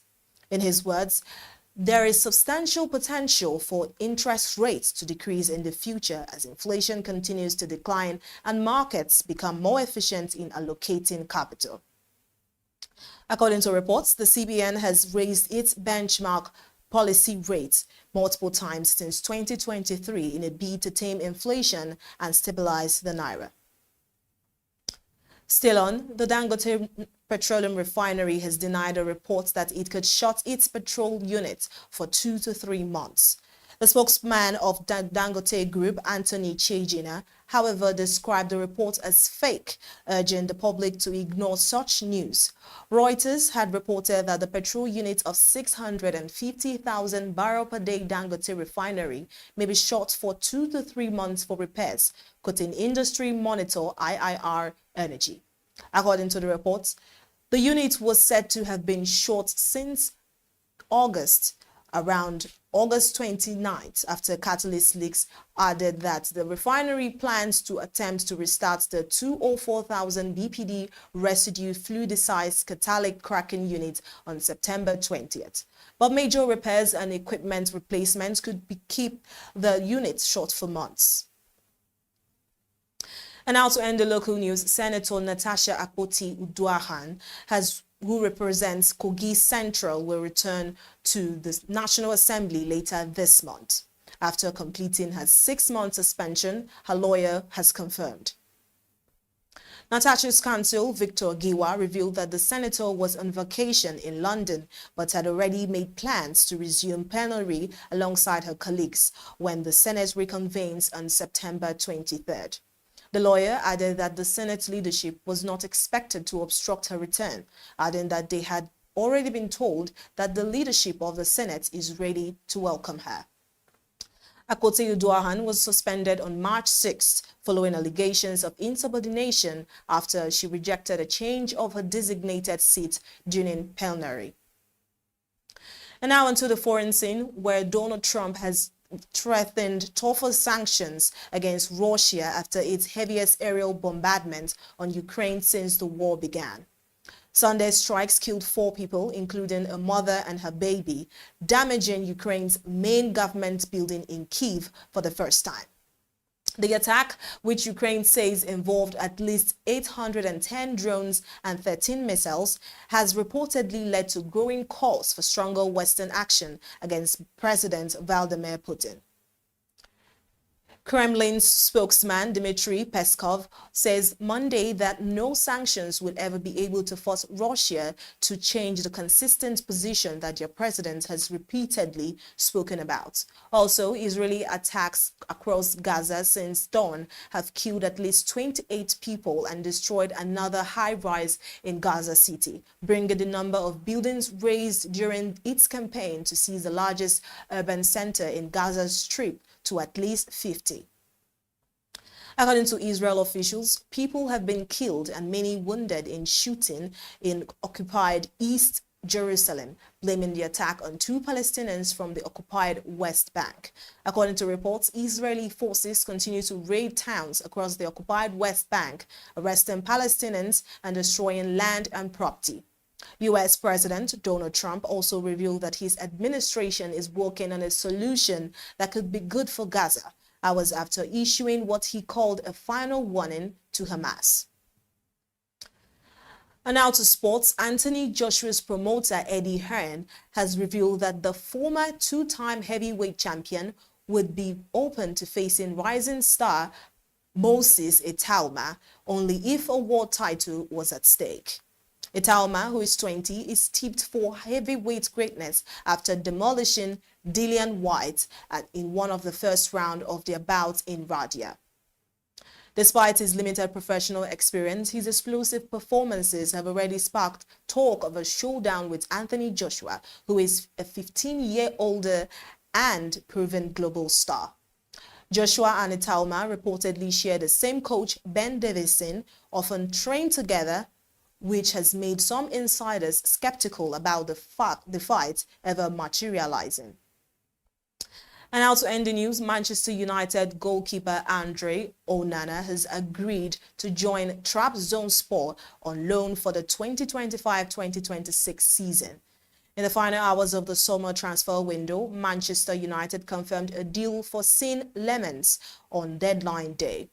Reports have claimed Onana's relationship with Ruben Amorim soared over the summer, with the Cameroon international now set to depart with Lamens taking his place. While the English window is closed, the window in Turkey remains open, and Trabzonspor have agreed a deal for Onana with United. And this is where we wrap it up on the BDTV News at noon. I am Norma Obona. Stay tuned for more updates. I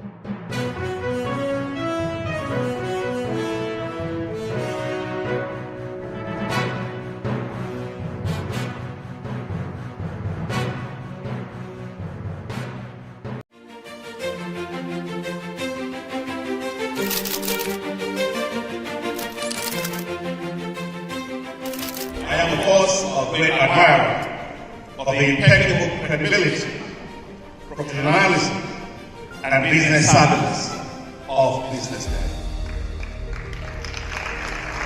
If you really make business in Nigeria, start your day with BusinessDay.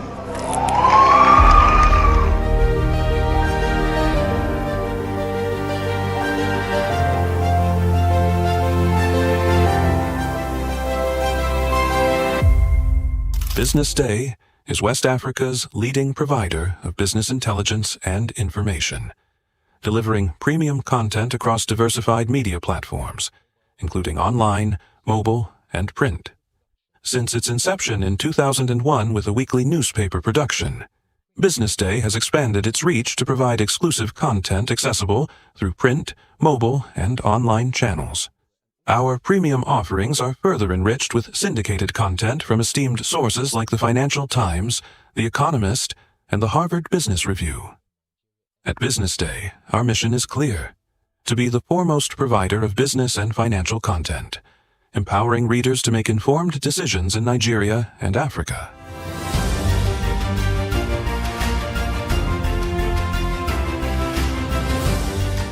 Since our establishment, we have been committed to delivering insightful, relevant, and accurate information about Nigeria's business and finance environment while contextualizing the impact of global events. We monitor the stock market, analyze the companies driving it, and report on government policies and their economic implications. For being consistent in organizing these CEO forums for almost the last 14 years, I think this was a commendation, and I think something that will encourage them to continue. From decoding market trends to dissecting economic shifts, we offer actionable investment ideas and serve as a compass for decision makers navigating complexity. Beyond headlines, Business Day fosters discussions on critical economic issues through impactful conferences and events. These platforms bring industry leaders together to share narratives that drive innovation and spark meaningful dialogues. Our events galvanize connections, bridging the gap between inspiration and achievement. For businesses seeking visibility, our strong digital presence offers unparalleled opportunities. With millions of followers across social media and a dynamic website attracting visitors from within and outside Nigeria, Business Day is the ideal platform to boost visibility for your products and services.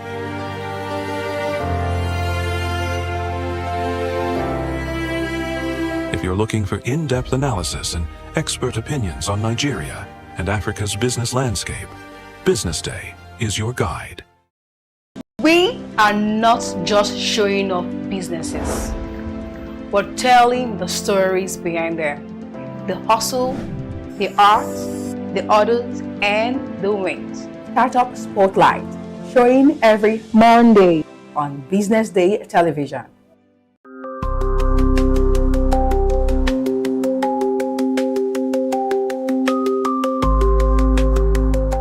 On this day in 2008, a false bankruptcy report triggered the UAL stock to plunge. In a startling case of misinformation moving markets, United Airlines stock crashed due to a false news report declaring the company bankrupt. Early that day, an old 2002 news article about United's past bankruptcy filing was accidentally republished on a Florida newspaper's website and picked up by a news service as if it were a new news story. The effect was immediate panic. Within minutes, UAL's share price plunged about 75% from around $12 to $3. Nearly $1 billion of United's market value evaporated in a flash as traders, algorithms, and even Bloomberg News believed that the airline had suddenly gone bankrupt. The stock was halted for volatility, and once the error was recognized, trading resumed and the stock rebounded most of the loss, though still down by 11% for the day. The Guardian later detailed how an incautious Google search and a chain of lapses led to Bloomberg disseminating the outdated story. This mini crash on No Real News showed just how vulnerable markets are to erroneous information in the digital age. And also on this day in the London business scene, LSE traded outage paralyzed London's market. September 8, 2008 was an eventful day, not only in New York but also in London, for a different reason. That Monday, the London Stock Exchange, also known as LSE, suffered a massive trading outage. A technical glitch struck around 9 a.m. local time, just moments after the FTSE 100 index had surged nearly 4% at the open in the Fannie Freddie bailout news. Trading was frozen for the next 7 hours, leaving no one on the exchange able to buy or sell shares. This abrupt halt on one of the year's busiest trading days left traders frustrated and in the dark as to what was happening. Trading only resumed at 4 p.m., given a frantic 30-minute window before the close, during which the FTSE 100 leapt a bit further to finish at plus 3.8% for the day.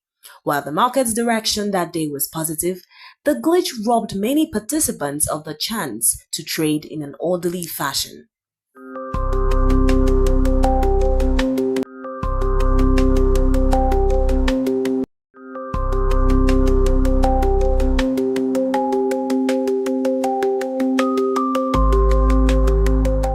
On this day in 2008, a false bankruptcy report triggered the UAL stock to plunge. In a startling case of misinformation moving markets, United Airlines stock crashed due to a false news report declaring the company bankrupt. Early that day, an old 2002 news article about United's past bankruptcy filing was accidentally republished on a Florida newspaper's website and picked up by a news service as if it were a new news story. The effect was immediate panic. Within minutes, UAL's share price plunged about 75% from around $12 to $3. Nearly $1 billion of United's market value evaporated in a flash as traders, algorithms, and even Bloomberg News believed that the airline had suddenly gone bankrupt. The stock was halted for volatility, and once the error was recognized, trading resumed and the stock rebounded most of the loss, though still down by 11% for the day. The Guardian later detailed how an incautious Google search and a chain of lapses led to Bloomberg disseminating the outdated story. This mini crash on no real news showed just how vulnerable markets are to erroneous information in the digital age. And also on this day in the London business scene, LSE traded outage paralyzed London's market. September 8, 2008 was an eventful day, not only in New York but also in London, for a different reason.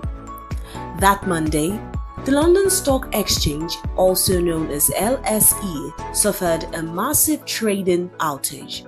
A technical glitch struck around 9 a.m. local time, just moments after the FTSE 100 index had surged nearly 4% at the open in the Fannie Freddie bailout news. Trading was frozen for the next 7 hours, leaving no one on the exchange able to buy or sell shares. This abrupt halt on one of the year's busiest trading days left traders frustrated and in the dark as to what was happening. Trading only resumed at 4 p.m., given a frantic 30-minute window before the close, during which the FTSE 100 leapt a bit further to finish at plus 3.8% for the day. While the market's direction that day was positive, the glitch robbed many participants of the chance to trade in an orderly fashion.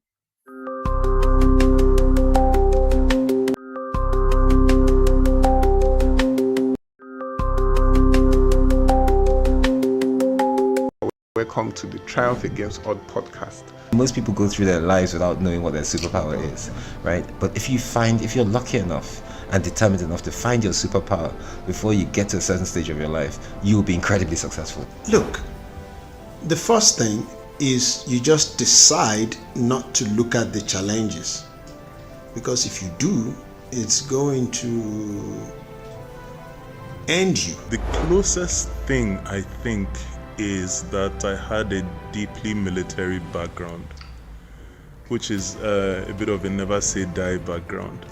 I saw an opportunity in non-interest banking, and I felt that the demand was there. There was pent-up demand for it. People were yearning for it, and I felt that if we did it properly, if we brought in professionalism into it, and if we brought in our experiences, our various experiences from various backgrounds into it, that it could succeed. Very few people do that because very few people explore their superpowers. They just explore bread and butter issues. I need to eat, and Yes, there will be challenges. This is a very difficult business environment. The government keeps working on how to make business easier. The first problem to overcome is really just starting, right? We thought about this idea for over 2 years before we even took the first step. You cannot ignore this country. No, and to be from here, I think is an incredible privilege. Nigeria will be ascendant in my lifetime.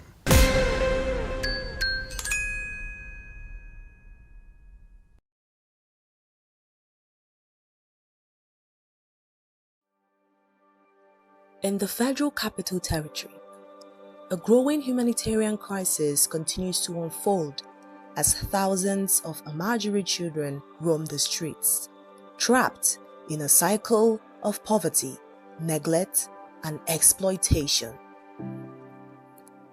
A visit by Business Day to areas like Gwarimpa and Jabi reveals the silent suffering of these children, young boys sent from northern Nigeria to study the Quran, now left to fend for themselves in harsh urban environments.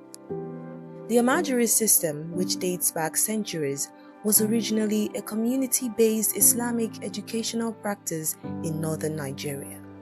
Under this system, young boys known as Amajiri were sent to study under Islamic scholars, often far from home. Traditionally, the local community supported the scholars and their students, but over time, economic pressures and the erosion of social safety nets have transformed this once respected institution. Today, many Amajiri children end up begging on the streets to survive. Ahmed, a 15-year-old Amajiri from Zaria, Kaduna State, shared his story with Business Day television. Sunana Ahmad. Shekaranka nawa? 15. Yes. Ina kake zama? Ni nan gidan Bolan Daji. Gidan Bolan Daji. Okay, kai da wa kake zama? Ga su nan tare da yan uwana da ogana. Amma iyayenka suna nan? Eh, babana bi nan. Ya rasu. Suna Abuja nan? A'a. Ina suke? Zaria. To ya ka zo nan Abuja? Kudi na ne ma na zo nan. Okay, daga Zaria ka zo nan? Eh. Kwana nawa kake Abuja nan? Kai shekara nawa Abuja? Ko rabin shekara ban yi ba nan. To in kai ciwo ya kake yi? Kana zuwa asibiti ne ko kuma kana zuwa ina ne ka samu ajiya? Kai kaman kai ciwon shawura. Yare kemis nake zuwa. In je in sai magani. Na saya sai in sha. Me kake yi? Ni bola. Eh? Bola. Okay. Nawa kake samu a rana? A wannan sai sati muke auna. Okay. Nawa kake samu? 10,000. 10,000 a rana? A sati. Okay, a sati. Kai ne kake da biro din? Ko kana haya ne? Ina bugu ne wannan. Oh, okay. To ya kake yi? Bola muke bi. Sai ka je ka sai da shi. To me kake so gwamnati ta yi maka? Ta taimake mu daina wannan abin da muke yi. Mu koma wajen iyayen mu lafiya. Okay. Kana zuwa makaranta? A'a. Kana sana'a ne? In an ce ka je makaranta yanzu ka je? Ka taba zuwa makaranta? Allura Islamiya ba. His experience is all too common. Without proper supervision, education, or welfare, many Amajiri become vulnerable to exploitation and abuse. The FCT administration acknowledged the crisis in 2022, announcing plans to engage at least 1,000 street children in vocational training programs aimed at economic empowerment. However, progress has been slow, and many children remain outside the reach of any meaningful support. In November 2024, the federal government launched a back-to-school initiative targeting Amajiri and out-of-school children in the FCT for enrollment into formal education. While the initiative marks a positive step, gaps remain in quality education, consistent funding, and holistic support. We want to learn skills, said Salisu, a 14-year-old from Kaduna. With skills, we can earn a living and not have to beg. Gwamnati suna su taimake ka, me kake so a yi maka? A kalle ni mana. Ko kana jin kunya ne? Eh? Wa me kake so gwamnati ta yi maka?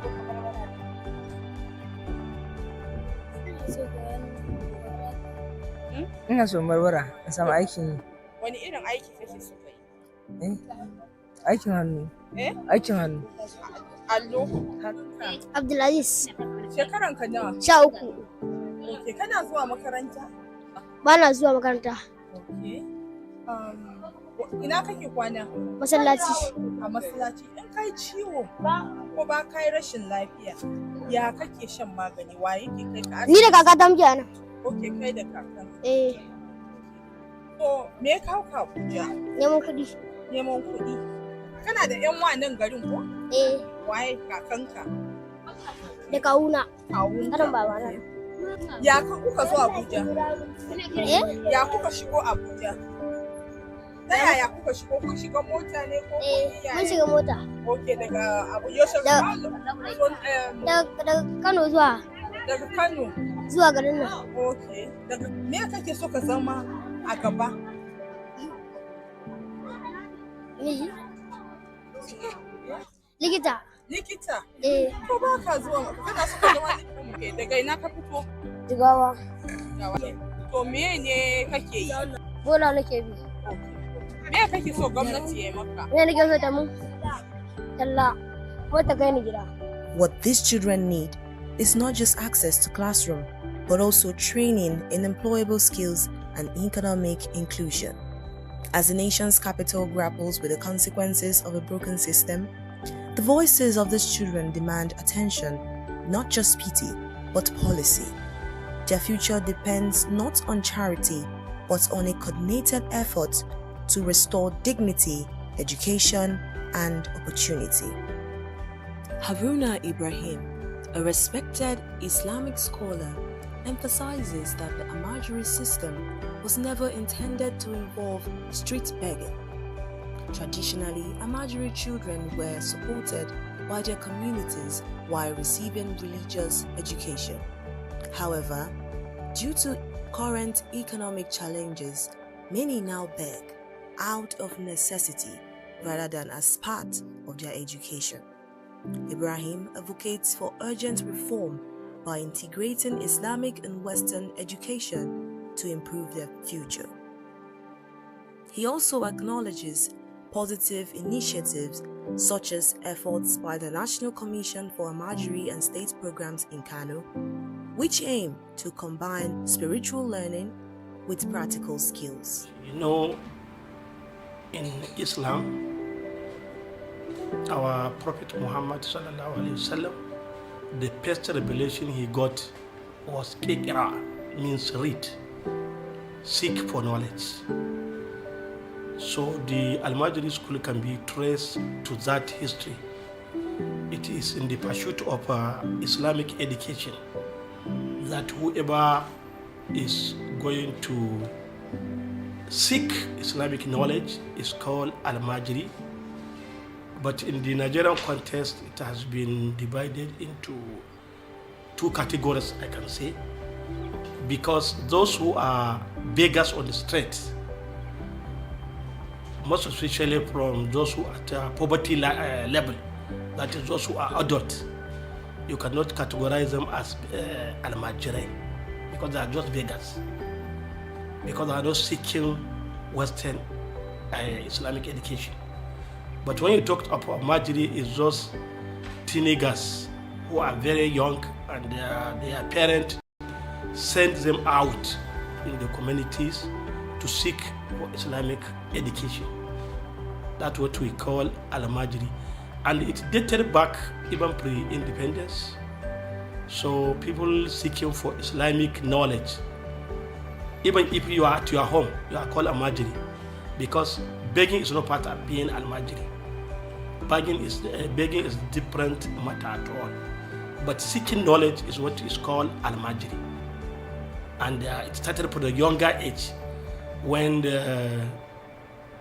while some, unfortunately, some of those small children doesn't pursue the Western education at early stage. But in a nutshell, seeking for Islamic knowledge is what is called al-majri, who is doing that. You know, when in the olden days, it was not a problem because of economic factor. That time, everybody is well-to-do. You can go to any place, you will be sure of where you will eat, where you will drink, where you will sleep. But because of the economic condition we found ourselves in, the system of sending small children outside their immediate families to go and seek for that knowledge become very difficult. And unfortunately, most of our parents, some may not like to adapt to the changing situations. Because if the economy changes, it means you have to change your style of living. You cannot send your child now outside where you are not sure of his clothing, you are not sure of his health, you are not sure of his basic need. That's where the problem comes in. I can personally say it is an economic problem from the parent, but not seeking the knowledge itself. And the federal government has introduced what we call the Western education. And instead of those guys, small children, to combine the Western education and the Islamic education, most parents, maybe out of ignorance, ignores that and send them to only Islamic education without combining it. And the society is changing. As the society changes, we have to adopt and make sure that as you are privileged to get the Islamic education, which is al-majri, you also have another privilege to combine it with Western education. Yes, all of us have a role to play. Like you said, the federal government has established a national commission for al-majri and the out-of-school system to improve or to remove small children from the streets and give them skills acquisition, give them Western education, and at the same time give them the Islamic education, which is better. I think the most important thing is awareness. We need to create awareness for both government, for the society, and for the parents themselves. Because all the time, those children need to be accepted, not rejected and totally condemned. They are part of the society. The media, they are supposed to educate public that a federal government has now established the commission, which is good. So the parent can leverage on that to remove our al-majri from streets. But like I told you, you know, all the al-majris, even the other al-majris, those at the poverty line, that is adolescent, the federal government has, the government at various sub-nations also established social system where you don't need to go and beg. You can go and enjoy those social system the government provides.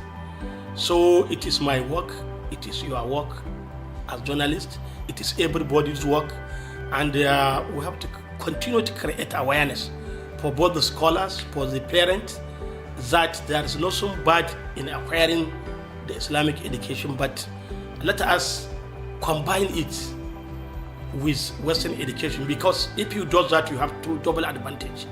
You know, that's what we call, you can write from left to right and right from left. So it means you are getting advantage. And you know, because of that is what we call exchange of knowledge.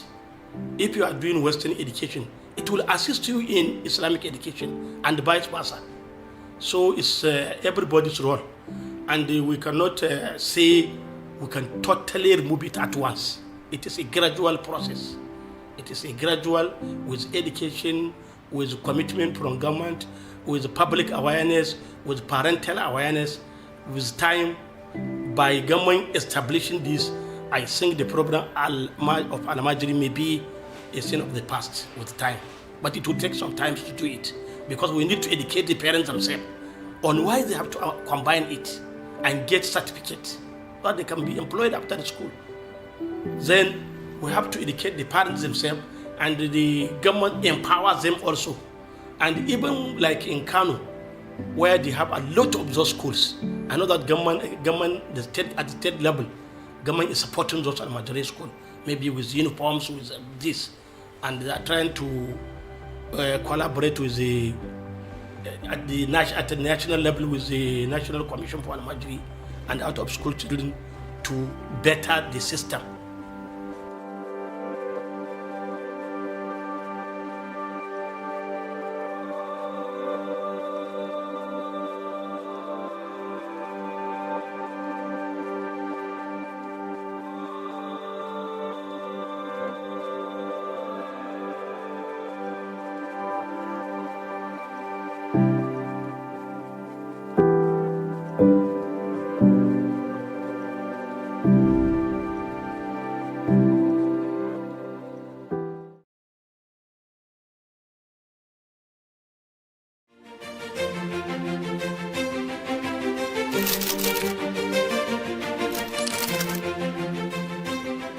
I am, of course, a great admirer of the impeccable credibility, professionalism, and business savviness of BusinessDay. If you really mean business in Nigeria, start your day with BusinessDay.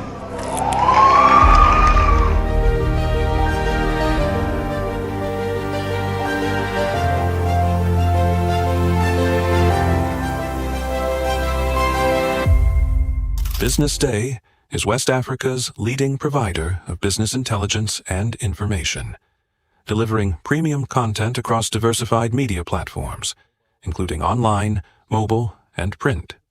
Since its inception in 2001 with a weekly newspaper production, BusinessDay has expanded its reach to provide exclusive content accessible through print, mobile, and online channels. Our premium offerings are further enriched with syndicated content from esteemed sources like the Financial Times, The Economist, and the Harvard Business Review. At BusinessDay, our mission is clear: to be the foremost provider of business and financial content, empowering readers to make informed decisions in Nigeria and Africa.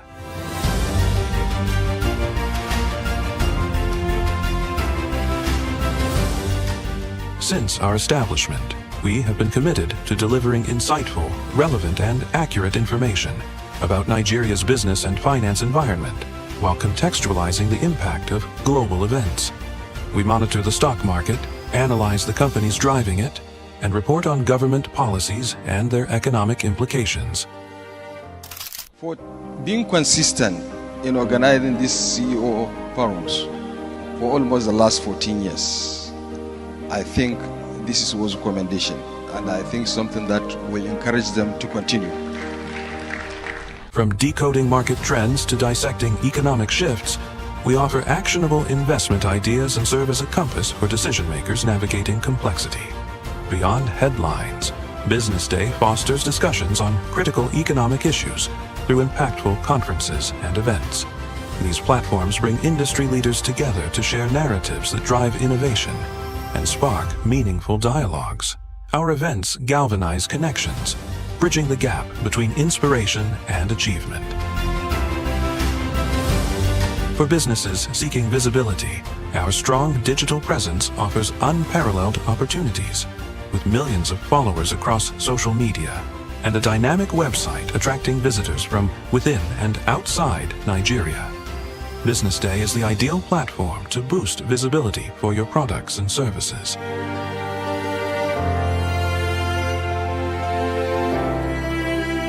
If you're looking for in-depth analysis and expert opinions on Nigeria and Africa's business landscape, BusinessDay is your guide.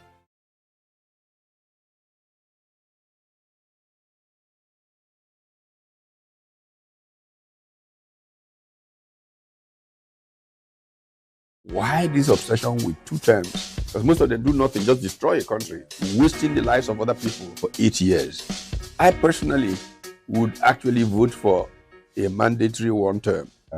Nice to meet you, and we are very happy for this opportunity to speak with you on some issues in our country. And we need to go from the known to unknown. We are surprised to see you seated here. We thought you would have been cooling off somewhere based on the threat of arrest over your plan to float. Is it a shadow government? So, have you chicken out? From what? From going ahead with the shadow government? There was a meeting of the shadow cabinet yesterday. In fact, just preparing a press release on yesterday. We've had meetings every other week for the last couple of months. Shadow cabinet has been meeting regularly. By the way, it's not something we're floating. We've had a shadow cabinet for years, so it has been in existence. And one of the conversations that I have had on this matter takes the story back to the time of President Yaradua.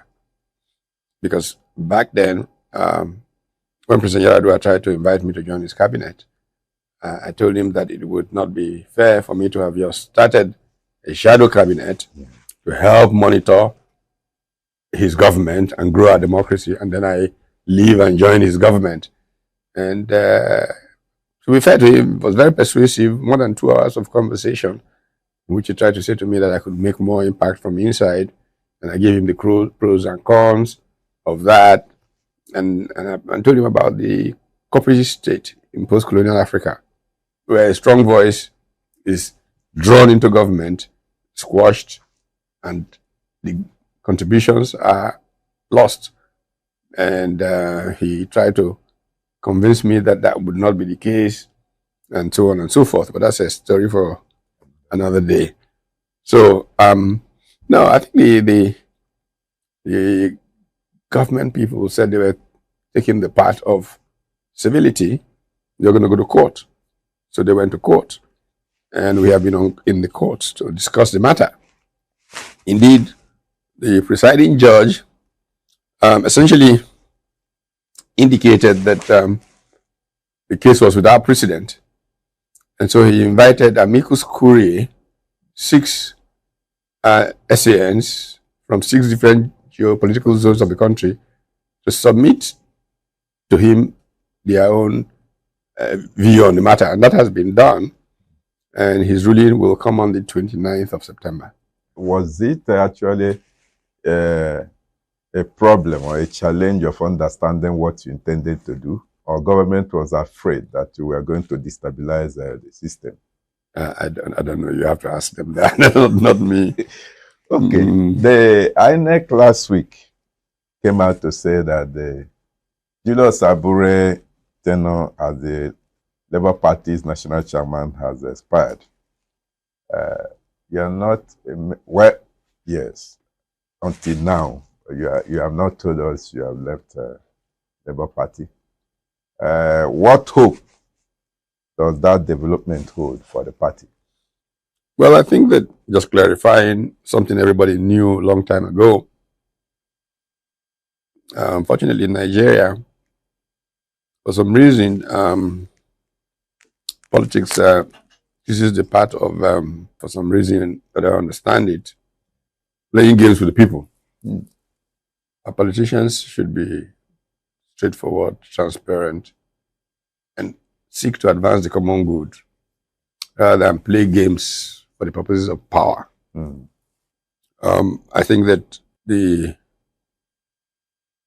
whole Labour Party thing, because I was a very critical part of making that come together, when we were pushing the idea of a third way, I hit on the fact that the Labour Congress or the Labour movement needed to be a very critical part of this organization that will pay attention to the plight of the worker, to production, because this country's major problem is that it does not produce. So if we're going to have a party that's going to pay attention to production, workers are critical stakeholders in the production process. And so that party necessarily had to incorporate labor. So I began to reach out to then NLC President Ayuba Waba, who held dozens of meetings in his office in Abuja. And we then decided to build a coalition of parties that would be the base for this, our third force. But just on the last minute, one of the stakeholders in our conversations, Femi Falana, SAN, suggested that we can literally retake the Labour Party. And he got this ruling or whatever that required for Abure and co to come and sort some things out. We thought all was well until, I guess most people were surprised by what happened in the elections. So suddenly all the small boys in Labour became big men. And people began to, and then they started behaving badly. Yeah, Prof. The last Saturday's by-election in 16 constituencies and across 12 states, which was held then, the ADC is being derided for not winning any state or any of those elections.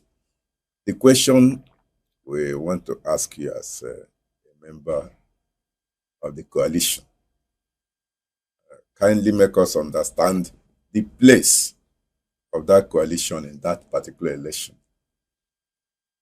Well, as far as I know, the coalition is not even in place yet. There is a legacy party, the ADC, and the idea is to use the ADC as platform for building this broad coalition. And so it does not seem to me appropriate to begin to talk about the coalition when it hasn't really, come alive. But more importantly, from what I hear, I mean, honestly, I didn't pay much attention to the whole thing. From what I hear, I think those who abuse the electoral process did their utmost best to show, see, we've told them they're going nowhere.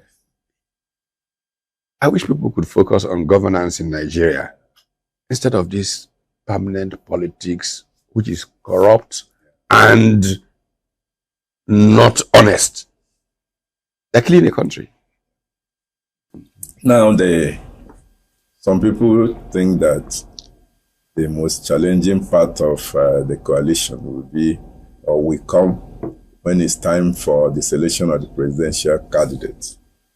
And you're a member of this African Democratic Congress, the ADC. You are an insider, not just a member. You are an insider. Do you see anything that suggests that there will be crisis in time of choosing this flag bearer? I don't see why there will be crisis if the policies are clear, transparent, the processes are followed, outcomes will be self-evident. So I don't see why there will be crisis because of a process of choice. That's what political parties are about. Well, as rightly said, it's a coalition that is still forming. Mm-hmm. The legacy party, the ADC, is there. Mm-hmm. And some of the arrowheads of the coalition are still in their parties. Mm-hmm. Like the former presidential candidate of Labour Party, P2B. And recently, P2B promised and pledged that if he was given the opportunity to run on any party and if elected, he will do only 4 years of one term, which many people have doubted so much. Could you please provide us any background or the reasons why you think that there have been this preponderance of doubts to the point that some people say, well, no, yeah, I was going to say, first of all, it shows how little attention people pay to details of matters. I was actually not surprised at all to hear Peter Obi say that, because for years before the last election, Peter Obi's mantra, as one of the first things he would try to do if he was elected in 2023, is ensure that we go to a one-term rotational presidency. That was his mantra.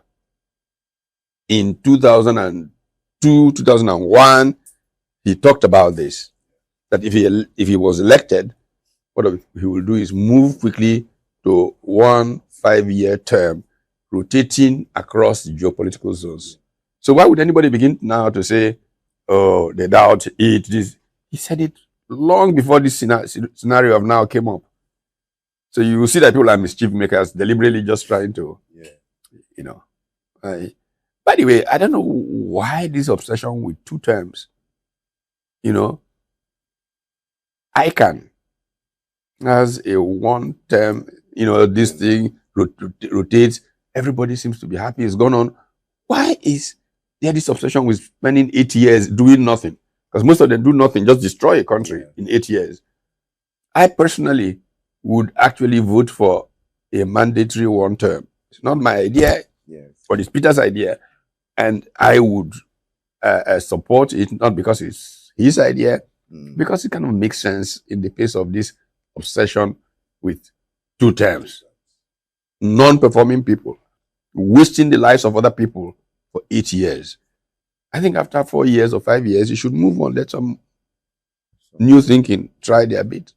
Yeah, to seem that politician came too early, this dispensation. Far too early. Started even 1 year after the inauguration. So what danger does this thing pose to us as a nation? It means that no governance takes place in Nigeria. You know, I would liken it with how we used to deal with the problem of the budget cycle in Nigeria back in those pre-SAP years. Most companies that run in Nigeria actually had a window of less than 6 months to operate, because first of all, they will announce the budget January 1, or whatever day of the year they did that.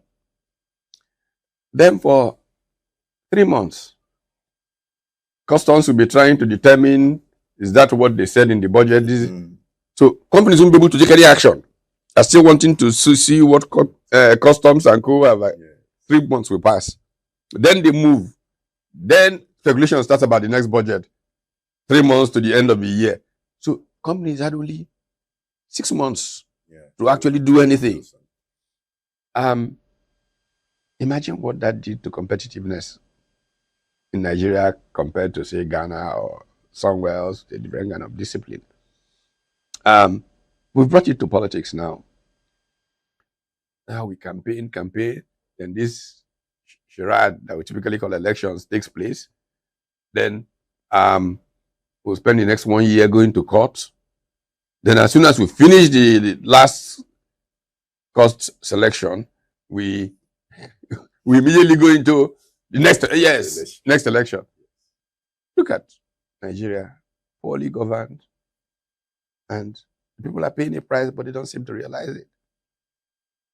Yes, there is this sing-song going on, particularly from the Northeast. Some groups are calling on the former president, Lord Jonathan, except to run again. It's also an offshoot of the unbelief or the discontent over whether what Peter Obi is saying he will be able to live up to it. And they said, okay, we are more comfortable with someone who has done 1 term before.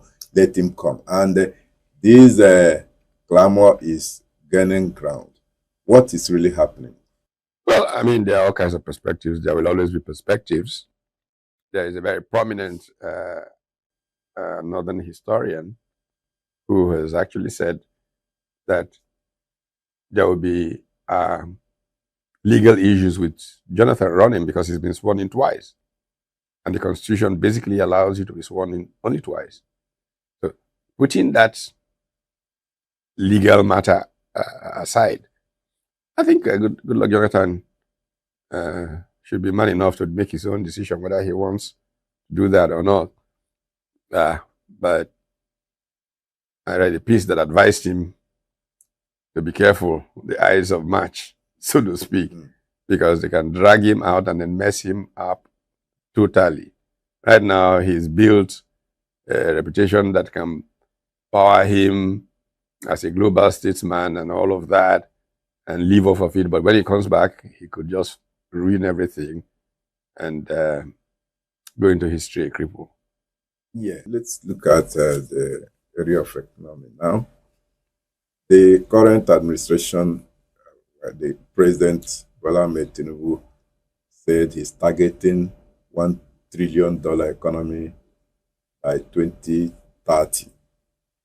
From where we are today and how we are growing, what is your projection and what must be done to achieve that lofty?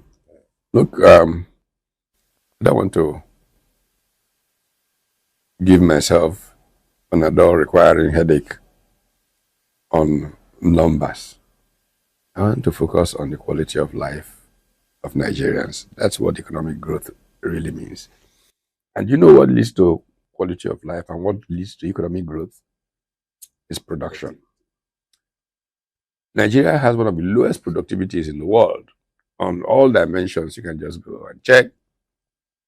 How do we raise that? How do we create jobs? Because it's when people are employed as a result of production that they have income that lift the quality of their life. How many jobs have we created? Real jobs.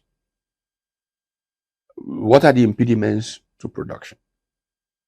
I have a number of problems, both with the fundamental and theoretical on these matters. Look, unless the spirit of enterprise, unless entrepreneurship is at a certain state, you don't really get economic growth. And I can tell you about my engagement with this problem through the years, from the base in terms of knowledge and capacity, the assessment of theory, may I begin with the assessment of theory, to make it travel to policy and implementation of these things. Look, if you look at the theories of development and the challenge of growth in Africa, you will go back to modernization, traditional modern dichotomy, where at the time of independence, for many people, modernization was being more like America, for example, being more industrialized, being more this or more that. And there were varieties. One of my old professors was Bill Siffin, and his colleague were quite famous for what was called the Bazaar Canteen model. That at a stage in the modernization process, there's a mixture of the bazaar and the canteen and all of that. And we I have taken time. Part of my new book is looking at all these models and why they did not really lead to major growth in Africa. And I came to the conclusion that they have not paid enough attention to the place of entrepreneurship and markets. How do you create markets and make markets work?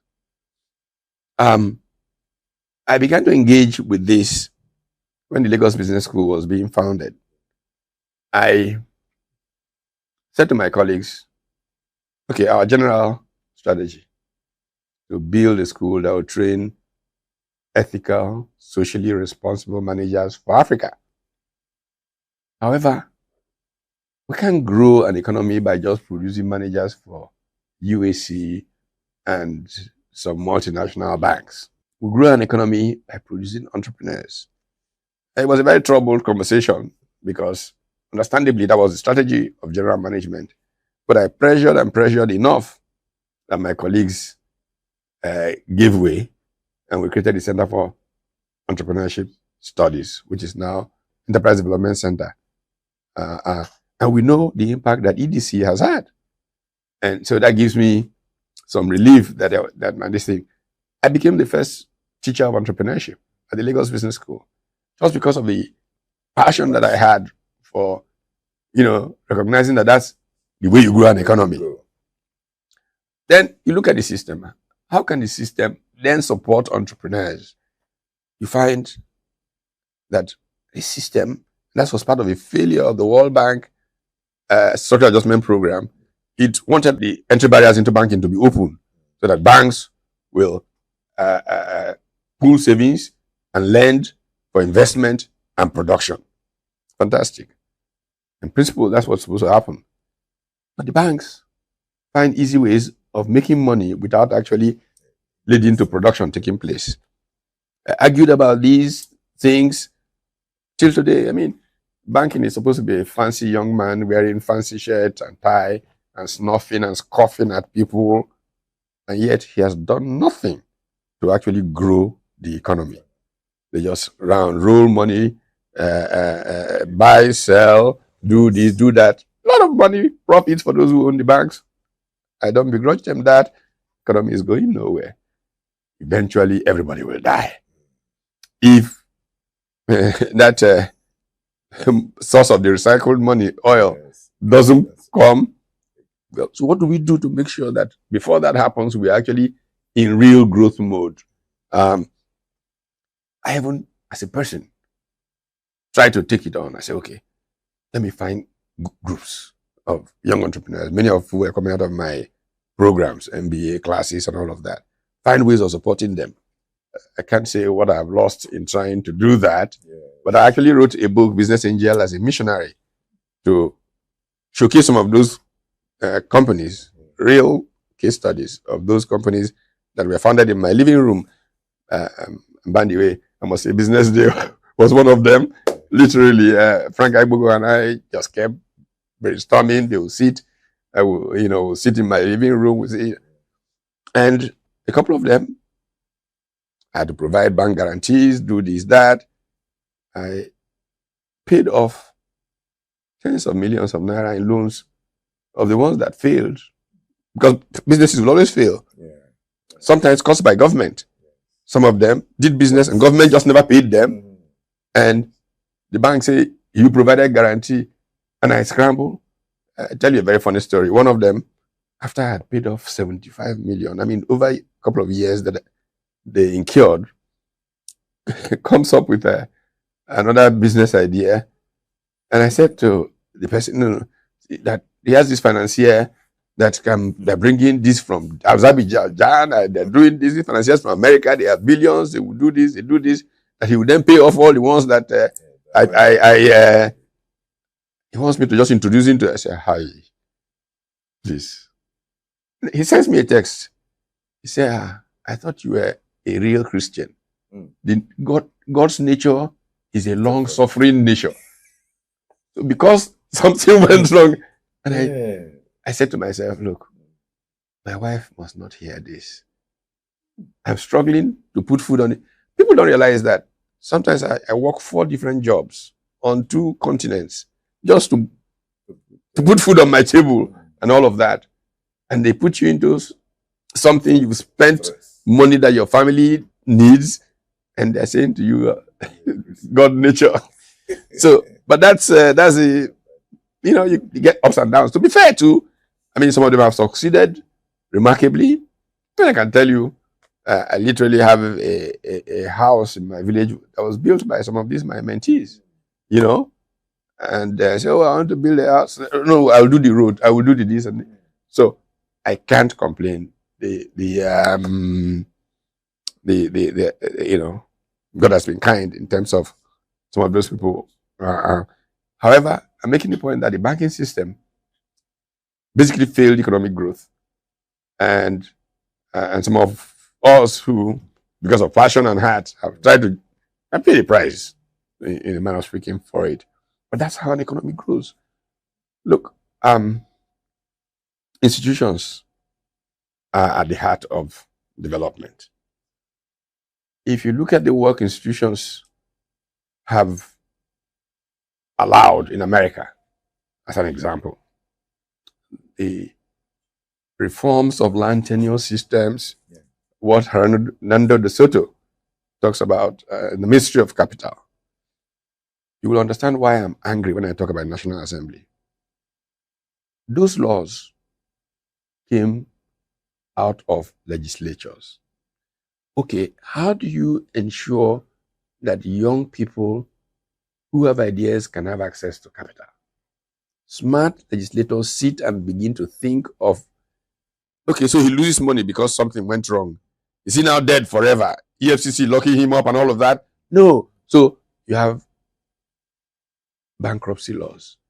You can file Chapter 11.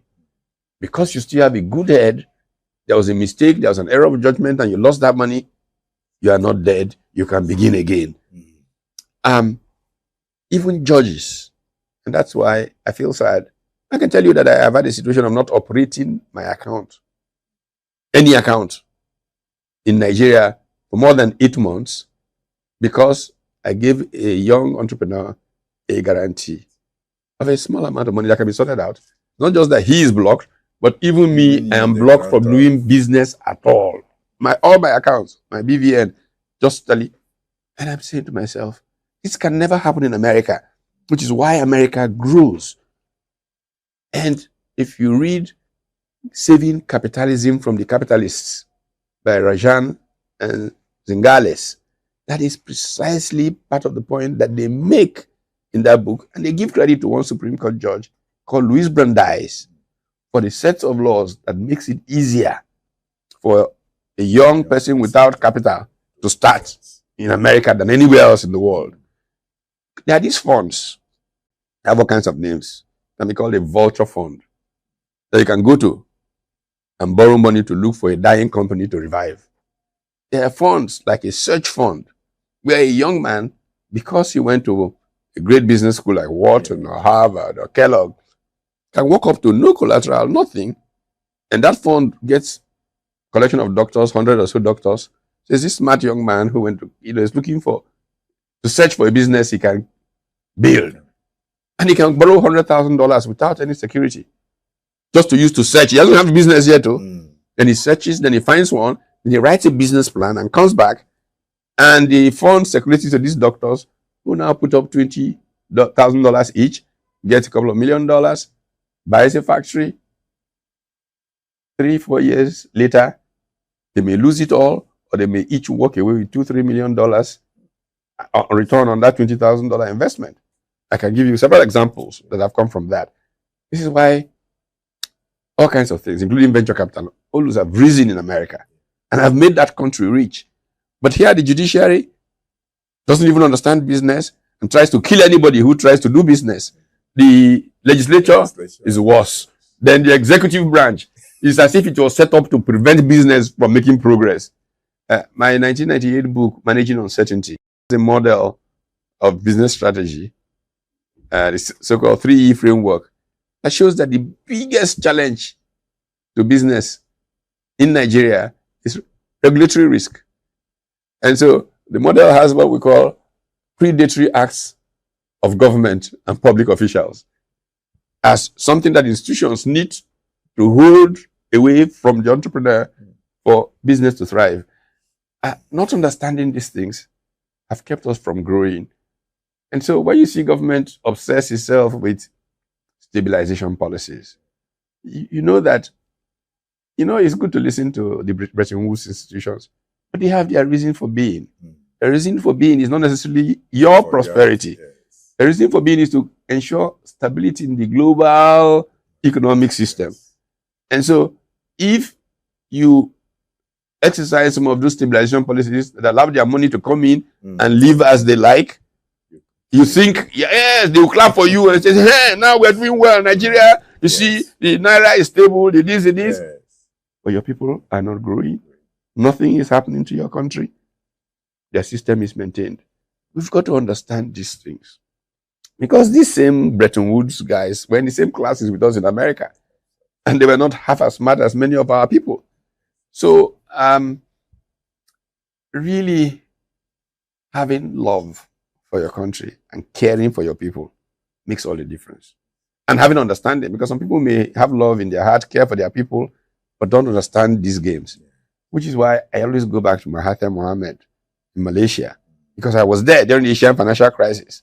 I remember flying from Hong Kong after the World Bank annual meeting in 1997 to Kuala Lumpur, spending a little time in Bank Negara, Malaysia, which is their central bank, and then going on to Jakarta, Indonesia from that, comparing how Mahathir responded to the IMF and the World Bank and the friction it created between him and his deputy prime minister, Anwar Ibrahim, who was finance minister, who he had to force out of government in a manner of speaking at that time, even though decades later they were to collaborate again.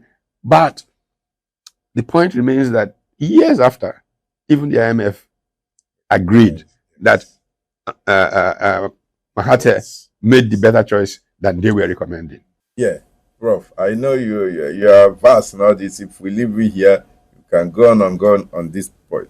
But let's take you on the seeming mismatch between numbers and the reality on ground in terms of how those numbers affect the lives of ordinary citizens of Nigeria. Like MBS will always release GDP, inflation rate, trending down and all that. But when you look at how they affect the ordinary Nigerian citizen, you seem not to agree with such a...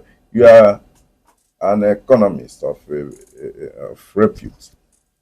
May we really understand what you think about some of these numbers that we see? GDP is just being rebased and others, and there are a lot of controversy arising from some of these.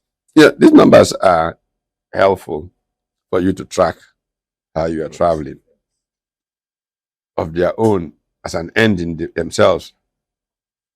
You will go back to the famous American, what you call it, adage or whatever, that there are lies, there are damn lies, there are statistics. You can use statistics to say anything that you want to say. So I would look more at things like HDIs, Human Development Index. I would look more at those kinds of things that track quality of life in society, because it's about people. So I don't begrudge anybody playing with statistics, but I hope that people intelligent enough to explain that those statistics are only as useful as this in this circumstance. Yes. In other circumstances, totally without any real value. Yes, it would be easier to say that as an opposition member, you may not see anything happening in the government. But if you look around since 2023, May 29, can we say that all is gloom? Well, first of all, let's remind you that most of the time from May 29, 1999 till a few weeks ago, I've actually been living outside of the country and just coming to visit, but that doesn't mean I don't keep on top of what's going on here. Of course, you can never have everything being gloom in any situation, a human situation. But the goal of not just opposition, of the intellectual, of good social observer is, could it be better? Could it be different? Could it be optimal? And then you see how society is moving into a class order. I'll give you a very important example that is going on. You can say that education in Nigeria has collapsed. I mean, everybody can talk about how bad it is, and it is very bad. But you can come up and say, hey, look at those young boys coming out of Babcock, how they've built companies that have become unicorns, and so on and so forth. So how can you at the one hand say the education system has collapsed and this? But you are all telling the truth. And this is what must guide us. Today, there is a crisis of admission into Nigerian universities. If you are looking at the elite private universities, I happen to be associated with one of them. I teach in it. And the pressure, people are calling you, every big man is calling you because everybody is now trying to get their kid into that school. Why don't they want their children to go to the universities that we went to? At the time I went to university in Nigeria 50 years ago, graduates of Nigerian universities were so hot around the world. Why is it different today? What was responsible for it coming from that time to this time? And I tell you a small story about that. One day in an education conference that was taking place at the LBS, I was telling the story of quality of higher education in Nigeria, and I quoted the Ashby Commission, Eric Ashby, the British educator, who chaired Sir Tafawa Balewa's Commission for Review of Higher Education in Nigeria, saying that the quality of higher education in Nigeria was as good as the very best in the world. And one of the young ladies in the class, you people have come again. It was always so good in the 60s, and this is, if it was so good, how come those of you who had that education made such a mess of the country? I thought, okay, nice young woman. You're probably right. But do you know, do your arithmetic, check properly, how many of those people who got that education have actually run Nigeria? The truth was that by the time they were coming out with that education, Nigeria was in the hands of a group of soldiers who didn't know what they were doing, really. And they frustrated those people enough that one by one they began to leave the country. I then, inspired by that encounter, I wrote an op-ed piece in The Guardian that was titled The Generation That Left Town. And really, truly, that generation that got the education left Nigeria. Majorly, you just have some who just got tired and just say, okay, we'll suffer in this university until we retire. And so they stayed in their campus, but most left town. I recall one of the doctors who was lamenting that his class from UCH had a reunion in the US. And it turned out not one single member of that graduating class still lived in Nigeria. Not one. And a young friend of mine who, you know, his medical school class from UNN, from Enugu in 1980 something, yeah, they had a reunion, and this was the women from their class, and they were, I don't remember the number he gave now, only 3 of them were still in Nigeria, the women. But somehow Nigeria policy making makes light of this. It should not be made light of. My friend Chris Ngige, very unthoughtfully, in my view, said once that they can leave, they grow more doctors.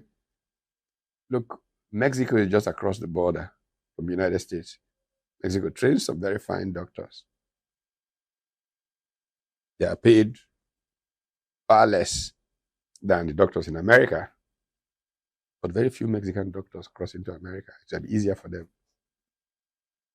They may not be as well paid as American doctors, but they are well paid enough not to want the trouble of living in America. They're very happy to live in their country. With India, we have seen those doctors return and create a new economy, and we are all now going there.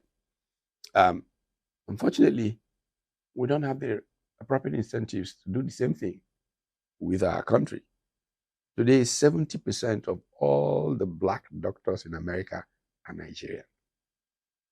Okay, it's a nice thing to note that because of them and the pharmacists, I mean, not far from where I lived last 2 years in the United States, around Maryland, 10% of all the pharmacists in the state of Maryland are Nigerian, not just black, all pharmacists. Now, how does a nation develop without its human capital? In this age where knowledge is everything. If you look at China, what happened to China after Deng since 1978? Principle is knowledge drives the world. Look at what is done to China. Look at Vietnam, where they are going, and all of that. But we have failed to make the appropriate investment in education. Look at the parity between what politicians make and what teachers or lecturers make. Look at the parity. I repeat all the time, Professor Lubute used to remind us that the day he became professor of medicine at the University of Lagos, I think back in 1963, his salary was higher than that of the Prime Minister of Nigeria. What happened? How did we miss the road? How did we get? Because incentives is what economics is about. If the incentives are upside down, you get the result that you get. So you get more politicians hang around. You get more people who want to be businessmen through politics. Contractors. Yes, they become politicians. But those who are professionals, who are well-trained, who are the doctors, find that they can't manage in that society. So they head out. Prof, President Bola Ahmed Tinubu has been accused of traveling too often. People say that it would be nice if he stays at home to look at the challenges at home. But there are some others that will say, in fact, he's not even traveling enough. That the image of the country is so bad out there that you need to travel and do the marketing. Okay. He's going there to attract investors. And that given the stories that they hear outside there, that it may be difficult for those investors to come on their own volition. On which of these devices are you? Yeah, I don't really care about numbers of when you travel or don't travel. What point really is, what are you traveling for? Look, one of the reasons I say that, and I'm just about to turn 70, in spite of what that means for me personally, whatever ambition I may nurse or have nursed, nobody over age 70 would ever be elected or allowed to be president of a country like Nigeria. These guys are traveling half the time to see their doctors. So this is an excuse. Of course, AIDS will rationalize it and say anything that makes people,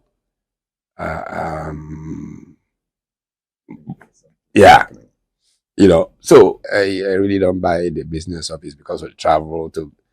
If you're traveling to get business, let me tell you that the biggest way of getting business to come to any country is by word of mouth from those who are in the country presently. The other businessmen, they will go, see what, hey. But when they're leaving, and we know they're leaving, you can go through all the big multinationals they're leaving. Whereas even in oil and gas, where we have these extraordinary hydrocarbons possibilities, if they're not leaving Nigeria, they're living onshore, prospecting. The one that really, honestly shocked me, all the strategy analysis that I used to do suggested that even if everybody left Nigeria or Africans, one company that would not leave is Procter & Gamble. Why did I say so? Look, as a market for soap, diapers, and stuff, the US is saturated. Everybody who can use soap has already used soap in America. And diapers, population is not even growing and all of that. So naturally, it's in towards countries like Nigeria with growing population. That's where a Procter & Gamble heads. This is before Procter & Gamble came to Nigeria. That's when I used to do this analysis. And then they came to hear that they are leaving. Tells you that it is not in my village, not ordinary eye. It means that the things are so bad that whatever they make here amounts to nothing compared to their effort. So it's better for them to leave. Lastly, what is your major concern? Draw closer to another round of general election. What's your major concern? My major concern is the possibilities that democracy may be losing its legitimating attributes through elections. Every other Nigerian I speak to today thinks that the electoral process does not work, thinks that the elections are all rigged, and doesn't want to bother to vote at the next election. For many politicians, thank God, they did not bother. So if I just get 50 of my people, we'll put ourselves. But when the people now are totally accepting the fact that they are slaves, these people have cornered them and doing as they like, one small thing, and anarchy will descend. So politicians need to be wiser than they are right now. You know, because I do think that they may be grossly underestimating. I mean, you saw what happened during NSAS and all of that. People are angry in Nigeria. And history teaches us that when people are as angry as they are in Nigeria, anything can happen. We just pray God that it does not blow over so that we can have the stability to rebuild and grow Nigeria. If we don't manage it, well, sorry. Bye-bye. Thank you so much, Prof. Thank you for the time, and it's a quality interview you've granted us, and we believe that it will at least how do I say it? Those who will read and those who will watch on our BDTV will glean some important notes from what you have said this afternoon. We cannot thank you enough for this time you've given to us. Thank you so very much. We'll appreciate you, sir. Pleasure's mine.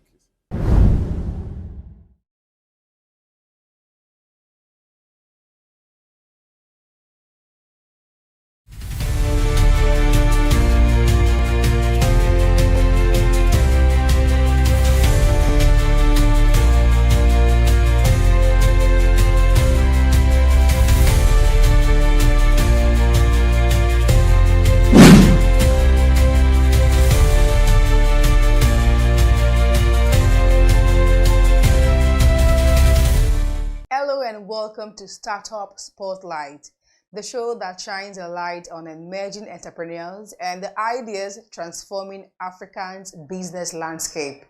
My name is Glory Brown, and today we are unpacking a topic that is all about crafting confidence, which is why handmade fashion still matters in a fast-rising world. And I'm thrilled to be joined by Dr. Goodness Taye Adeosun, who is a dental surgeon and has also distinguished herself as an entrepreneur and is the creative director of Goody, a fast-rising fashion brand in Nigeria. Hi, Dr. Goodness, and welcome to the Startup Spotlight. It's a pleasure having you on our show this afternoon. Hi, it's a pleasure to be here. Thank you very much. Yeah. Let's begin with your story. You're a medical doctor and the CEO of a handcrafted shoe and other leatherworks brand. You've been making waves for your creativity. Can you tell us how you skate through? Because if I'm correct, you started this business while at the university. Okay, yeah, I started this business while at the university. That's 2017. And before now, I started working on, I was doing shoemaking. That was after my Cambridge A levels. That's 2016. So what inspired me was, it started as a hobby because I was always fascinated with creative activities. And I had cousins in US visiting us in Nigeria after several years of being away. And you know, that excitement of, oh, bring me this, bring me that, and all of that. And I told them what I needed them to bring for me. And so I just thought about, what do I give them back in return? And I was still quite young. I had no money to afford something that they will actually value. So I just thought about crocheting something for them. And I thought about crocheting something very unique compared to making of gowns, sweaters, and all. I just thought about, let's do shoes. And I worked on crocheting shoes. So that's how I started. So immediately I worked on the top of the crochet shoes. I met a shoemaker which was beside me, beside the house I was living, and I told him to just help me couple them up together. And he did that. And I spent about 3 days, though he believed so much in me and he wanted me to just make the shoes myself. So within 3 days, he guided me on how to couple up the sandals. So it was the sandals we're working on. And that's how I started. So the next year was when I was going to resume into UI as a student, and I made a whole lot of the sandals for myself. And before then, I already advertised on Facebook among my classmates that were going to resume with me that I was making this. And they told me to bring some for them. They paid me and said I should bring it to Ibadan. I was living at Lokoja then. And so I did, and I went to Ibadan. I sold them. And my roommates in the hostel were also interested, and they paid me for me to make them a pair too. And that's how I started the brand. Oh, that's amazing. And you know, as a doctor, from your bio, I learned that you're a dental surgeon. What really inspired you to venture into these handmade shoes? Was it because you were not so sure about your career as a doctor, or was it because you had the skills or a burning desire? Like from the story you just said, you said people were trying to make you do these things because they saw that you were better at it. So what really inspired you? And also, how can you differentiate your brand? Because we've seen your brand, they are really amazing. How can you differentiate your brand from international competitors and other Nigerian handmade brands?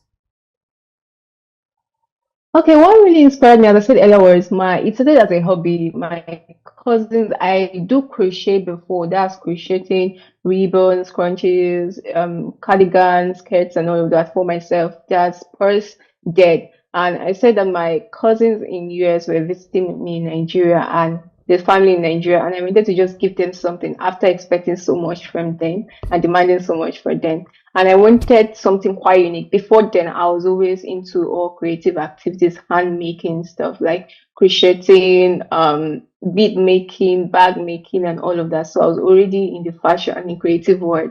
And I thought about crocheting a shoe since I felt that was unique then. Because most of the times the crochet shoes you see are those ones indoor, but I wanted to make something outdoor. And that's how I started the crocheting of shoes. I started my brand, the crocheting of shoes, first of all. And what actually I feel that is quite different with my brand compared to the international shoe brands or fashion brands is my brand. There's always a story behind every design. I always wanted to create something, design something that is quite unique. And again, the fact that I'm a doctor is not just focusing more on aesthetics or probably the designs. I also want to bring comfort, and that's also what I put in whenever I'm making an issue for any clients. Comfort is also there. So I think the most important thing about my brand is the fact that I'm a doctor, which also pay attention to comfort, making sure my clients are comfortable, and again, working on designs that are very, very unique. And that's all. How do you get these ideas, the inspirations for your shoes? Because I've seen that there are different unique designs. How do you get these inspiration, or where do you get them from? And how do you incorporate that creativity, bringing it into actualization? You know, there is one thing for you to have an idea in your head, and there's another thing for you to bring it to reality. How do you get this inspiration? So sometimes my inspirations can come from even dreams. Sometimes you just dream about something and you just like, oh, this looks so cool. Let me try. And sometimes just nature. There was a recent heel I made and it was just flowers that inspired me. I just saw how the flowers were arranged and I thought about bringing that into life. Sometimes it's probably a problem somewhere. People are thinking about, okay, how do we solve this? Or people just a friend mentioned the problem to me. I just felt, okay, I think I can do something that will look better or will fit you or probably will be comfortable or probably functional to you. And that's how my designs just come in place. Sometimes I get inspiration also from different brands. You just look at what they design and then you just think about, okay, how can I make this much better? Or what do I put in? Sometimes it's just collectiveness of, I mean, so many brand design you just put into one piece. And that's how I get inspired. And again, the what also inspired me sometimes as a Christian, I when I read the Bible, I see something to describe there, and I'm like, okay, what if we bring this into life with the way they describe some of those things? And yeah, that's it. You know, this is the startup spotlight. I want to ask you this question. You know, we have a lot of entrepreneurs who are starting out, and they might Yeah. be someone out there listening to you right now. What do you think are the challenges that you faced when starting off this brand? Because you're coming from a different sector, you're coming from being a dental surgeon, and then you're shifting your focus to something different. What challenges did you face at the start and how did you overcome these challenges? The challenges I first of all was the fact I was juggling it as a medical student and also as a business owner. That was quite difficult, juggling between the two. Knowing fully well that medical school is quite time draining and time intensive. And also business has its own challenges and on. So those two, I mean, combining those two were quite difficult when I started. And again, when it comes to funding, taking for funds to be able to get some machineries from also when it comes to staff, getting the right staff to work with you at that moment. Those were also challenges those three major challenges are the ones I experienced when I started initially. I'm quite conversant with some of your G's on X, and you were trending a couple of time back and facing a lot of backlash regarding your price that has to do with a crochet slippers. You understand? And you know, when you're starting a business, you need to pair it along with digital content. You know, you need to put your content out there on social media so people get to see what you do, and then you get to attract the right audiences for your brand. Did any part of that backlash affect your brand, and how did you overcome it? Did it affect your client relationship as well, or did it bring more clients to you? Because you know they say no publicity is a bad publicity when it comes to business. Actually, I would say yes and I would say no, but will I say yes, it affected Joe personally, it affected me. I was quite down and it was like I went creative block completely because it was like I received a whole lot of negative comments of this is not even fine, it's not worth it, and all of those. And at some point, I was questioning myself if I was really designing something beautiful. And so I couldn't even design for like 3 months. And the good side of it, yeah, I got people, I got clients. I mean, people have been always looking for those visibility. I got the visibility for free. And people could really comment on the designs and say this is actually very unique designs and all of that. So yeah, it was the positive impact it had was yes, I got more visibility, I got also more clients. And negative part was I was a little bit discouraged for a while. You know, you made mention of you starting your handmade business from the university days. And you know, when starting a business, it's like you taking a step without seeing where the next step is going to take you. And of course, you've already made a lot of mistakes. What are those mistakes, or what is the biggest mistake you've made when starting out? And how can other people who are looking forward to start a new business overcome such mistakes or try to avoid them when starting out? The mistake I want to say I made was at first I didn't structure the business well. It started as a hobby initially, and it was a little bit chaotic and haphazard. There were no bookkeeping. I didn't structure how my staff should work. There was no SOP. It was just others comes in. You guys should just work in, and that's it. I go. I wasn't really supervising most of my inventories and all of that. So those were those were the mistakes I made. Especially when it comes to the part of bookkeeping, I didn't make records of most of my sales when I started initially. Okay. Then for those that are wanting to venture into this handcrafted or handmade shoes that you do, what is the top 3 best advice you can give to them right now? Some might be out there watching us right now. You never can tell. I want to say in every single thing you are doing, do it well. Do it well. Aim to make everything perfect and excellent. Yes, because you may some people look at other luxury brands and say, okay, they didn't actually do it this way. They are still making money, but as much as possible, if you can go beyond what they are doing, put in that best. And again, I want to say that everyone should aim to being unique with whatever you're doing. Put passion in there. Let it be as if it's something your personal story is inside wherever you're designing. And that's what has helped me in being able to design so many things. And again, aside that, when it comes to shoemaking, comfort should be a priority to your clients. Comfort as much as possible. There are clients that walk up and say, I bought this shoe from this particular brand and it wasn't comfortable and I had to throw it away, or it gave me aches on my feet and all. Comfort should be very, very important. Probably maybe because I'm talking from the part of being a doctor. So those are the most important 3 things I've talked about. That means putting their mind wherever you're doing. Make sure it's excellent. Putting that excellence in wherever they're doing. And again, if they're design, they should always aim to make it very, very unique. Try to avoid copying people, their designs. Even if you have to copy people, make sure you add to it or you subtract from it, but don't just copy everything the same way. And comfort when it comes to footwear, make it very, very paramount when you are making shoes. So from you, be the best, be unique or be original, don't copy other people, and put comfort when making this so your clients can actually come back, and do more patronizing your brand. Where do you see the Nigerian handmade shoe or other leather works industry in the next 3 years? Because things changes from time to time. What vision or what idea or what do you think is going to be the hope for this industry in the next 3 years? I feel Nigeria will be the next Paris, Italy. In Italy there are a lot of shoe brands, same also with Paris. Even some brands that are not even making their shoes in Italy or Paris, they still put Paris because they know that they are known to make very good shoes. So I'm seeing Nigerians to be, because there are a lot of creative minds here in Nigeria, especially in the shoe industry. And I believe that will happen someday. Probably Nigeria will be the next one after Italy or Paris. Thank you so much, Dr. Goodness Tai Adeosun, for joining us on the Startup Spotlight. It's been an insightful segment with you. Thank you so much.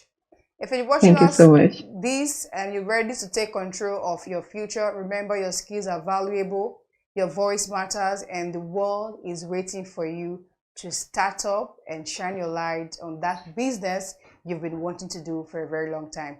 This is much we can take on the Startup Spotlight this week. I'm Glory Brown, and I'll see you next Monday for another inspiring episode. Stay inspired and keep watching bdtv.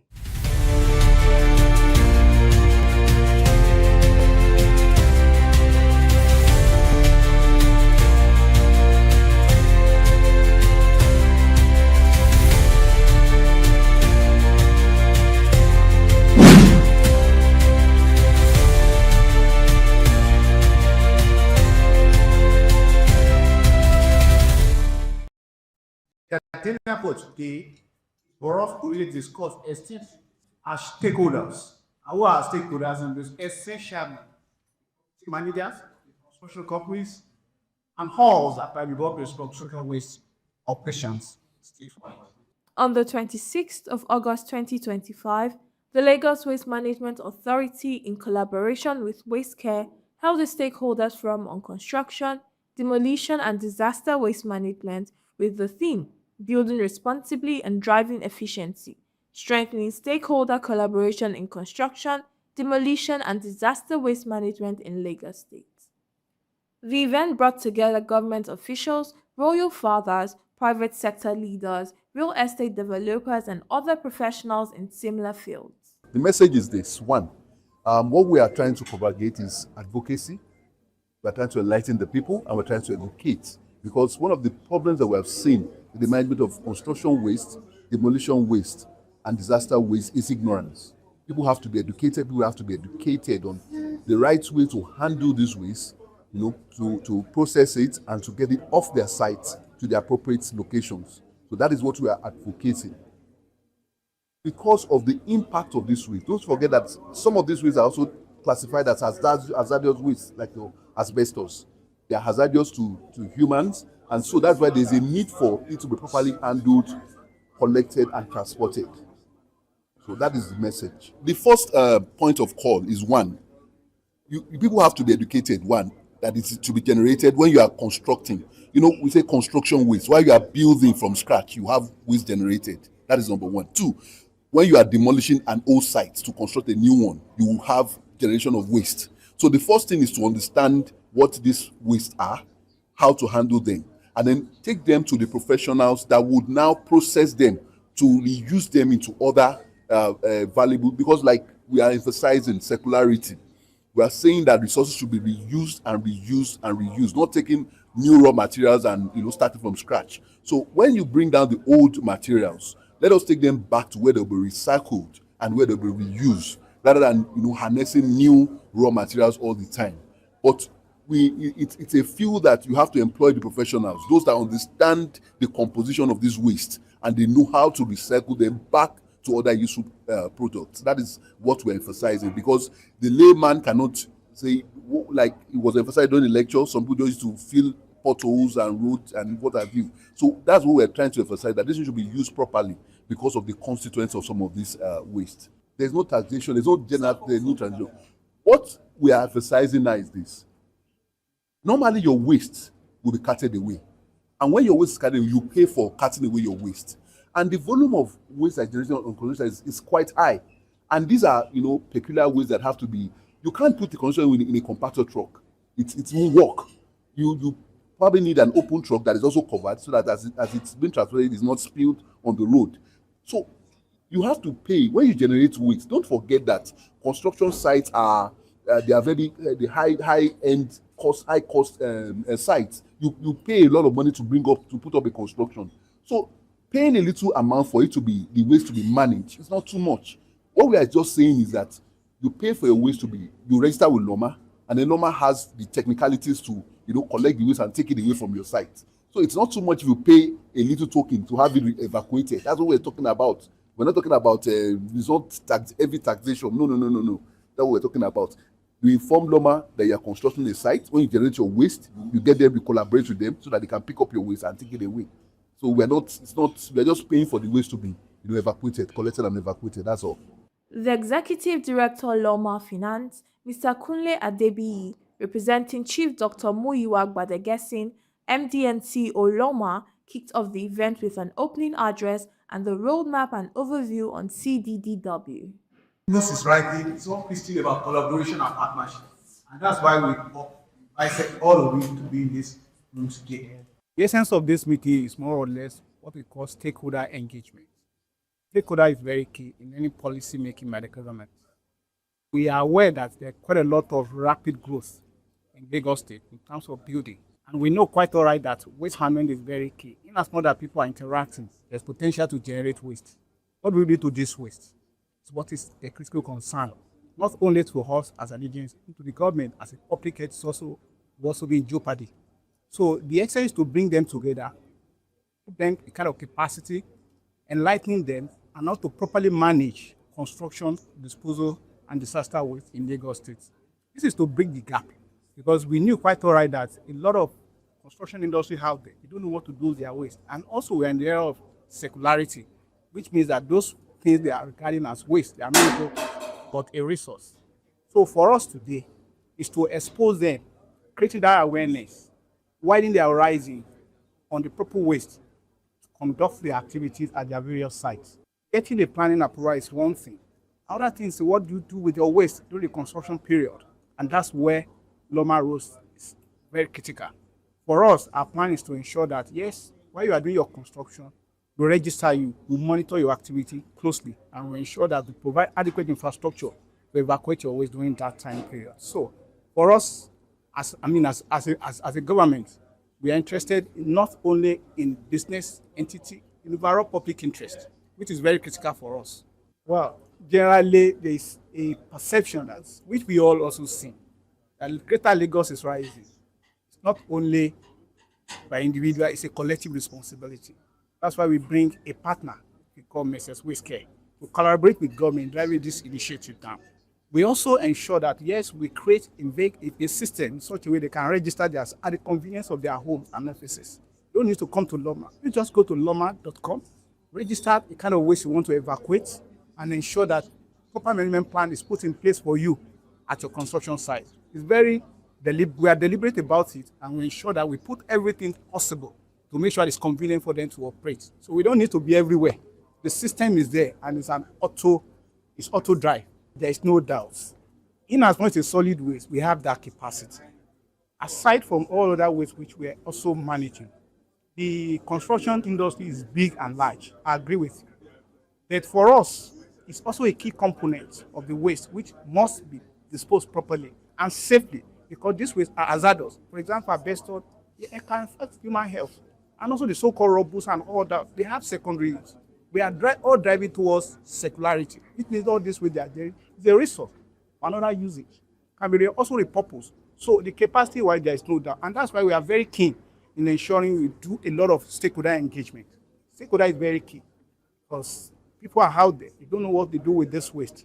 So I don't have any challenges in ensuring that, yes, we put a proper perspective to it and ensure that people do the right thing in the right environment, not to really safeguard their personal peace, for overall general interest of the public.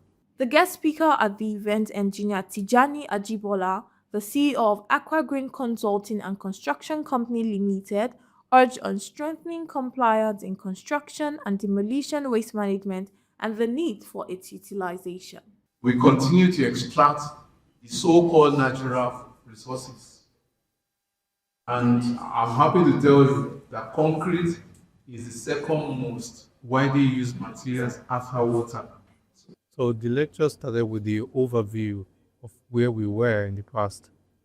People don't know anything about the construction and demolition waste, so I reminded the audience about what those materials are and ensure that they are all aware that these are not actually waste, that they are something that we need to bring back so we can reuse them in our concrete. So I actually explained that in the past, the use is to fill gully eroded area, dilapidated road, and some people practice in throwing these away into the water bodies, which is wrong.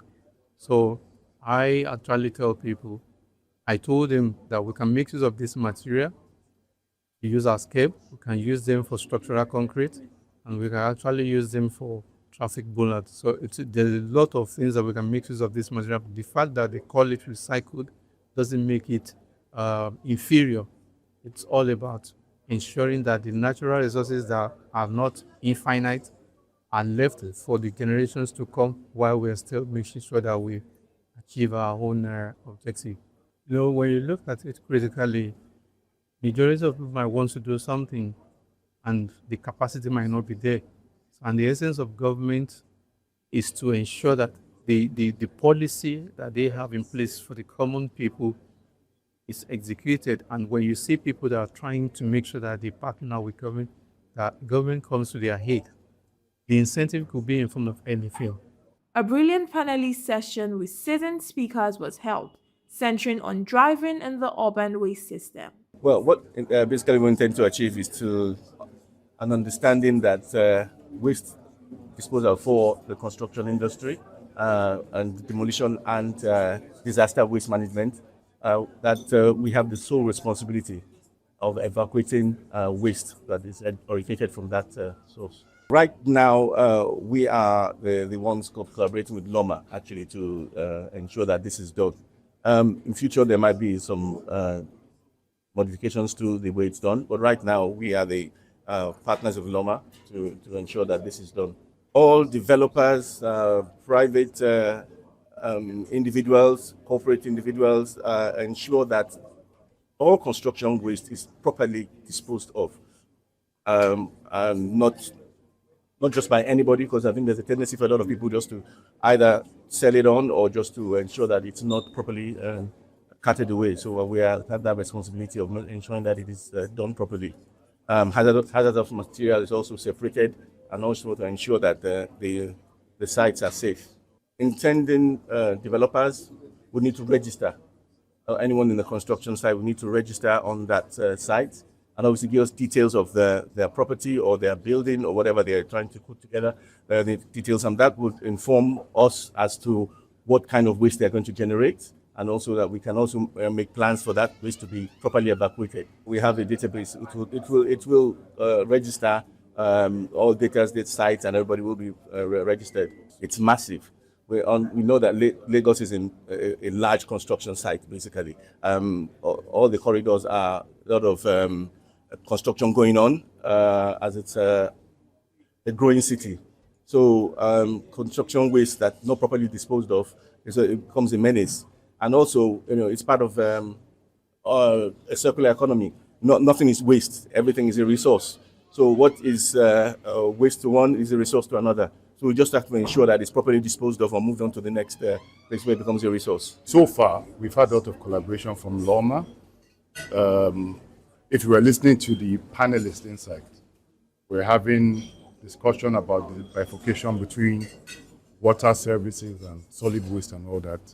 Lagos State Drainage Services, Ministry of Environment. And we've been collaborating with most agencies. We are, the last mile users. We had to collaborate with agencies to improve the environment, a lot of degradation.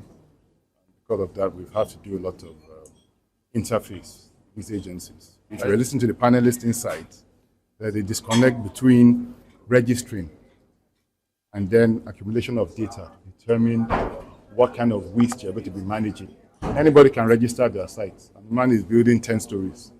The kind of waste management for that kind of project is different from when you're registering to build a single duplex dwelling home. Do you understand? Yeah. But these are the disconnections, I think, stakeholding and things like this, sure, over time and all that. But it's not unionized when you say all the developers. I think a lot of developers adhere, right? But the problems are bigger than just developers not being able to do a lot. There's shortfalls in capacity, both on the government side and The panelists have brought to the fore some very important points, including how to use the waste. If the waste is being used productively, then you have a situation where people are not dumping waste into the rivers and it's being used to generate power, it's being used to build an economy and an ecosystem. That way, waste management becomes, an economic powerhouse, right? So we are generating waste, the waste is being used to produce, generating jobs. We'll see less of these problems. So I think it's mostly a stakeholder issue. All these moving parts have to come together for cohesion. The event ended on a high note with a pledge from the general public and a vote of thanks from Dr. Acien Nswabia, Director of Waste Management Statistics and Policy Development. Amanda Amosigwe reporting for Business Day Television.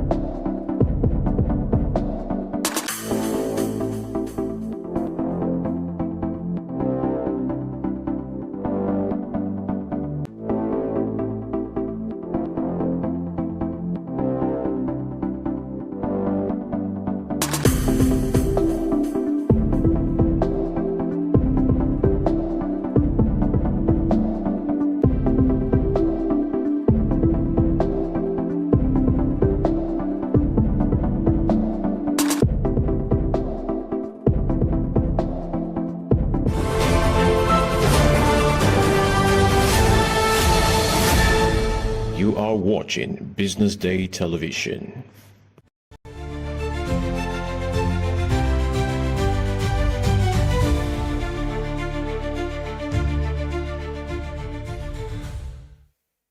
Hello, this is News Updates reaching you live from Business Day Television News Studio here in Lagos.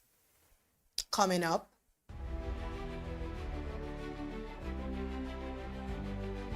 CBN Governor Cardoso projects decline in interest rates as inflation eases. Petroan to shut down petrol stations from Tuesday, September 9th. No plan to shut petrol unit, Dangote refinery.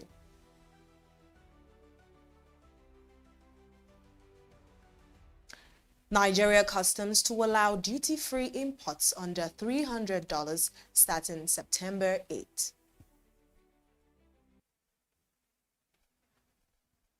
Thank you for joining us on the news update. I am Norma Obuna. Central Bank Governor Olayemi Cardoso says Nigerians could soon see lower lending rates as inflation slows and investor confidence improves. Speaking at the Eurocam Nigerian Sea-Level Forum in Lagos, Cardoso noted that current loan rates of between 32 and 36% may ease once stability deepens. He explained that inflation, though still high, is gradually cooling, supported by tighter monetary and fiscal coordination. Latest figures from the National Bureau of Statistics show headline inflation at 21.88% in July, down from 22.22% in June, and far below the 33.40% recorded a year ago. On the banking sector, Cardoso emphasized the ongoing recapitalization drive as critical to strengthening lenders against shocks and enabling them to finance investment. He also highlighted the role of fintech and financial inclusion in reducing poverty and expanding access to credit. The governor praised closer ties between fiscal and monetary authorities, saying collaboration will be key to sustaining reforms and ensuring long-term stability in financial system. Moving on, fuel station owners under the Petroleum Products Retail Outlets Owners Association of Nigeria, also known as Petroan, will suspend operations for 3 days starting tomorrow, Tuesday, September 9th. Petroan President Dr. Billy Gillis Harry announced the move in Abuja, saying it will be peaceful and aimed at resisting monopoly in the downstream sector. The action comes as the National Union of Petroleum and Natural Gas Workers, NUPENG, prepares for its own strike over disputes with the Dangote refinery and concerns about job security. Meanwhile, the Independent Petroleum Marketers Association of Nigeria, IPMAN Western Zone, has also shut operations from today, Monday, September 8. IPMAN accuses Dangote Refinery and MRS Energy of attempting to dominate petrol distribution in violation of the Petroleum Industry Act. Its chairman, Chief Oyewole Akani, warned that the shutdown could ground more than 40,000 trucks and put thousands of drivers out of work. Both Petroan and IPMAN say the action is necessary to protect jobs, maintain fair pricing, and preserve competition in the petroleum sector. Meanwhile, the Dangote Group has denied reports that its refinery has shut down petroleum production for 2 to 3 months. The group's spokesperson, Anthony Chiejina, described the claims as fake, stressing that operations are ongoing. The refinery, which began processing crude in January 2024, has already reshaped global oil trade. European petrol exports to Nigeria have fallen sharply from about 200,000 barrels per day in 2024 to around 120,000 so far this year. Dangote has also broken into the U.S. market, shipping gasoline to the East Coast, a sign that its products meet international standards. In July, crude deliveries to the plant hit a record of 570,000 barrels per day, 60% from U.S. light sweet crude and 40% from Nigerian supplies. Industry watchers say this flexibility shows the industry's competitiveness. With a ramp-up target of 700,000 barrels daily by December, Dangote is positioning itself as a major global energy player. Up ahead, Nigeria Customs to allow duty-free imports under $300 starting September 8. We'll bring you more details after this timeout.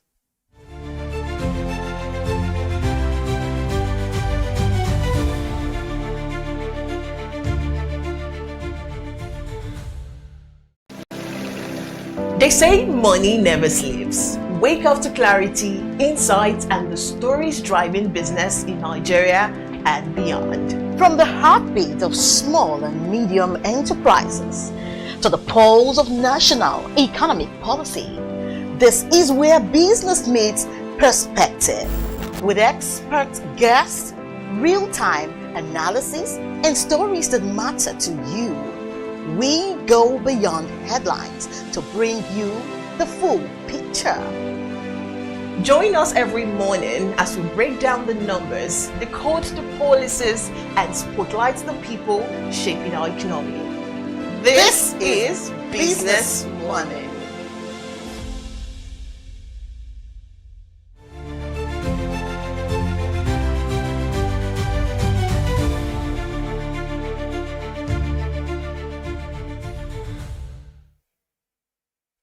The Nigerian Customs Service will from today, Monday, September 8, begin duty-free clearance for goods valued at $300 or less.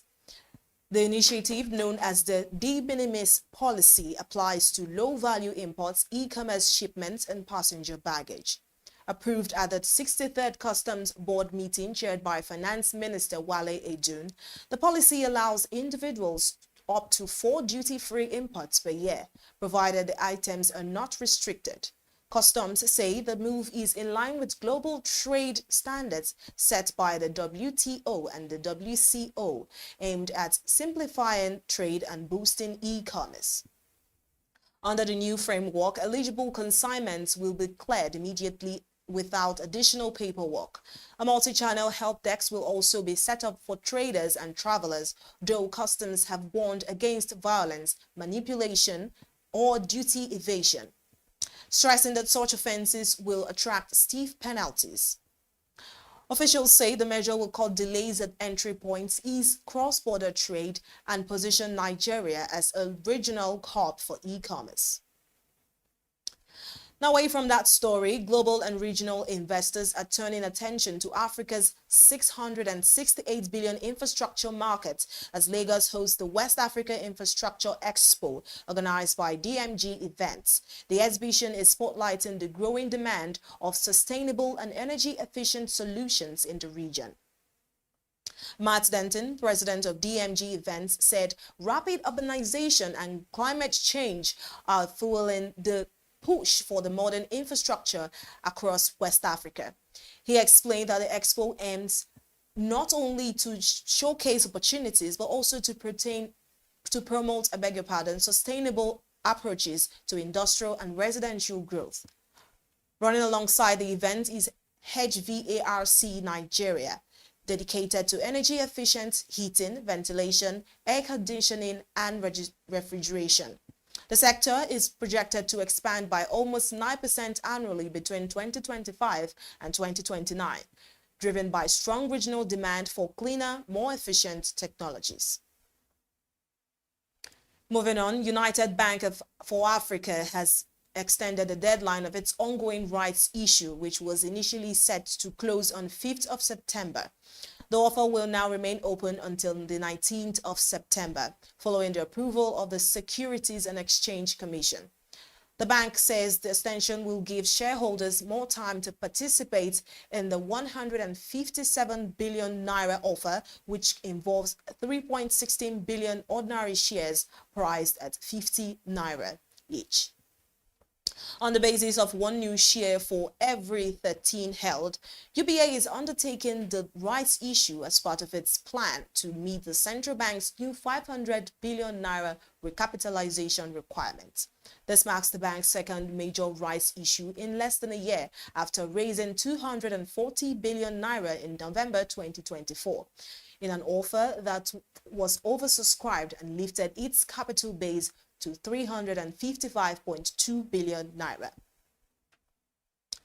Nigeria may be losing out on a multi-billion-dollar opportunity in animal waste management due to weak infrastructure and poor policies. According to Chuka Modi, CEO of Ella Lakes, livestock waste can be transformed into organic fertilizer that improves soil health and reduces dependence on expensive synthetic products.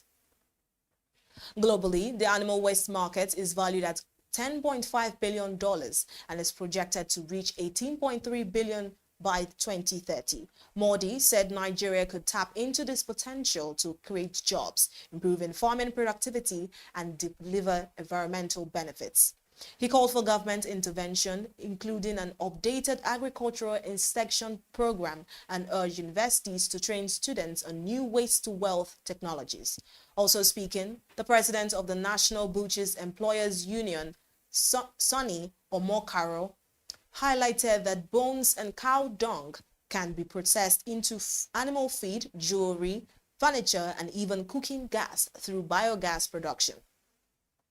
He added that the residue from biogas is a natural chemical-free fertilizer. Still to come, Kenyan, Nigerian, and Ghanaian currencies seen stable. These and more after this commercial break.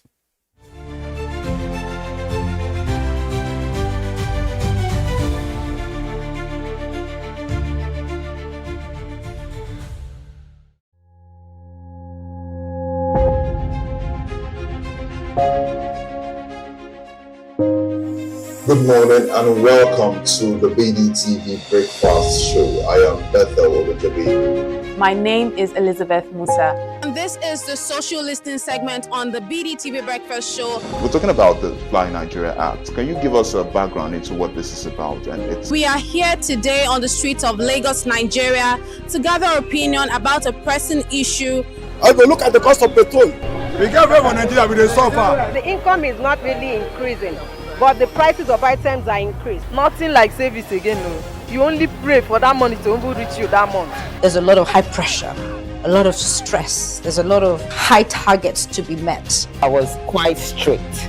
In my mind, I said, looking for my hand, my picking will spoil.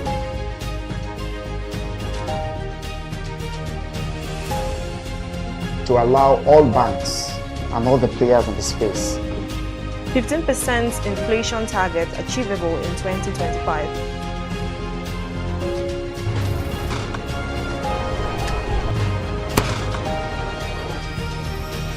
The command and vision philosophy of both the Chief of Defense Staff, the Chief of Army Staff, and indeed all the service chiefs.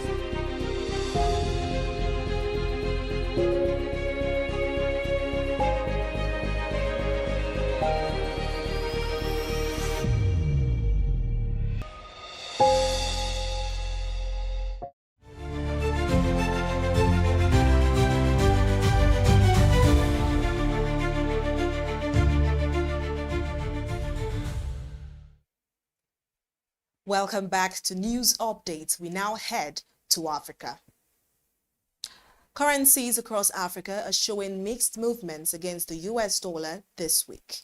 In Kenya, the shilling holds steady, with commercial banks quoting it at 128.90 to 129.40 cents per dollar, virtually unchanged from last week. The Nigerian naira is also stable, trading around 1,529 naira per dollar as central bank dollar sales continue to meet importer demand and calm the markets.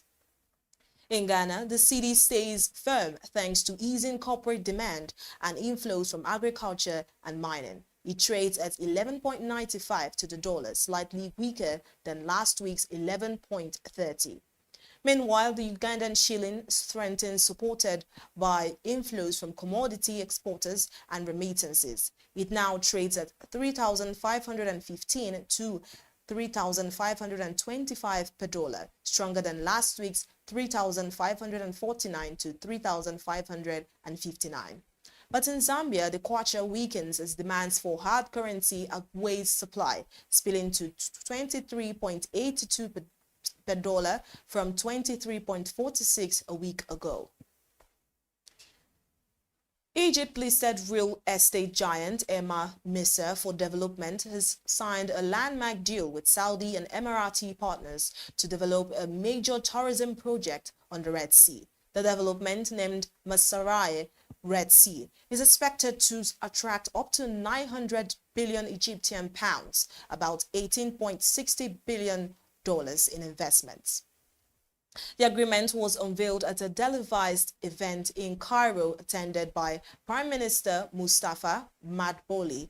Emma Misr, which is almost wholly owned by Dubai-based Emir, will work alongside Sky Tower for real estate development and Golden Coast, a subsidiary of Saudi Arabia's City Stars Group. Officials say the project could generate between $100 to $200 million in annual revenues from tourist activities once operational. The announcement comes as Egypt pushes for large-scale investments to ease its ongoing financial crisis, with foreign capital already flowing in from Gulf investors like Abu Dhabi's ADQ. And now onto the foreign scene. Pacific Island leaders have opened a week-long summit in the Solomons Islands with plans to endorse an Ocean of Peace declaration aimed at easing regional tensions between the United States and China. The summit is also expected to see strong support from Australia's bid to host the COP31 climate talks after Canberra pledged deeper cooperation with its island neighbors on the urgent challenges of rising seas and worsening storms. China's pressure to block Taiwan's participation led Honiara to cancel the attendance of the 24 donor partners, including the US, Taiwan, China itself. The 18-member forum is split diplomatically, with some aligned to Taiwan, others to Washington, and most to Beijing. Australia remains the region's largest aid donor and has moved to counter Beijing's growing influence, especially since the Solomon Islands' 2022 security pact with China. Prime Minister Anthony Albanese will join the summit midweek following a stop at Vanuatu to seal a landmark $500 million deal on security and economic cooperation. Also, Japan's political landscape is in flux after Prime Minister Shigeru Ishiba stepped down on Sunday following election losses that cost him his ruling coalition its parliamentary majority. On Monday, the former Foreign Minister Toshimitsu Motegi became the first lawmaker from the ruling Liberal Democratic Party to declare his candidacy to replace Ishiba. The LDP has called an emergency leadership election for October 4th, according to local media. The resignation rattled markets. The yen weakened while stocks jumped on speculation that Ishiba's successors may adopt looser fiscal policies. Among the front-runners, Sane Takachi, a party veteran who could become Japan's first female leader, and Shinjiro Koizumi, son of former Prime Minister Junichiro Koizumi, who at 44 would be the youngest modern-era premier. Both were strong contenders in the last year's lead. Up next is sports news after this break.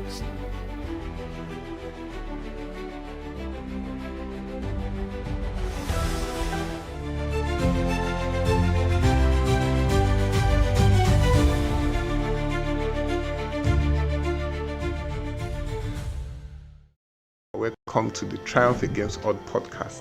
Most people go through their lives without knowing what their superpower is, right? But if you're lucky enough and determined enough to find your superpower before you get to a certain stage of your life, you will be incredibly successful. Look, the first thing is you just decide not to look at the challenges, because if you do, it's going to end you. The closest thing I think is that I had a deeply military background, which is a bit of a never say die background. I saw an opportunity in non-interest banking, and I felt that the demand was there. There was pent-up demand for it. People were yearning for it, and I felt that if we did it properly, if we brought in professionalism into it, and if we brought in our experiences, our various experiences from various backgrounds into it, that it could succeed. Very few people do that because very few people explore their superpowers. They just explore bread and butter issues. I need to eat, and Yes, there will be challenges. This is a very difficult business environment. The government keeps working on how to make business easier. The first problem to overcome is really just starting, right? We thought about this idea for over 2 years before we even took the first step. You cannot ignore this country. No, and to be from here, I think is an incredible privilege. Nigeria will be ascendant in my lifetime.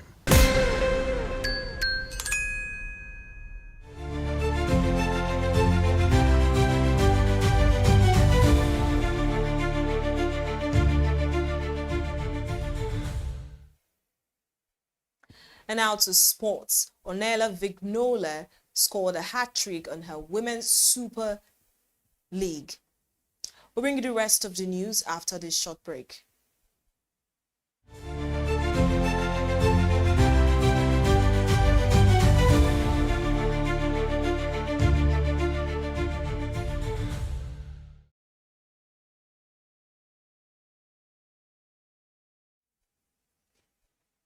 For Everton, as the Toffees scored a 4-1 win in the Merseyside derby against Liverpool, the Reds took the lead through Canola Cabox, rifling her effort into top right corner in the 12th minute, but saw it quickly cancelled out by Vignola's first goal of the afternoon. The summer signing from Granada led the counter-attack for her side before shifting the ball onto her left foot and curling a shot into the far corner. Kadja Synergies would then head Everton into the lead just before the break. 3 changes after the restart from Brian Sorensen quickly saw Everton cruise into control of the derby, with Vignola netting 2 goals in 2 minutes to become the first Everton player to score a hat-trick against Liverpool since Dixie Dean in 1931. And now to end the news, Liverpool forward Cody Gakpo has revealed that Bayern Munich tried to sign him during the summer transfer window. Speaking to ESPN Netherlands, Gakpo said Bayern made an approach but eventually chose to sign his Liverpool teammate Luis Diaz instead. The Dutch international admitted the speculation made the transfer period hectic and stressful. Liverpool, meanwhile, wasted no time securing Gakpo's future, tying him down to a long-term deal running until at least 2028. Since joining from PSV Eindhoven in January 2023, Gakpo has become a key figure in Liverpool's attack and remains central to Arne Slot's rebuild. And that is the much we have for you on News Update at this hour. Remember to follow us on all our social media platforms and on YouTube to get more updates from Business Day Television. I am Norma Obuna. Many thanks for watching.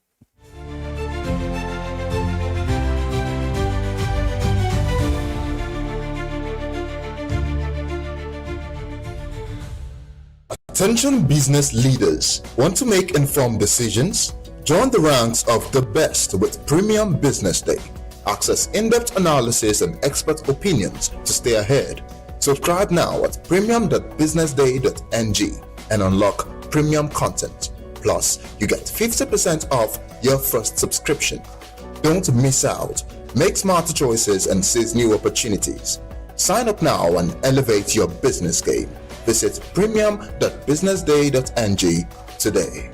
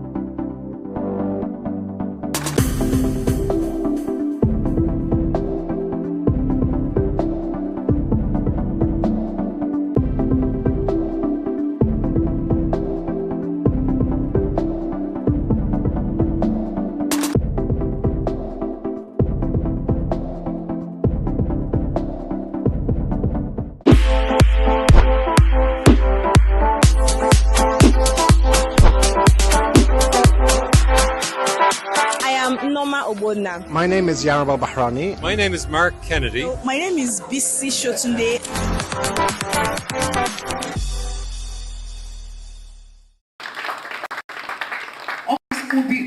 We'll be going into a first panel session, which will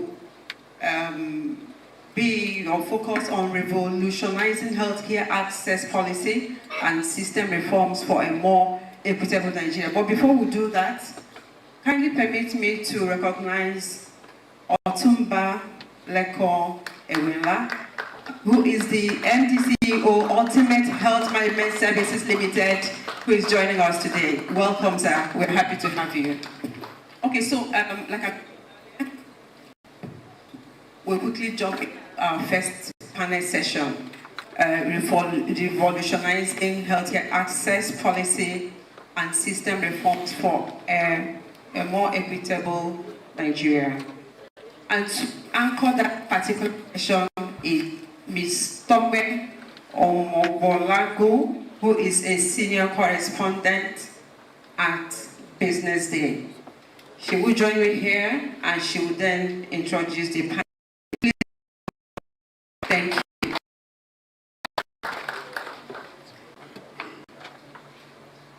Thank you very much. Good morning once again, everybody. Permits me to stand on the existing and bring up our panelists for the session. Please, with a round of applause, kindly welcome with me Dr. Haitola Adejoye, who will be representing Dr. Prosper Okonkwo, the Chief Executive of APIN Public Health in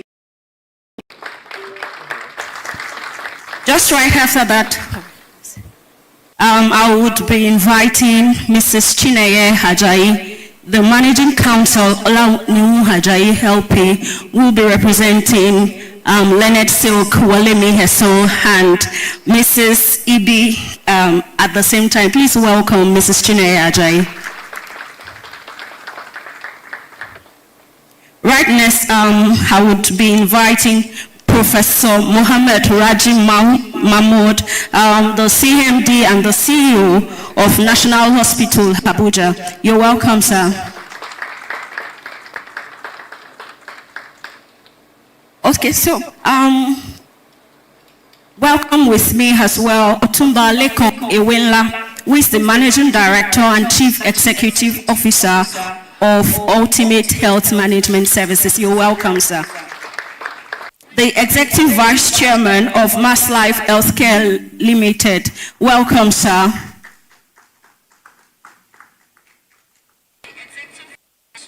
Lastly, welcome with me, Dr. Ashikevi from Base University, Abuja. You're welcome, sir.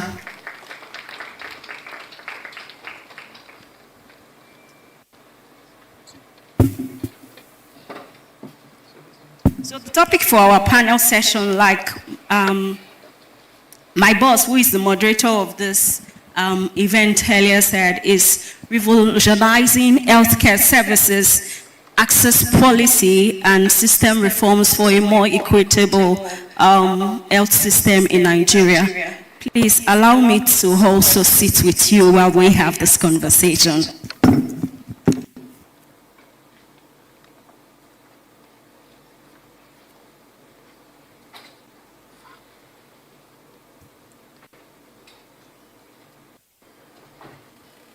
Thank you very much. Let's just delve into the questions before us as we hold this engaging panel session. So my first question will be to Mrs. Ibi Ogunbiyi, represented by Mrs. Chineye Hajayi.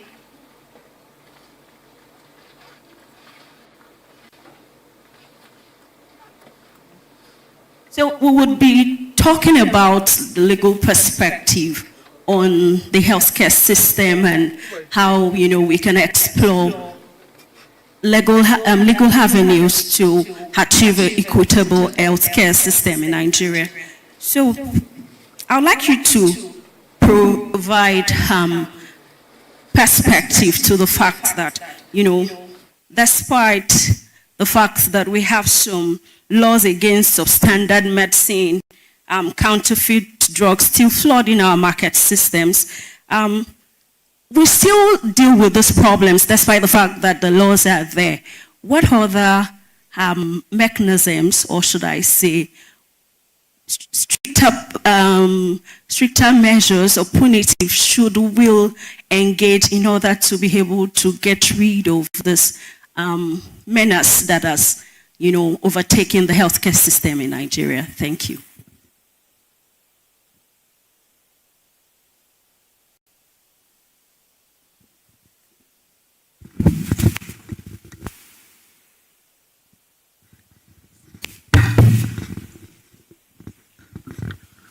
Thank you very much. And I'll start by saying that the problem of non-implementation of laws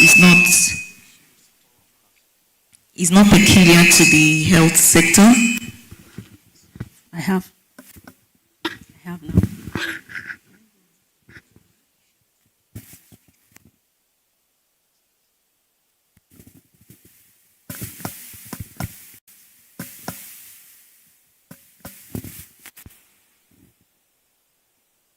Hello? Okay. I think you can manage the situation. It's quiet.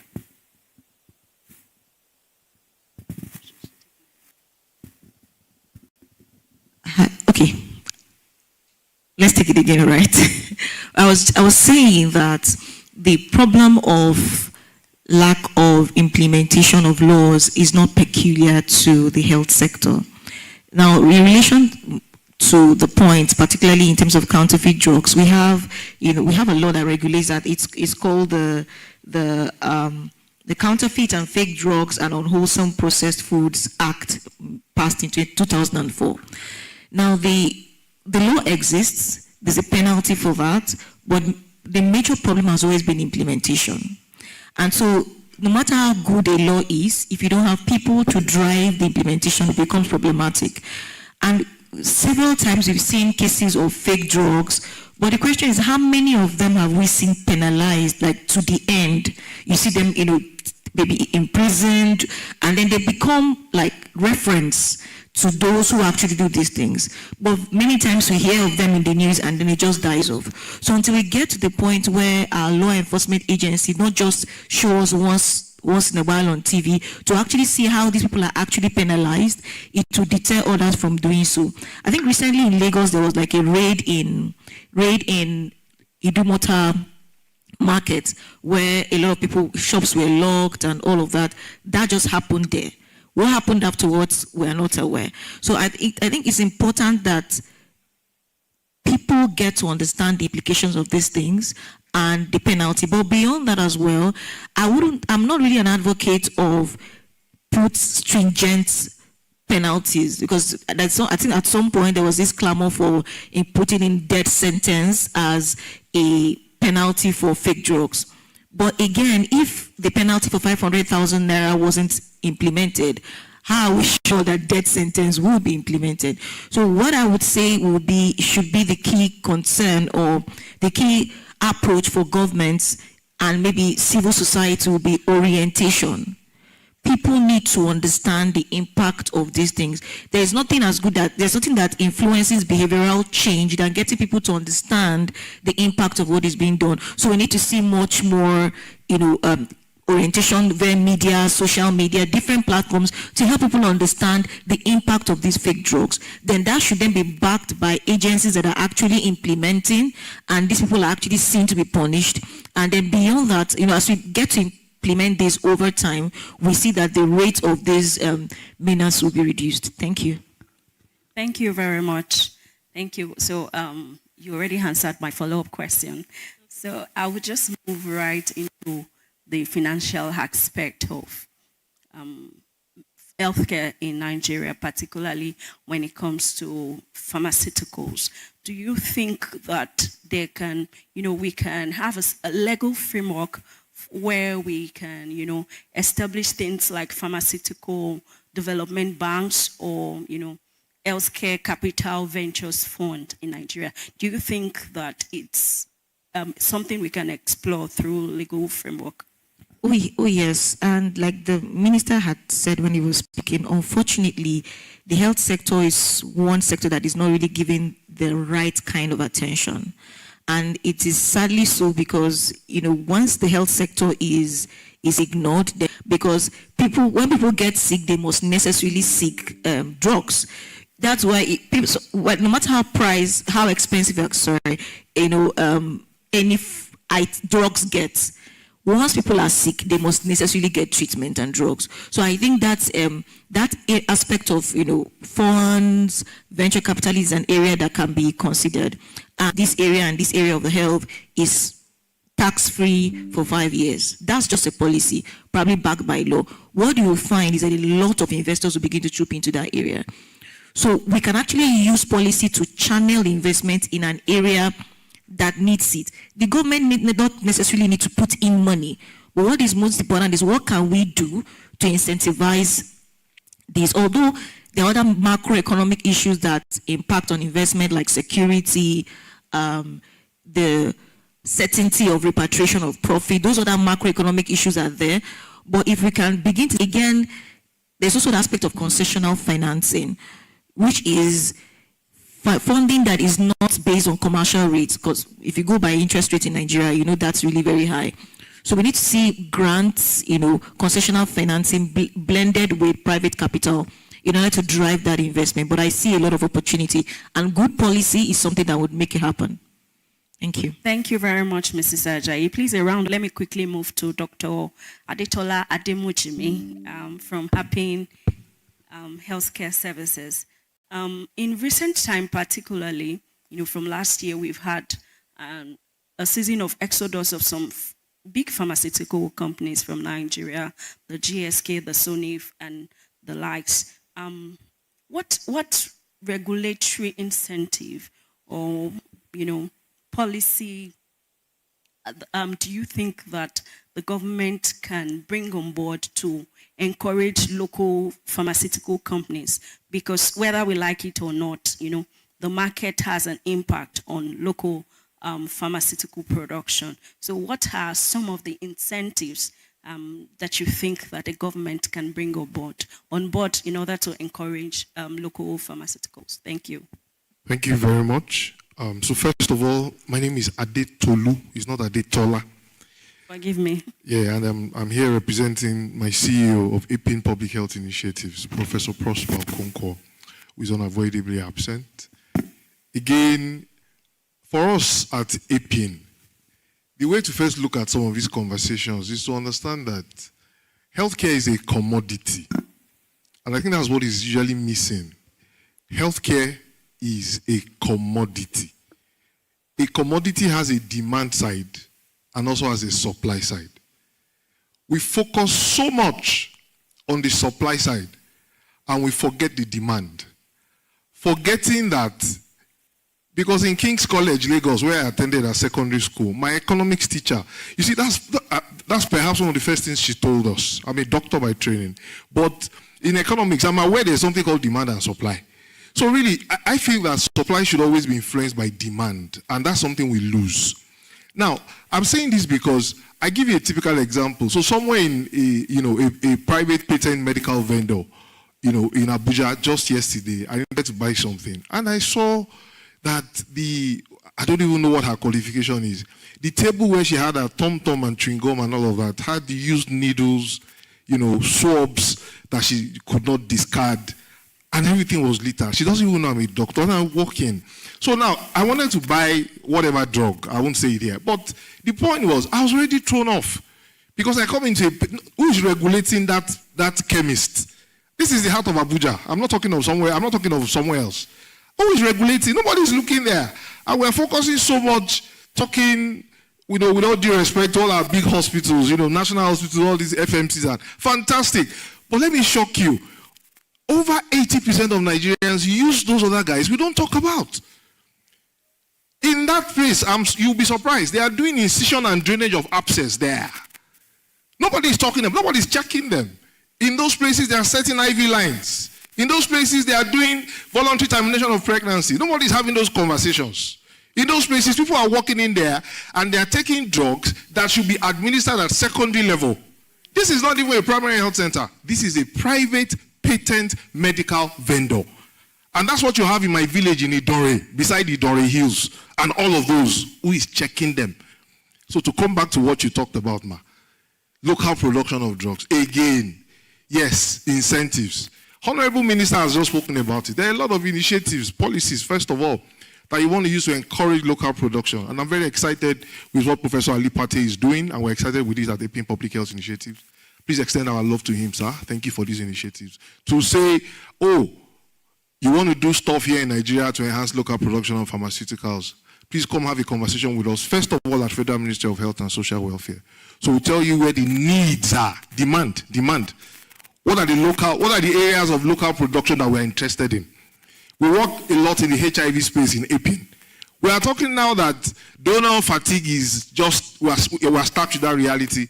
How can we start to produce RDTs, like the Honorable Minister talked about, rapid diagnostic test kits for HIV, for instance. So if you come to Federal Ministry of Health and you sit down with them, then they will tell you, the priority based on data, based on what have you right now, is that we want to focus on local production of rapid diagnostic test kits. So the first thing is about sitting down with them to have that conversation. Secondly, you talked about concessional financing and all of these other opportunities. But again, the macroeconomics is always very important. Remember why Emirates Airline and their likes had to leave. What did they say? So people have paid for air tickets, but we cannot recoup our funds, all right? Because whatever was happening at central bank. So the second thing to encourage local production will be, are you sure if these investors come in, they can actually recoup their funds? Nobody has to worry about how do I have access to dollar? Do I have to know somebody who knows the central bank governor and have to go to the bank and all of those things? Macroeconomics conversations, very important. Another thing around it also in macroeconomics is also around multiplicity of tax. And that's why we're also excited when we look at these things at APIN Public Health Initiatives to say, President Bola Ahmed Tinubu GCFR, the tax reform policy is very important. Why? Because if someone has to come, or a group of persons, or a consortium of private investors say we want to build XYZ pharmacy industry, and then they need to worry about the federal government takes tax from them, that state government where they are cited takes tax, the local government comes again, takes tax, the Omoniles come again, they take tax. Nobody wants to work in that kind of environment. So we are also interested in what tax reform policies are being implemented to encourage these guys to come and do local production. I can go on and on. Security is probably even the first. So you want someone to establish somewhere in Ogun State where I know a lot of the pharmaco industries are going right now. And then they are worried that you have guys who are bandits, who are what have you, who could actually, hamper all our investments and prevent, us scaling up and actually thriving. So all of these other conversations are very important around security as well to encourage local production of drugs. Again, I can go on and on, but just to summarize, because I don't know if I'm going to have a chance to do this again. Honorable Minister, sir, and because the Honorable Commissioner for River State is here, so I just dropped this again because simple things as Nigeria does not even have, imagine somebody needing health in Akukutoro in Rivers and needs referral to come to Port Harcourt. What I'm saying, Honorable Minister and Honorable Commissioner, sir, is that at APIN, we have understood, for instance, there are no, the The basic health center in Akukutoru, do they even have a phone number dedicated for that basic health center? Do they have the phone number dedicated for the general hospital in Port Harcourt where they want to refer? I'm not talking of the phone number of the CMD and the person who works there.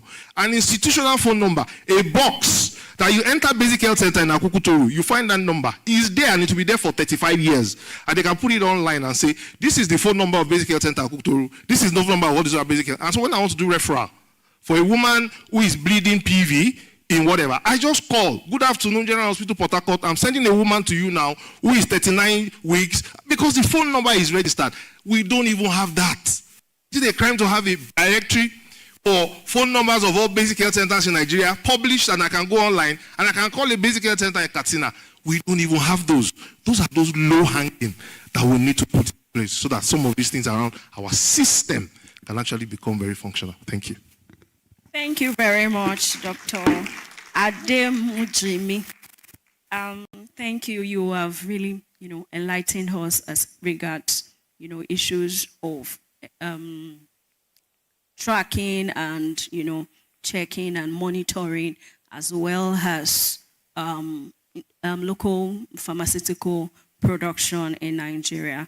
Still on the issue of fake drugs, I still wanted us to talk about it. Though you mentioned it slightly, but I want you to, dwell on it a bit. This issue, there's this statistics that I saw that about 28% of our medicine are estimated to be fake.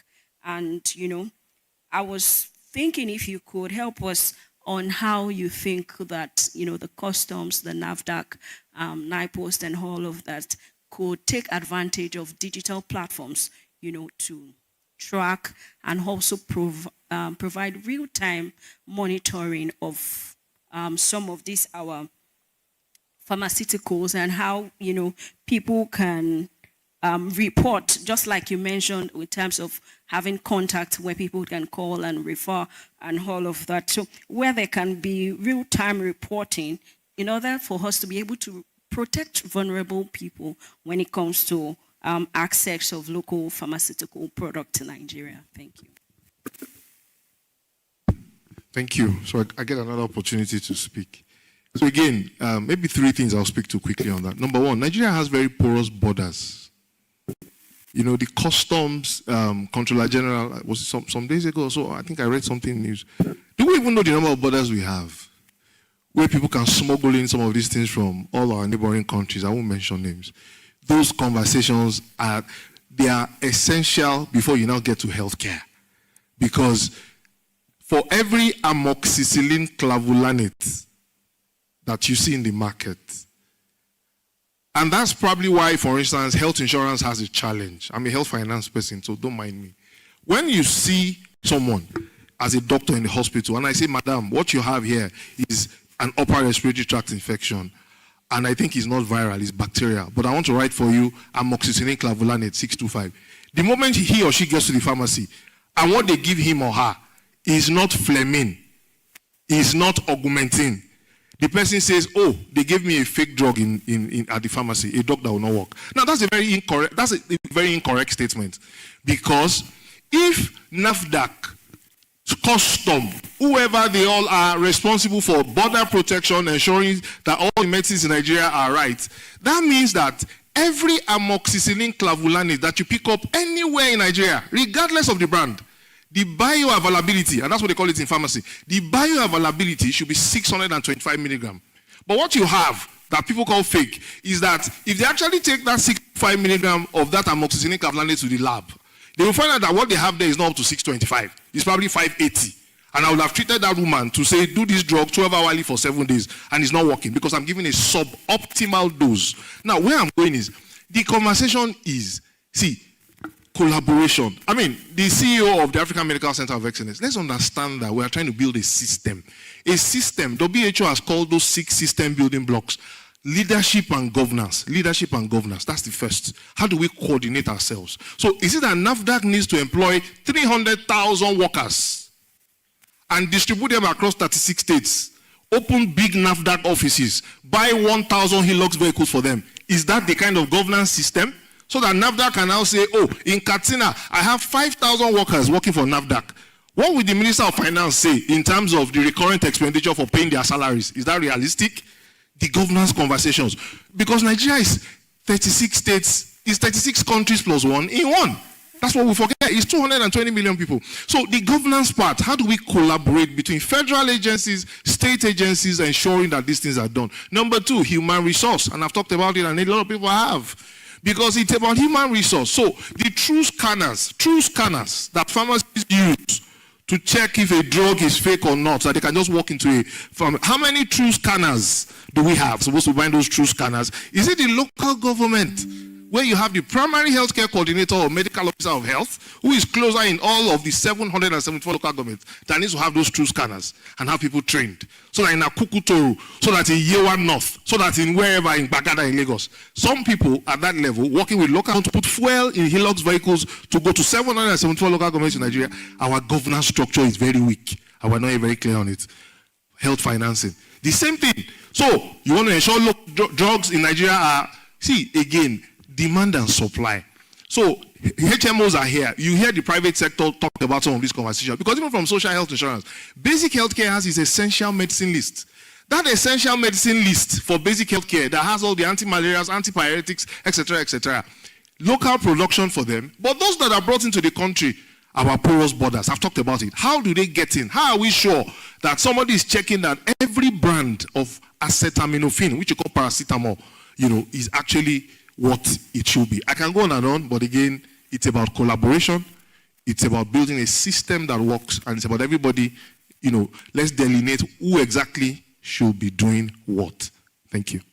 Thank you very much, Dr. Ademuluyi. Thank you. A round of applause for him, please. Dr. Ademuluyi drew out a bit on collaboration, governance, and the likes. So that would lead me to Dr. Mustafa Zakarisa. Speaking of collaboration, can indigenous knowledge or locally sourced plant-based materials actually be integrated into like an eco-friendly drug production in ways that will promote ownership? Thank you, sir.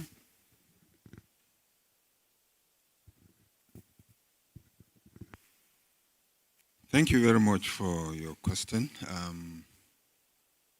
Like Dr. Tolu mentioned, we a lot of time focus on, like he said, we have the demand and supply side of health system. But we a lot of time focus on the supply side. All your question is on supply. The minister, honorable minister, spent about maybe 30, 45 minutes, gave us a speech. Maybe less than 5% of that time was spent on demand. Everything was about supply. The basic healthcare provision fund, just one item, everything about supply. And we forget about the demand. Hospitals. We get pharmaceutical companies. They produce these things. We train our doctors. We build the health facilities. Those who are accessing the care, can they afford to access that care? We forget, we don't talk about that. We budget every year. We budget for building of hospitals. We budget for training of doctors, medical professionals. We budget for pharmaceuticals. We put all these things in the market. Are people buying it? Utilization is very low. Why? Because the people who should access this care cannot afford it. What are we doing to support these people to be able to afford these facilities we are providing? We forget, we focus on the supply side, and we do very little or nothing on the demand side financing. What we mean that these are interventions that provide financial incentives or financial resources directly to individuals and households to enable them to reduce the financial access, to reduce the issue of financial access, to increase the purchasing power of the people, to make healthcare accessible and affordable, to increase the demand for these facilities. But we don't do anything, but we do very little about that. If you look at the scenario we have in Nigeria, more than half of the population of Nigerians are multi-dimensional, living in a multi-dimensional poverty. And they are experiencing poverty across multiple dimensions, including health. Okay? If you look at that scenario, apart from that, out-of-pocket payment for healthcare services is extremely high. More than 70% is a major cause of healthcare financing. 70% in a poverty-stricken environment. Who can afford it? Then, in addition to that, our prepayment mechanism for health insurance is still least developed. It is not yet developed as to the standard which we require. Because of still, since 2005, when we started the National Health Insurance Scheme, 20 years after, we are still talking about 10%. We are talking about between 5 and 10% coverage of the population. We are still flouting that, which for me is nothing to flout about. It's a poor performance. 20 years after, we are, I don't know, between 5-10%. You see, so if you look at this kind of environment, how can we empower the people to be able to afford all these hospitals we build, these drugs we supply, what the doctor, how can people afford it? We talk very little about that. We look at very little about that perspective. Now, we have done something, a little bit of something.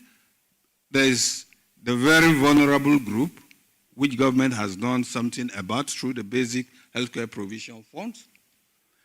The upper, working class, the health insurance has provided the formal sector health insurance program for them. But there's a large missing middle class, which forms about 70 to 80% of the population, who cannot afford all these things we are talking about, manufacturing of drugs, provision of hospitals, and all this kind of thing. What are we doing? That's 70%. If we are not able to bring that 70% under the health financing system, forget it about universal health care coverage. All this talk about manufacturing of drugs, pharmaceutical, you do it and nobody can access it. It doesn't take anywhere. For me, I'm very passionate about the demand side of healthcare financing. What do we do? I have some thoughts. Can the government also be budgeting for the demand side just as it is budgeting for the supply side? Can we say every year government will budget 5 billion naira? Okay, we use this 5 billion naira and cover X number of people in the whatever. Because these 5 billion naira will also end up in the healthcare facilities. So can we look at a system where we say, okay, this government facility ABC or private facility ABC, we are covering X number of Nigerians, we are budgeting this amount. Okay, instead of financing certain aspect of the operations, can we say, okay, this 5 billion naira will end up in these facilities, and see how can we structure so that that 5 billion naira we have budgeted, we are using one stone to kill two birds. We are enrolling a certain number of people, and this amount is also going to finance the operations of the healthcare facilities. Can we, perhaps if we think about that and put in a proper structure, we'll be able to come up to something like that. Another way is normally the demand side interventions comes with maybe coupons for health, cash transfers, and the test opportunities like that.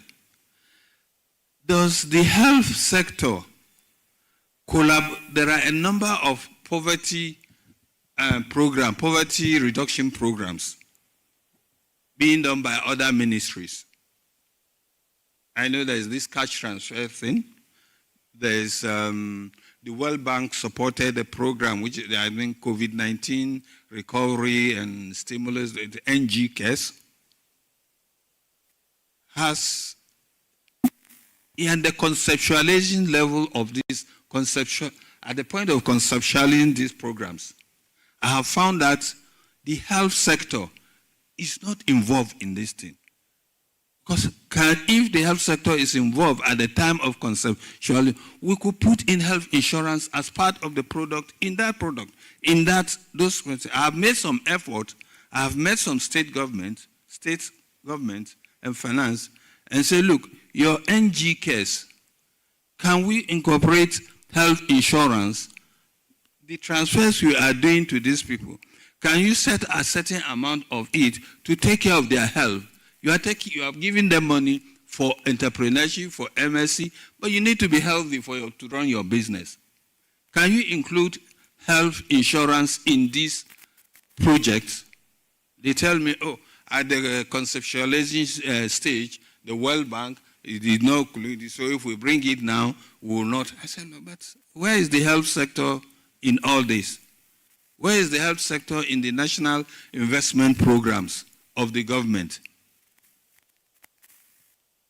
You see, so we need to really look at these areas and find out how can we make people afford this kind of, everything we are producing.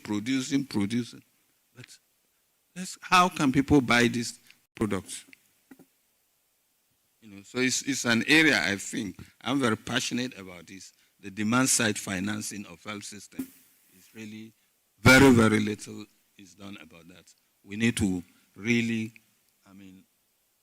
make a lot of noise about that. Thank you very much. Thank you very much, sir, for speaking so passionately, about the issue. You literally just answered all my questions in one answer, particularly speaking of the necessary incentives and necessary investment that should be taken into cognizance when it comes to healthcare provisions for Nigerians. Thank you very much. Still talking about on the NHIS scheme and all that. Please allow me to invite the CEO of National Hospital, Professor Mahmoud Raji Mohammed. Forgive me, sir. Talking about NHIS and the enrollment, I think Nigeria still has less than 5% of its citizens enrolled in the scheme. What do you think is the major barrier when it comes to achieving this? What have been the major, should we say, legal barrier or policy barrier that has made this irregularity to continue in our healthcare systems? Thank you, but I want to be sure first. Do you want my granddad, who is in his grave, to answer you? Because that's his name you just called. Or myself? Yeah, thank you. Just like the other past discussants mentioned, it's really a bit disturbing to say after about 12 years of passage of National Health Act in 2005, that up to now we are struggling with the statistics. By now we should have close to 100% coverage of insurance. And I wouldn't want to blame any single institution or a single government.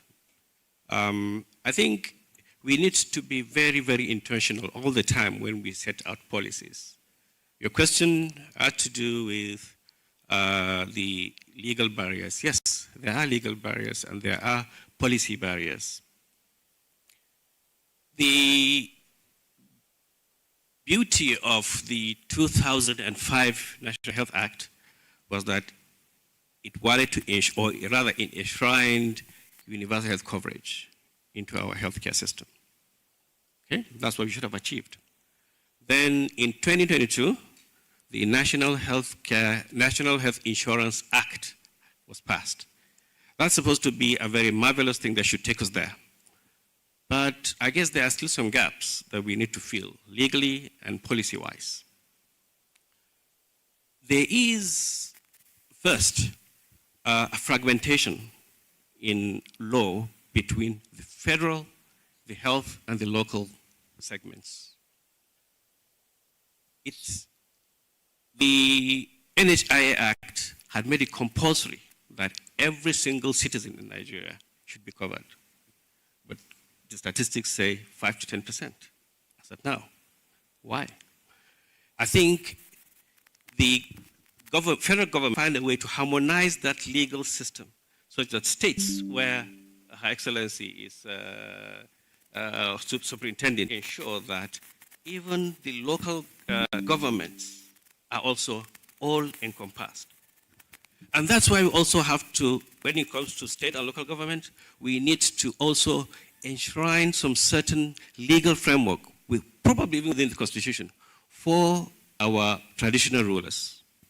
There was a time, maybe even before I was born, when these were the people responsible for collecting taxes, for ensuring that every household is healthy, every household has been fully fed.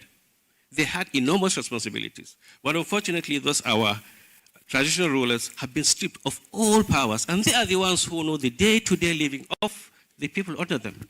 So I think we need to involve them. These are the people sometimes when they say, Mr. A, sit, he sits. Mr. A, take your child to school, he would do that. Take your child to the hospital, he would do that. And most of the time, these are the same people that those locals will come to when their children are ill, when their wives need to go to the labor room and things like that. They don't come to Her Excellency as a commissioner. Then we also need to look at enforcement. There is no, yes, there are the policies, there are the legal frameworks, but there isn't enforcement. That's the same thing we had from my core discussant here about NAFDAC and drug, whatever. Enforcement needs to really be taken seriously in our country. And we need to also leverage on technology. I have been quite passionate about technology in health. Before I became the CMD, actually, I was about to retire. You'll be surprised that I would retire at such an age. But my aim is to really touch so many lives through technology, through telemedicine. And I've practicalized that in Kenya because there was a program that we did through a certain company where we did something called Clinic in a Can. We liaised with the First Lady of Kenya at the time. We were going to some certain counties called Nyamira County. We take just some certain box with paraphernalia of telemedicine and teach the locals a nurse that would be in a certain remote village that would interact through the computer to somebody in Nairobi. And if you have 10 of such in each locality, you don't need to have doctors at only 24 hours in each of these localities. Those nurses can easily interact with those patients. The ones that need to be referred could be referred after being well resuscitated or whatever. So that had helped a lot. We tried to introduce this in Nigeria, but unfortunately we had a lot of bottlenecks. That was before I became the CMD. And the moment I became a CMD, of course, I had so much on my plate. Of course, I couldn't push such. But I still wish to go back. In fact, even yesterday, I was discussing that with a young person who I hope is going to pick that up. So, things like this, I think, because by experience here at the National Hospital, when you go to a place like our trauma center, National Trauma Center, actually it has become like a drain pipe for the hospital. The other aspects, the services we offer at the other hospital are the ones it's the fund we use to subsidize for patients in the trauma center. Because the patients that come to the trauma center, most of them are just passers-by that were hit on the roads, picked by, what do you call them, good Samaritans. By the time they come, they don't have a penny. Some of them cannot even, are unconscious. So you cannot ask. By the time you treat them and you're done, they've gone to ICU, they've gone to theaters like 2 or 3 times, their bill accrues to 2 million, 3 million, sometimes 5 million. There's nobody to pay. We have to just waive those fees. And it hurts the pulse of the National Hospital. And you can replicate such stories in so many other centers. Well, a patient comes, we have a very robust cancer center here. People come from all around West African sub-region to get treatment. Once they start treatment, you cannot say that, oh, look, because you don't have funds, you just leave. No, we have to continue, and that's what we've been doing. So we lose a lot as a hospital. And we know that healthcare, yes, it's a social responsibility. I think we need to find some more innovative means of sustaining it. It's unsustainable if it will only be waived. But when we look at aspects of of funding, like what they're talking about, demand aspect, you see, by the time a patient comes and at least he has that NHIS cover, you're able to recover some bit of your money, even if you lose some. So those are some of the things that I think we need to look at in terms of barriers and policies. Thank you. Thank you very much, sir. Please around.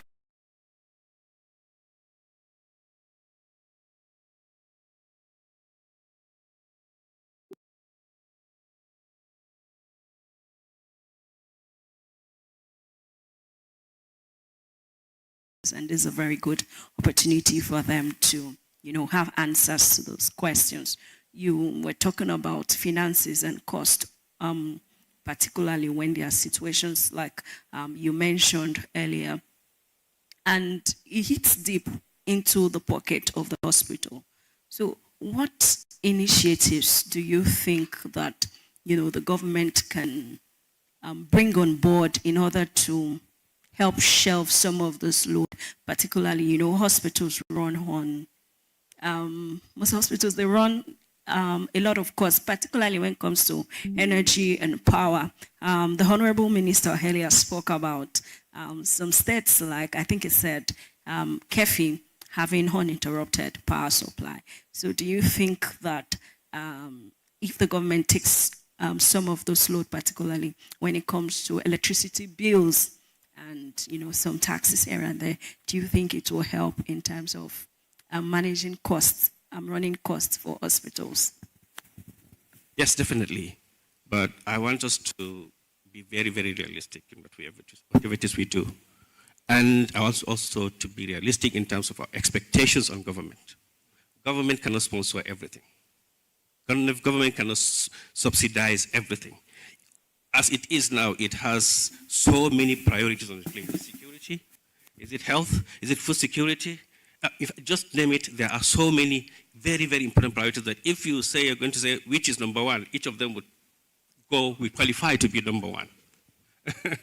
So I think philanthropists, individuals, organizations need to come into the health sector. When you go to some other countries, say the US, the UK, go to their major universities and their major hospitals. See, it's actually other institutions, non-governmental institutions, that assist them. Harvard has been deprived of its funding from government, but it's surviving because of philanthropic donations and other investments. So we need to think out of the box. People need to really step in. Yes, cost is too enormous. Energy cost is too enormous. Like the National Hospital, we, as we would say, I'll proudly say, in the last 2 years, if you go to National Hospital, you would see light does not go off beyond 5 seconds. I challenge you to go and see. But it's a huge, huge cost. I don't know if it's appropriate to quote numbers, but I shouldn't quote numbers. But I assure you, the amount of money that we spend on diesel and energy generally is really, really humongous. So the best way to go is to have renewable energy that will eventually be low cost. And that's where private sector should come in, or other co-funders should come in. They should be able to establish those mini grids in each of our institutions, even if we are to pay them tariffs over time. I think that will reduce the cost significantly on government and reduce the cost significantly on us.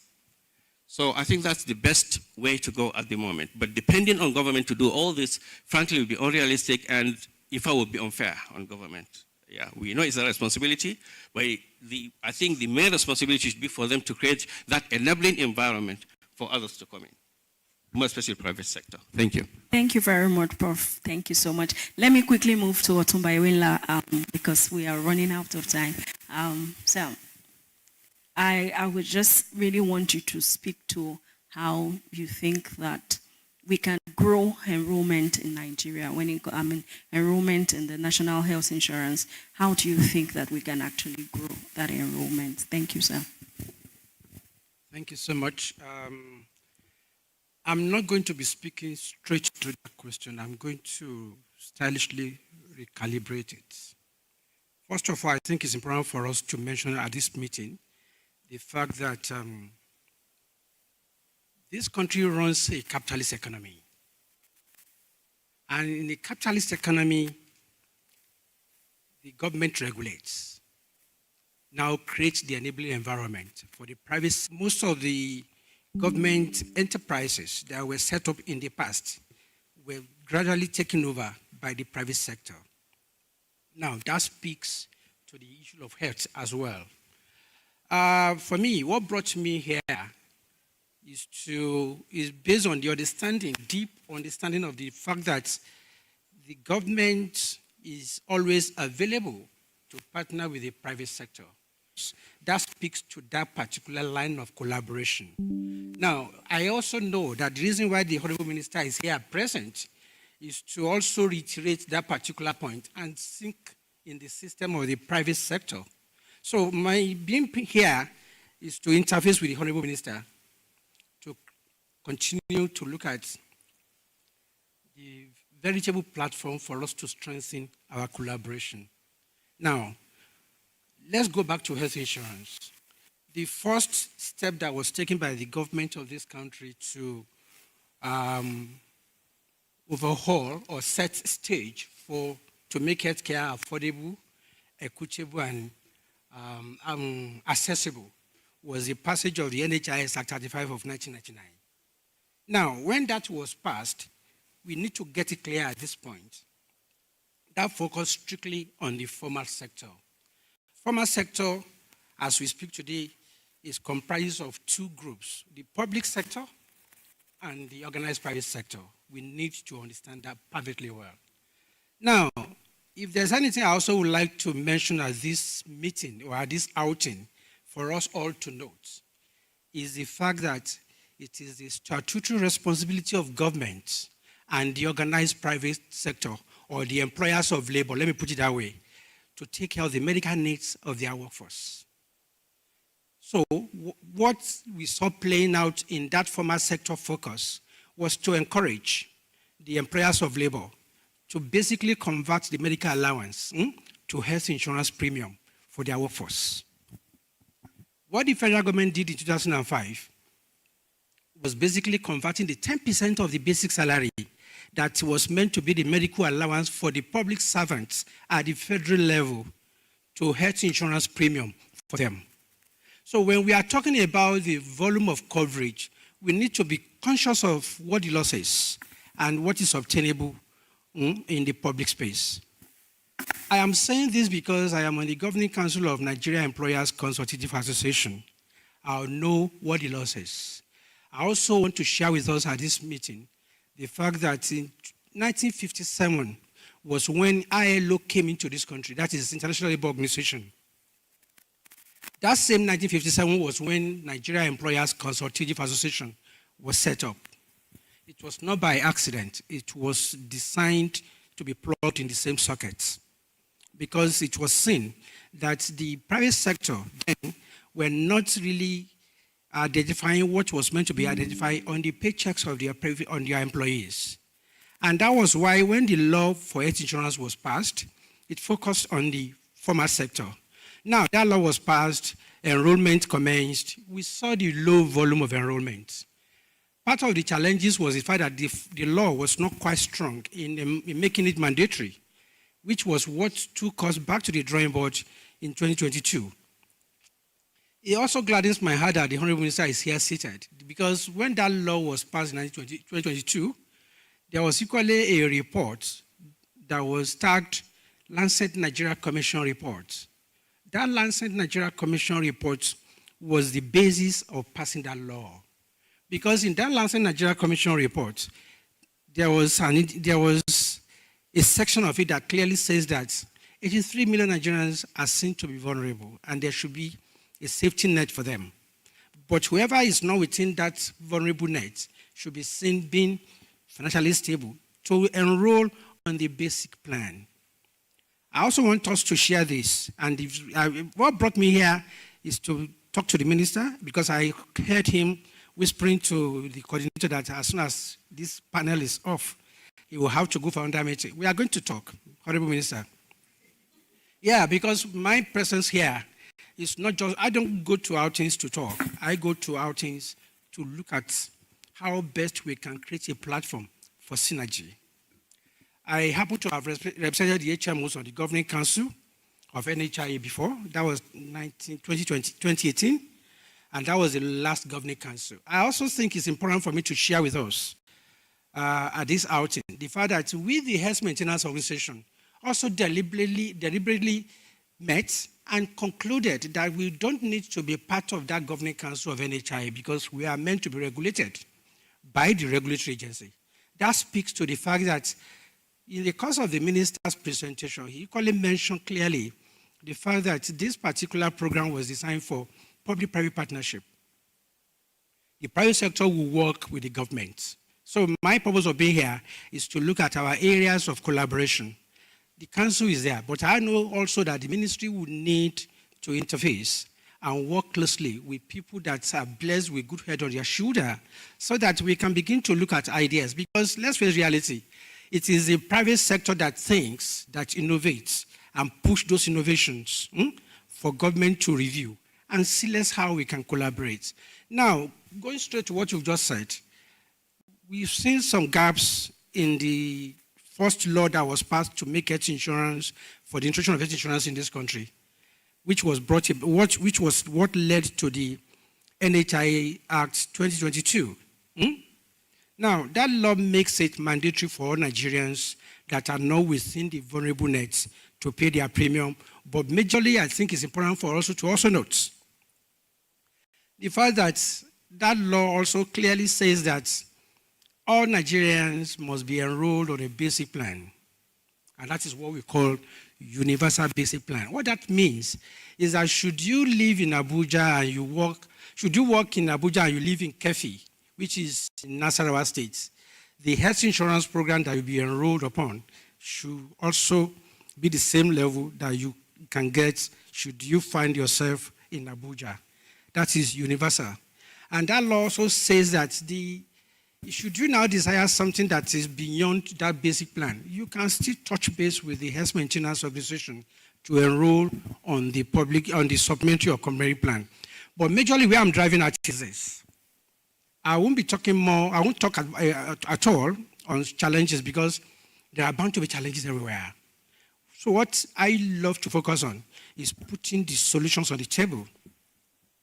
Now, the NHIA with the Ministry of Health supposed to embark, because it's actually in that law, on systematic or strategic media campaign to create top-of-mind awareness for Nigerians and other critical stakeholders that are meant to begin to look at, okay, this is where we can put our faith, starting from what my speaker said at the other end through all the panel members, so that we can now begin to look at, yes, there's a need for the government to probably begin to look at the porosity or how porous our borders are and put this.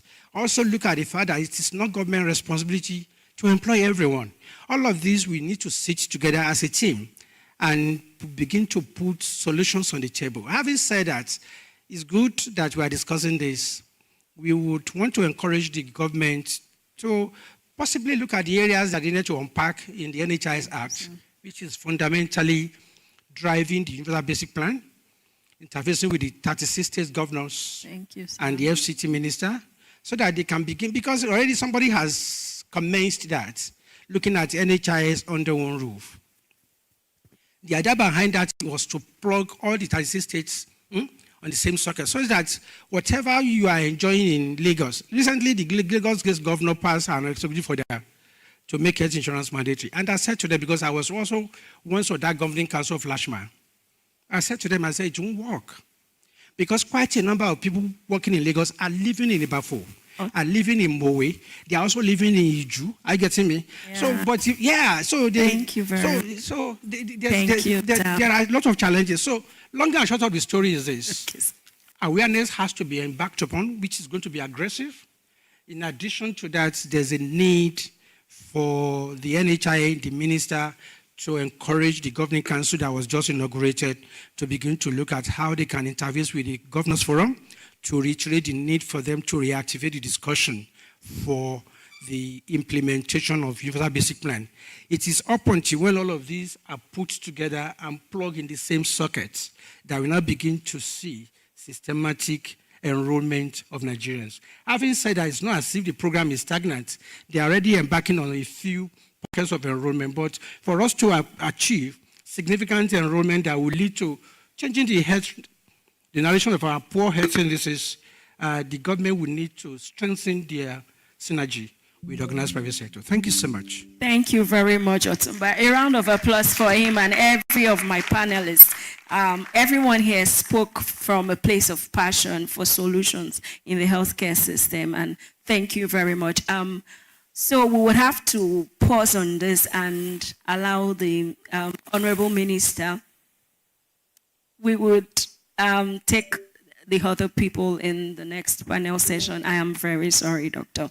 We will allow the Honorable Minister a right of reply and speak to some of these issues while we take, let him speak to some of the issues that were raised while we take our seats. Thank you. Well, actually, it's not the right reply. It is just to provide additional information that can also form the that we'll be doing after I leave here. I have to go to another program, so I apologize. I cannot stay till the end. And I'm happy that Otumba spoke before me. He has gone through the evolution of health insurance in Nigeria.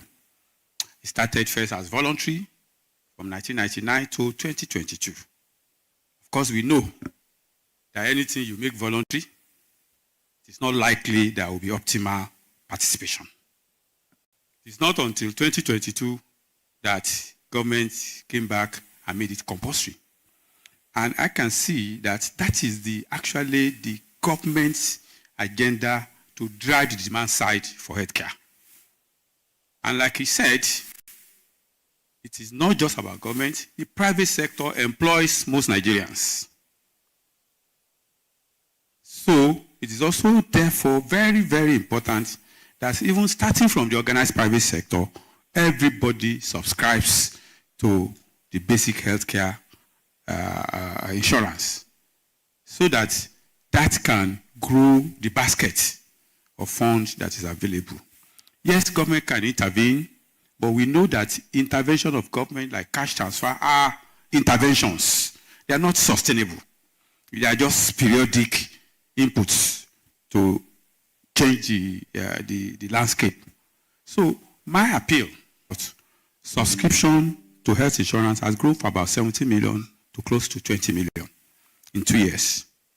Now, this is also one major aspect that government is concerned about, because if you grow the subscription and there's no facility to provide quality care, then at the end of the day, what will happen is that the credibility of the insurance is lost, and there's no way you can harvest more participation. So government is concerned about the supply side as a result of that. It's also important to note that on an annual basis, Nigerians spend about close to $2 billion on health tourism. That's a demand side that we need to look at how to keep it in country. And that is why some of those efforts we have highlighted have a significant part of it in country. And so the out-of-pocket expenditure as at the time of Fubara's office was 99.8%. Compared to a national average of 70%, compared to the benchmark of 40%. And so it was a no-brainer for us to start implementing the River State health insurance. The next thing is fragmented leadership and governance in health, with poor healthcare management, dilapidated facilities, which further worsen the problem of unequal access. Shortages in human resource for health, social, economic, and political factors, and then something that has been mentioned earlier, limited pharmaceutical manufacturing of pharmaceuticals and other commodities, addressing social determinants of health, such as education, housing, and living conditions, community engagement and empowerment, and domestic resource mobilization. So allow me to just dwell a bit on this domestic resource mobilization. We're in a climate where external financing is living, and some of these thoughts came to me watching and listening to the interactions of the panel. We have an organized private sector. They have corporate social responsibility initiatives that they undertake. But unfortunately, there isn't a systematic and harnessed approach towards tackling corporate social responsibility. And that is where I believe government, as the regulators of the private sector and as partners for development of Access Bank, in collaboration with the Private Sector Health Alliance of Nigeria, his foundation, the Herbert Owigwe Foundation, committed to creating renewable energy and mini-grids and upgrading 10% of the primary healthcare facilities in River State. That commitment was made during the administration of the current Honorable Minister for the FCT, His Excellency Ezenwa Wike. But it continued even in Governor Fubara's administration. Why I'm stating this is because another problem that we face at subnational leadership is continuity of implementation of beautiful and potentially impactful policies. If we remove the mindset and the focus from the people and look at only the players, then you understand why continuity is often a problem. But when you focus on the people and the benefits that can be derived from such policy, it is immaterial who initiated the project. The important thing is that it benefits the people of the state and the people of the country. The next is collaborations, international collaborations. I believe that with the focus, the nationalistic focus that countries like the US and the UK are taking, there are opportunities now for us as a nation to expand conversations with countries in Asia, in the Middle East, BRICS countries that we can collaborate with, countries in the Caribbean, to see how we can work together, knowing and recognizing that a lot of the challenges that we face are common to those countries as well. So in Rivers State, under the leadership of His Excellency Governor Siminalayi Fubara, we were determined to address inequities through a strategic health systems building approach. Remember, I said we based a lot of our decisions on data and evidence that had been collected from the people of the state.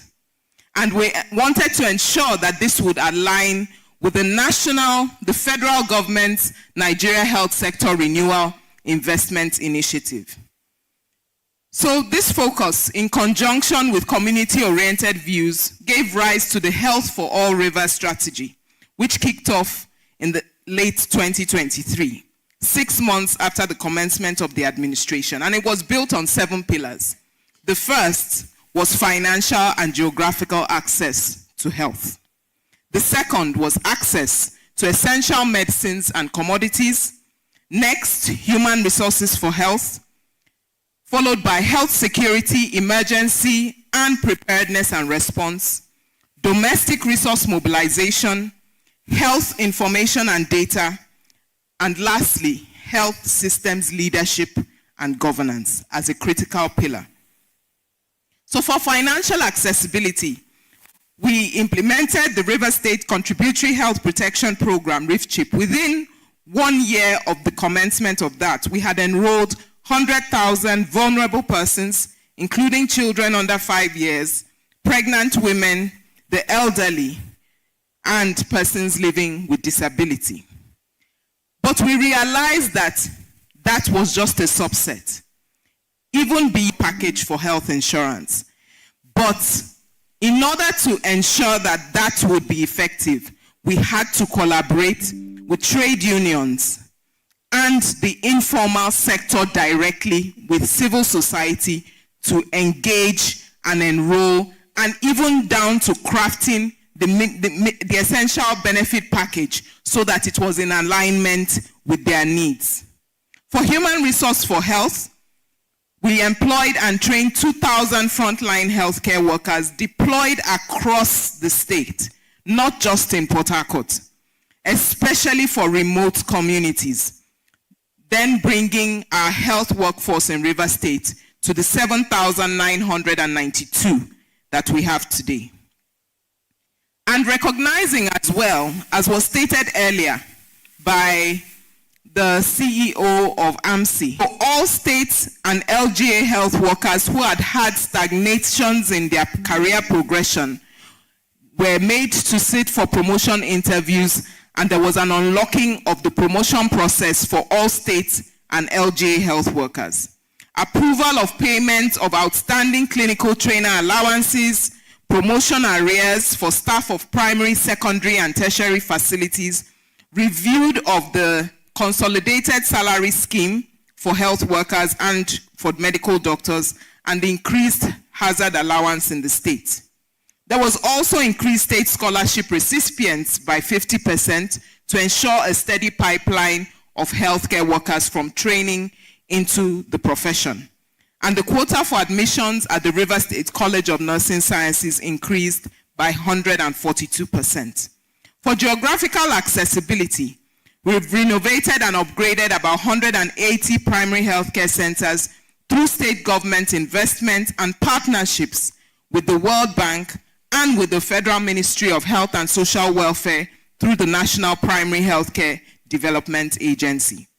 We've strengthened referral services by upgrading cottage, general, and zonal hospitals to cater to the needs of clusters of primary healthcare centers that need to refer cases requiring surgical intervention and management of complications. Several months ago, we commissioned the zonal hospital in Buri, and I just want to use this as an example of our secondary level hospitals. There's a 105-bed hospital located in Buri, in the heart of Ogoni land. It was commissioned in March.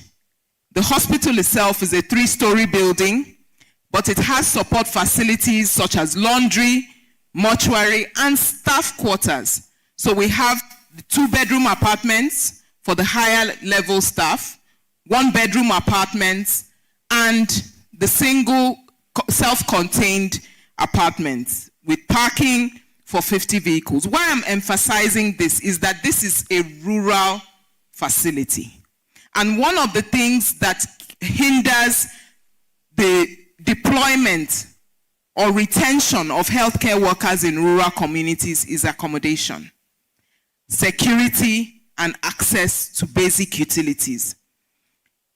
It's also important to note that this community-oriented focus of the administration led to a massive increase in health facility attendance for the entire senatorial district comprising 7 local government areas, which increased by nearly 60% from about 589,000 patients to nearly 1 million patients between 2022 and 2024. Therefore, building the capacity of healthcare workers in our local communities and lightening the burden on our state teaching hospital, where most of them used to go to seek care. So we're talking about innovation, we're talking about research, development, and our tertiary level specialists are burdened by treating common ailments that could have been addressed at primary health care.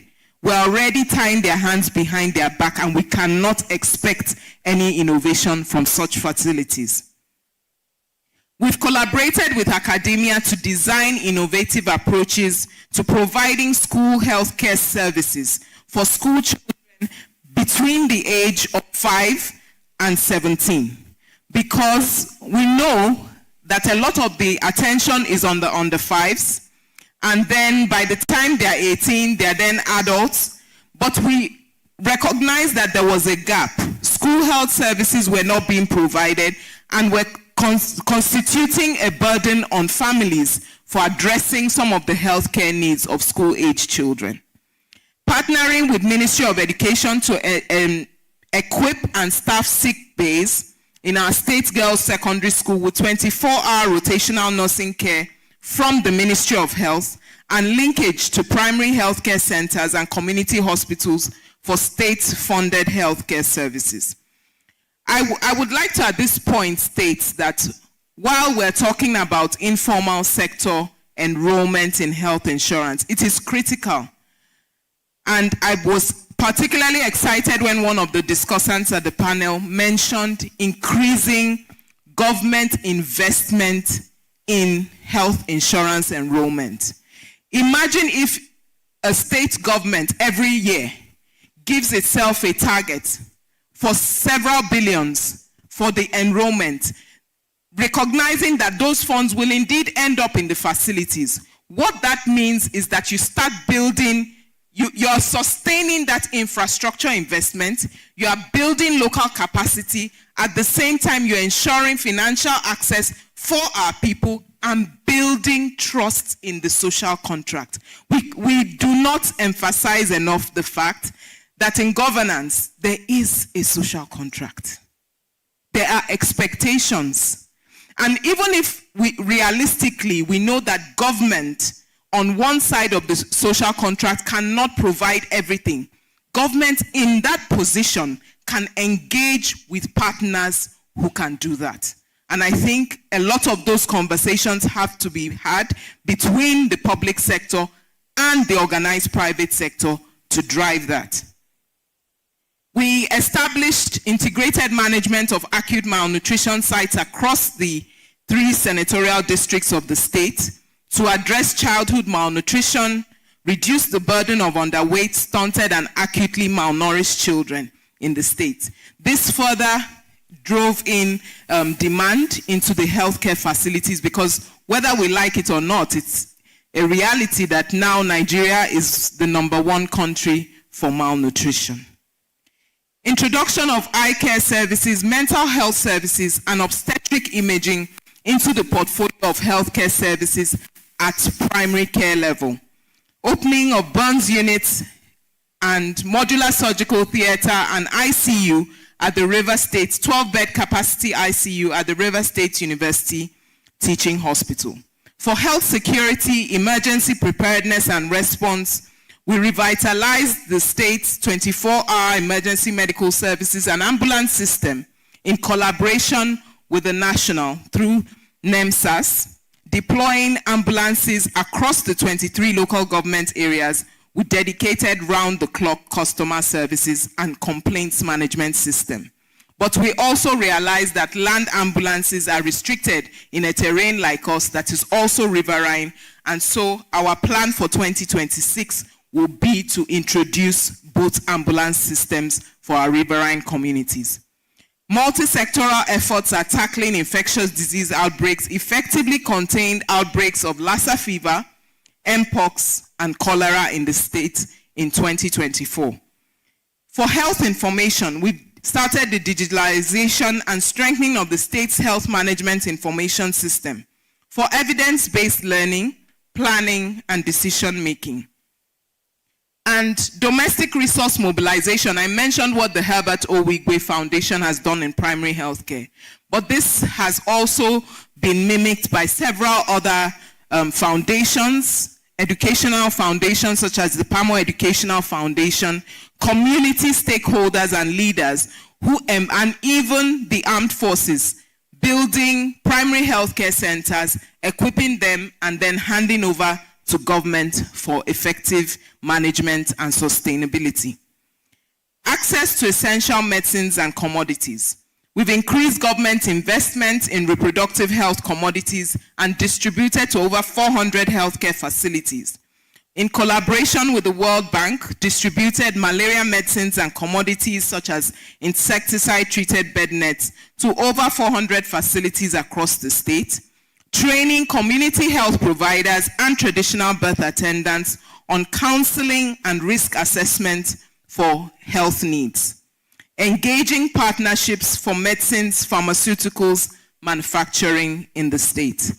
This brings me to the issue of regulation and enforcement of laws that was mentioned during the panel. For us, we had to set up a task force. And that task force was not domiciled purely at the ministry. The ministry is coordinating, but it is in collaboration with the Nigerian Medical Association for the provision of medical services, and then for pharmaceuticals with the Pharmaceutical Society and other professional associations, civil society, and the security agencies. It was mentioned that, the security agencies are not enforcing. Something needs to incentivize them to support the enforcement of those laws. And we see it as a responsibility of the Ministry of Health to coordinate that system that ensures that both the medical professionals and the pharmaceutical products that are on the streets are actually well regulated, and anybody who is counter to that faces the full brunt of the law, but it is driven. And for leadership and governance, reconstituting and repositioning of the governing boards of both health parastatals for improved management across the 3 tiers of healthcare, primary, secondary, and the tertiary. And of course, our development of this 7-point healthcare, Health for All River strategy ensured that our healthcare transformation strategy was steeped in evidence and derived from our community's needs. So in concluding, as we seek to advance equity, infrastructure, and inclusive leadership in healthcare, we cannot effectively achieve this if we fail to adopt a community-based approach, embracing a nothing for us without us perspective, and we must collectively own this paradigm shift. And so, as I'm ending, I would like to share a quote from the Director General of Africa CDC, who said that Africa cannot continue outsourcing its health security. This is not about aid, it is about ownership. And so while we talk about the national and the collective challenges with equity and access to quality healthcare services in the country, each and every state of ours must collectively own our responsibility for our state's people. And that reliance of and our national statistics. So on that note, I wish to congratulate the publisher and the management of Business Day for putting together, convening this high-level engagement for the transformation of health equity and access in the Nigerian healthcare space. Thank you, and God bless you all. Thank you so much, Doctor. Thank you. Thank you. Eloquent, clear, unambiguous speech. Please, can we give her another round of applause, please?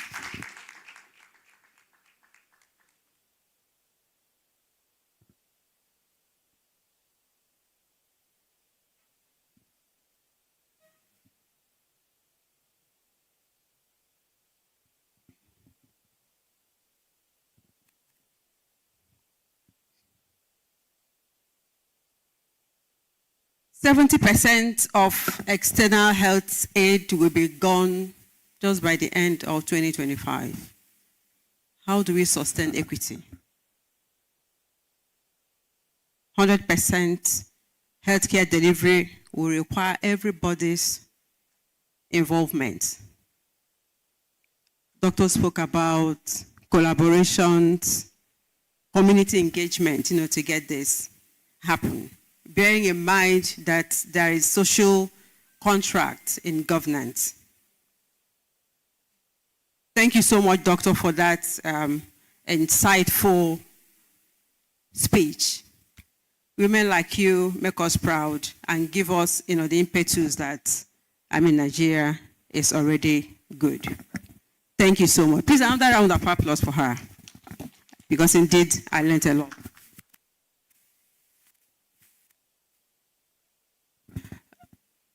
Dr. Daisy, please, with your kind permission, are you open to a few questions or something, maybe 1 or 2 questions, please? Thank you.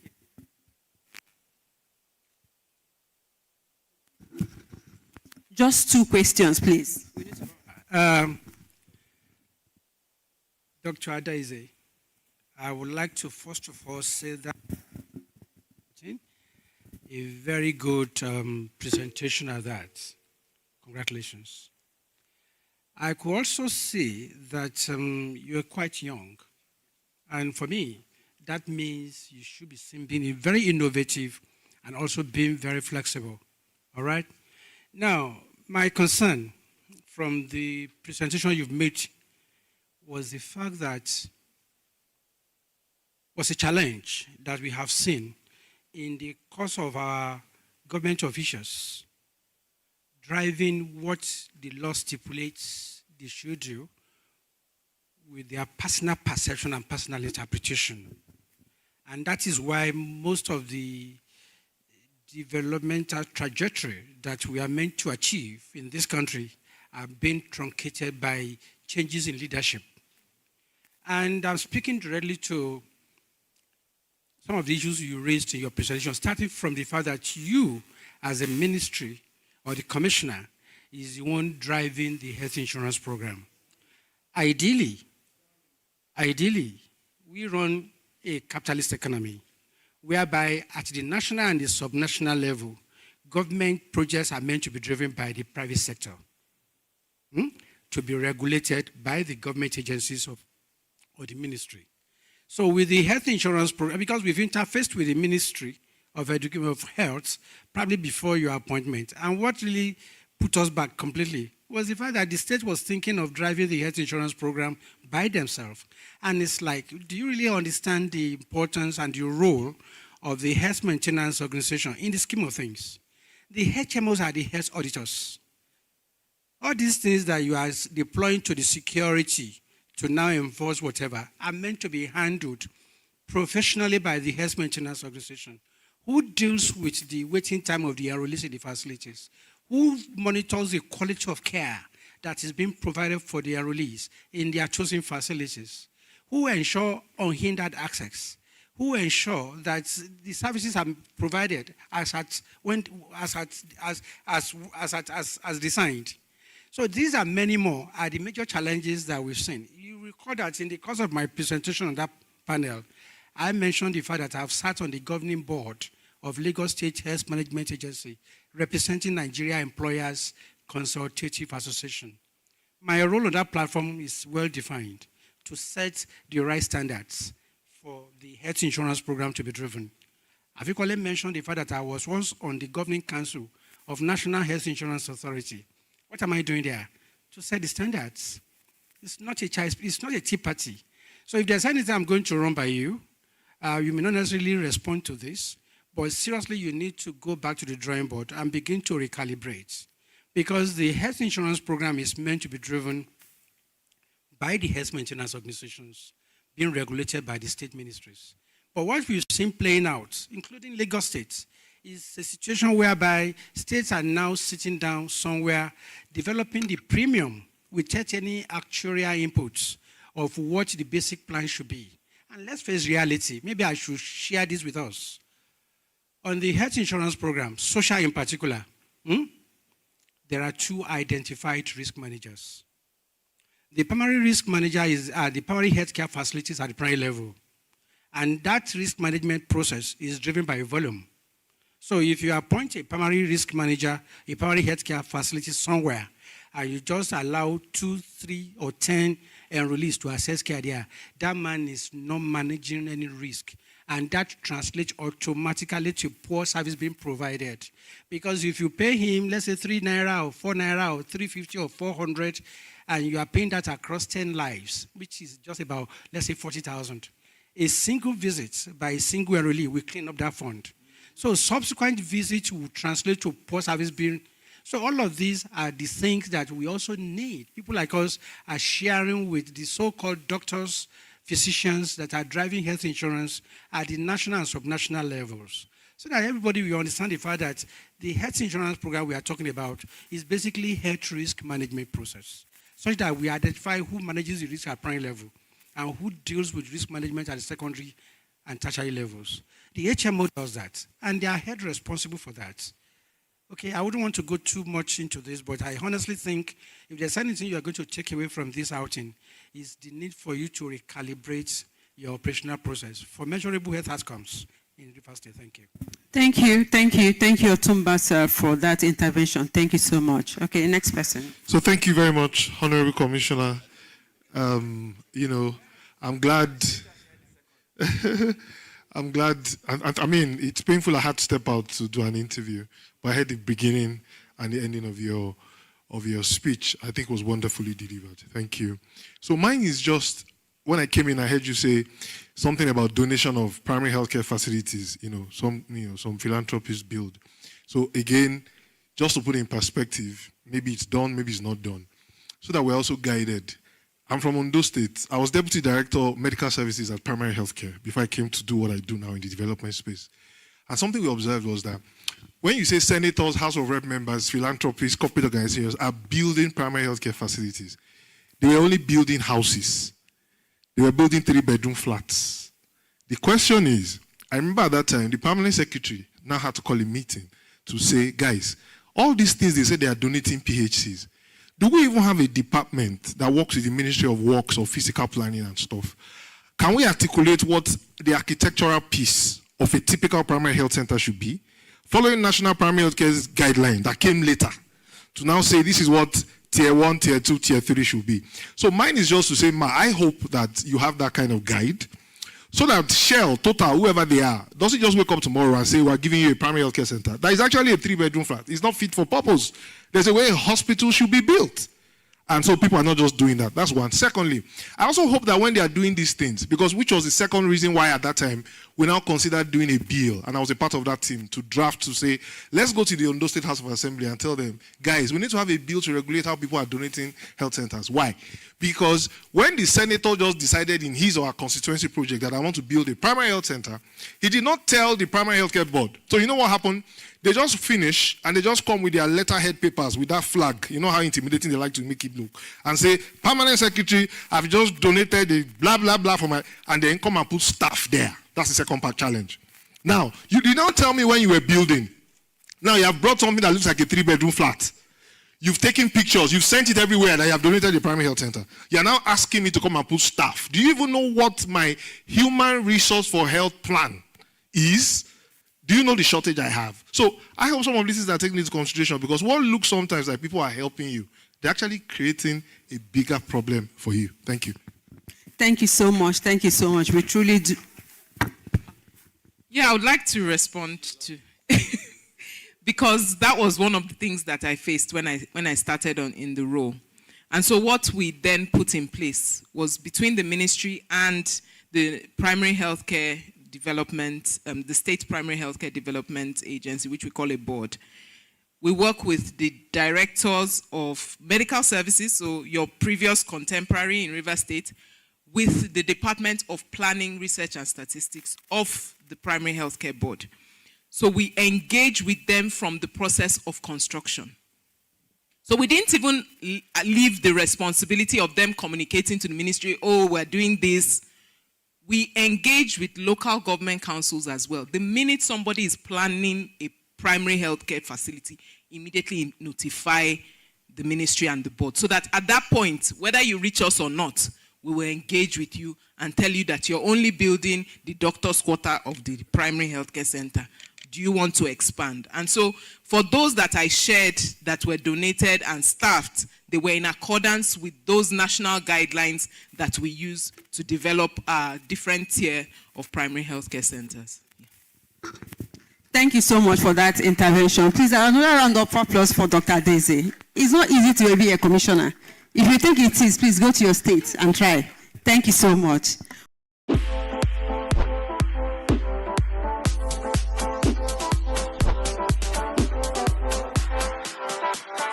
Norma Obona. My name is Yarabal Bahrani. My name is Mark Kennedy. My name is Bisi Shotunde.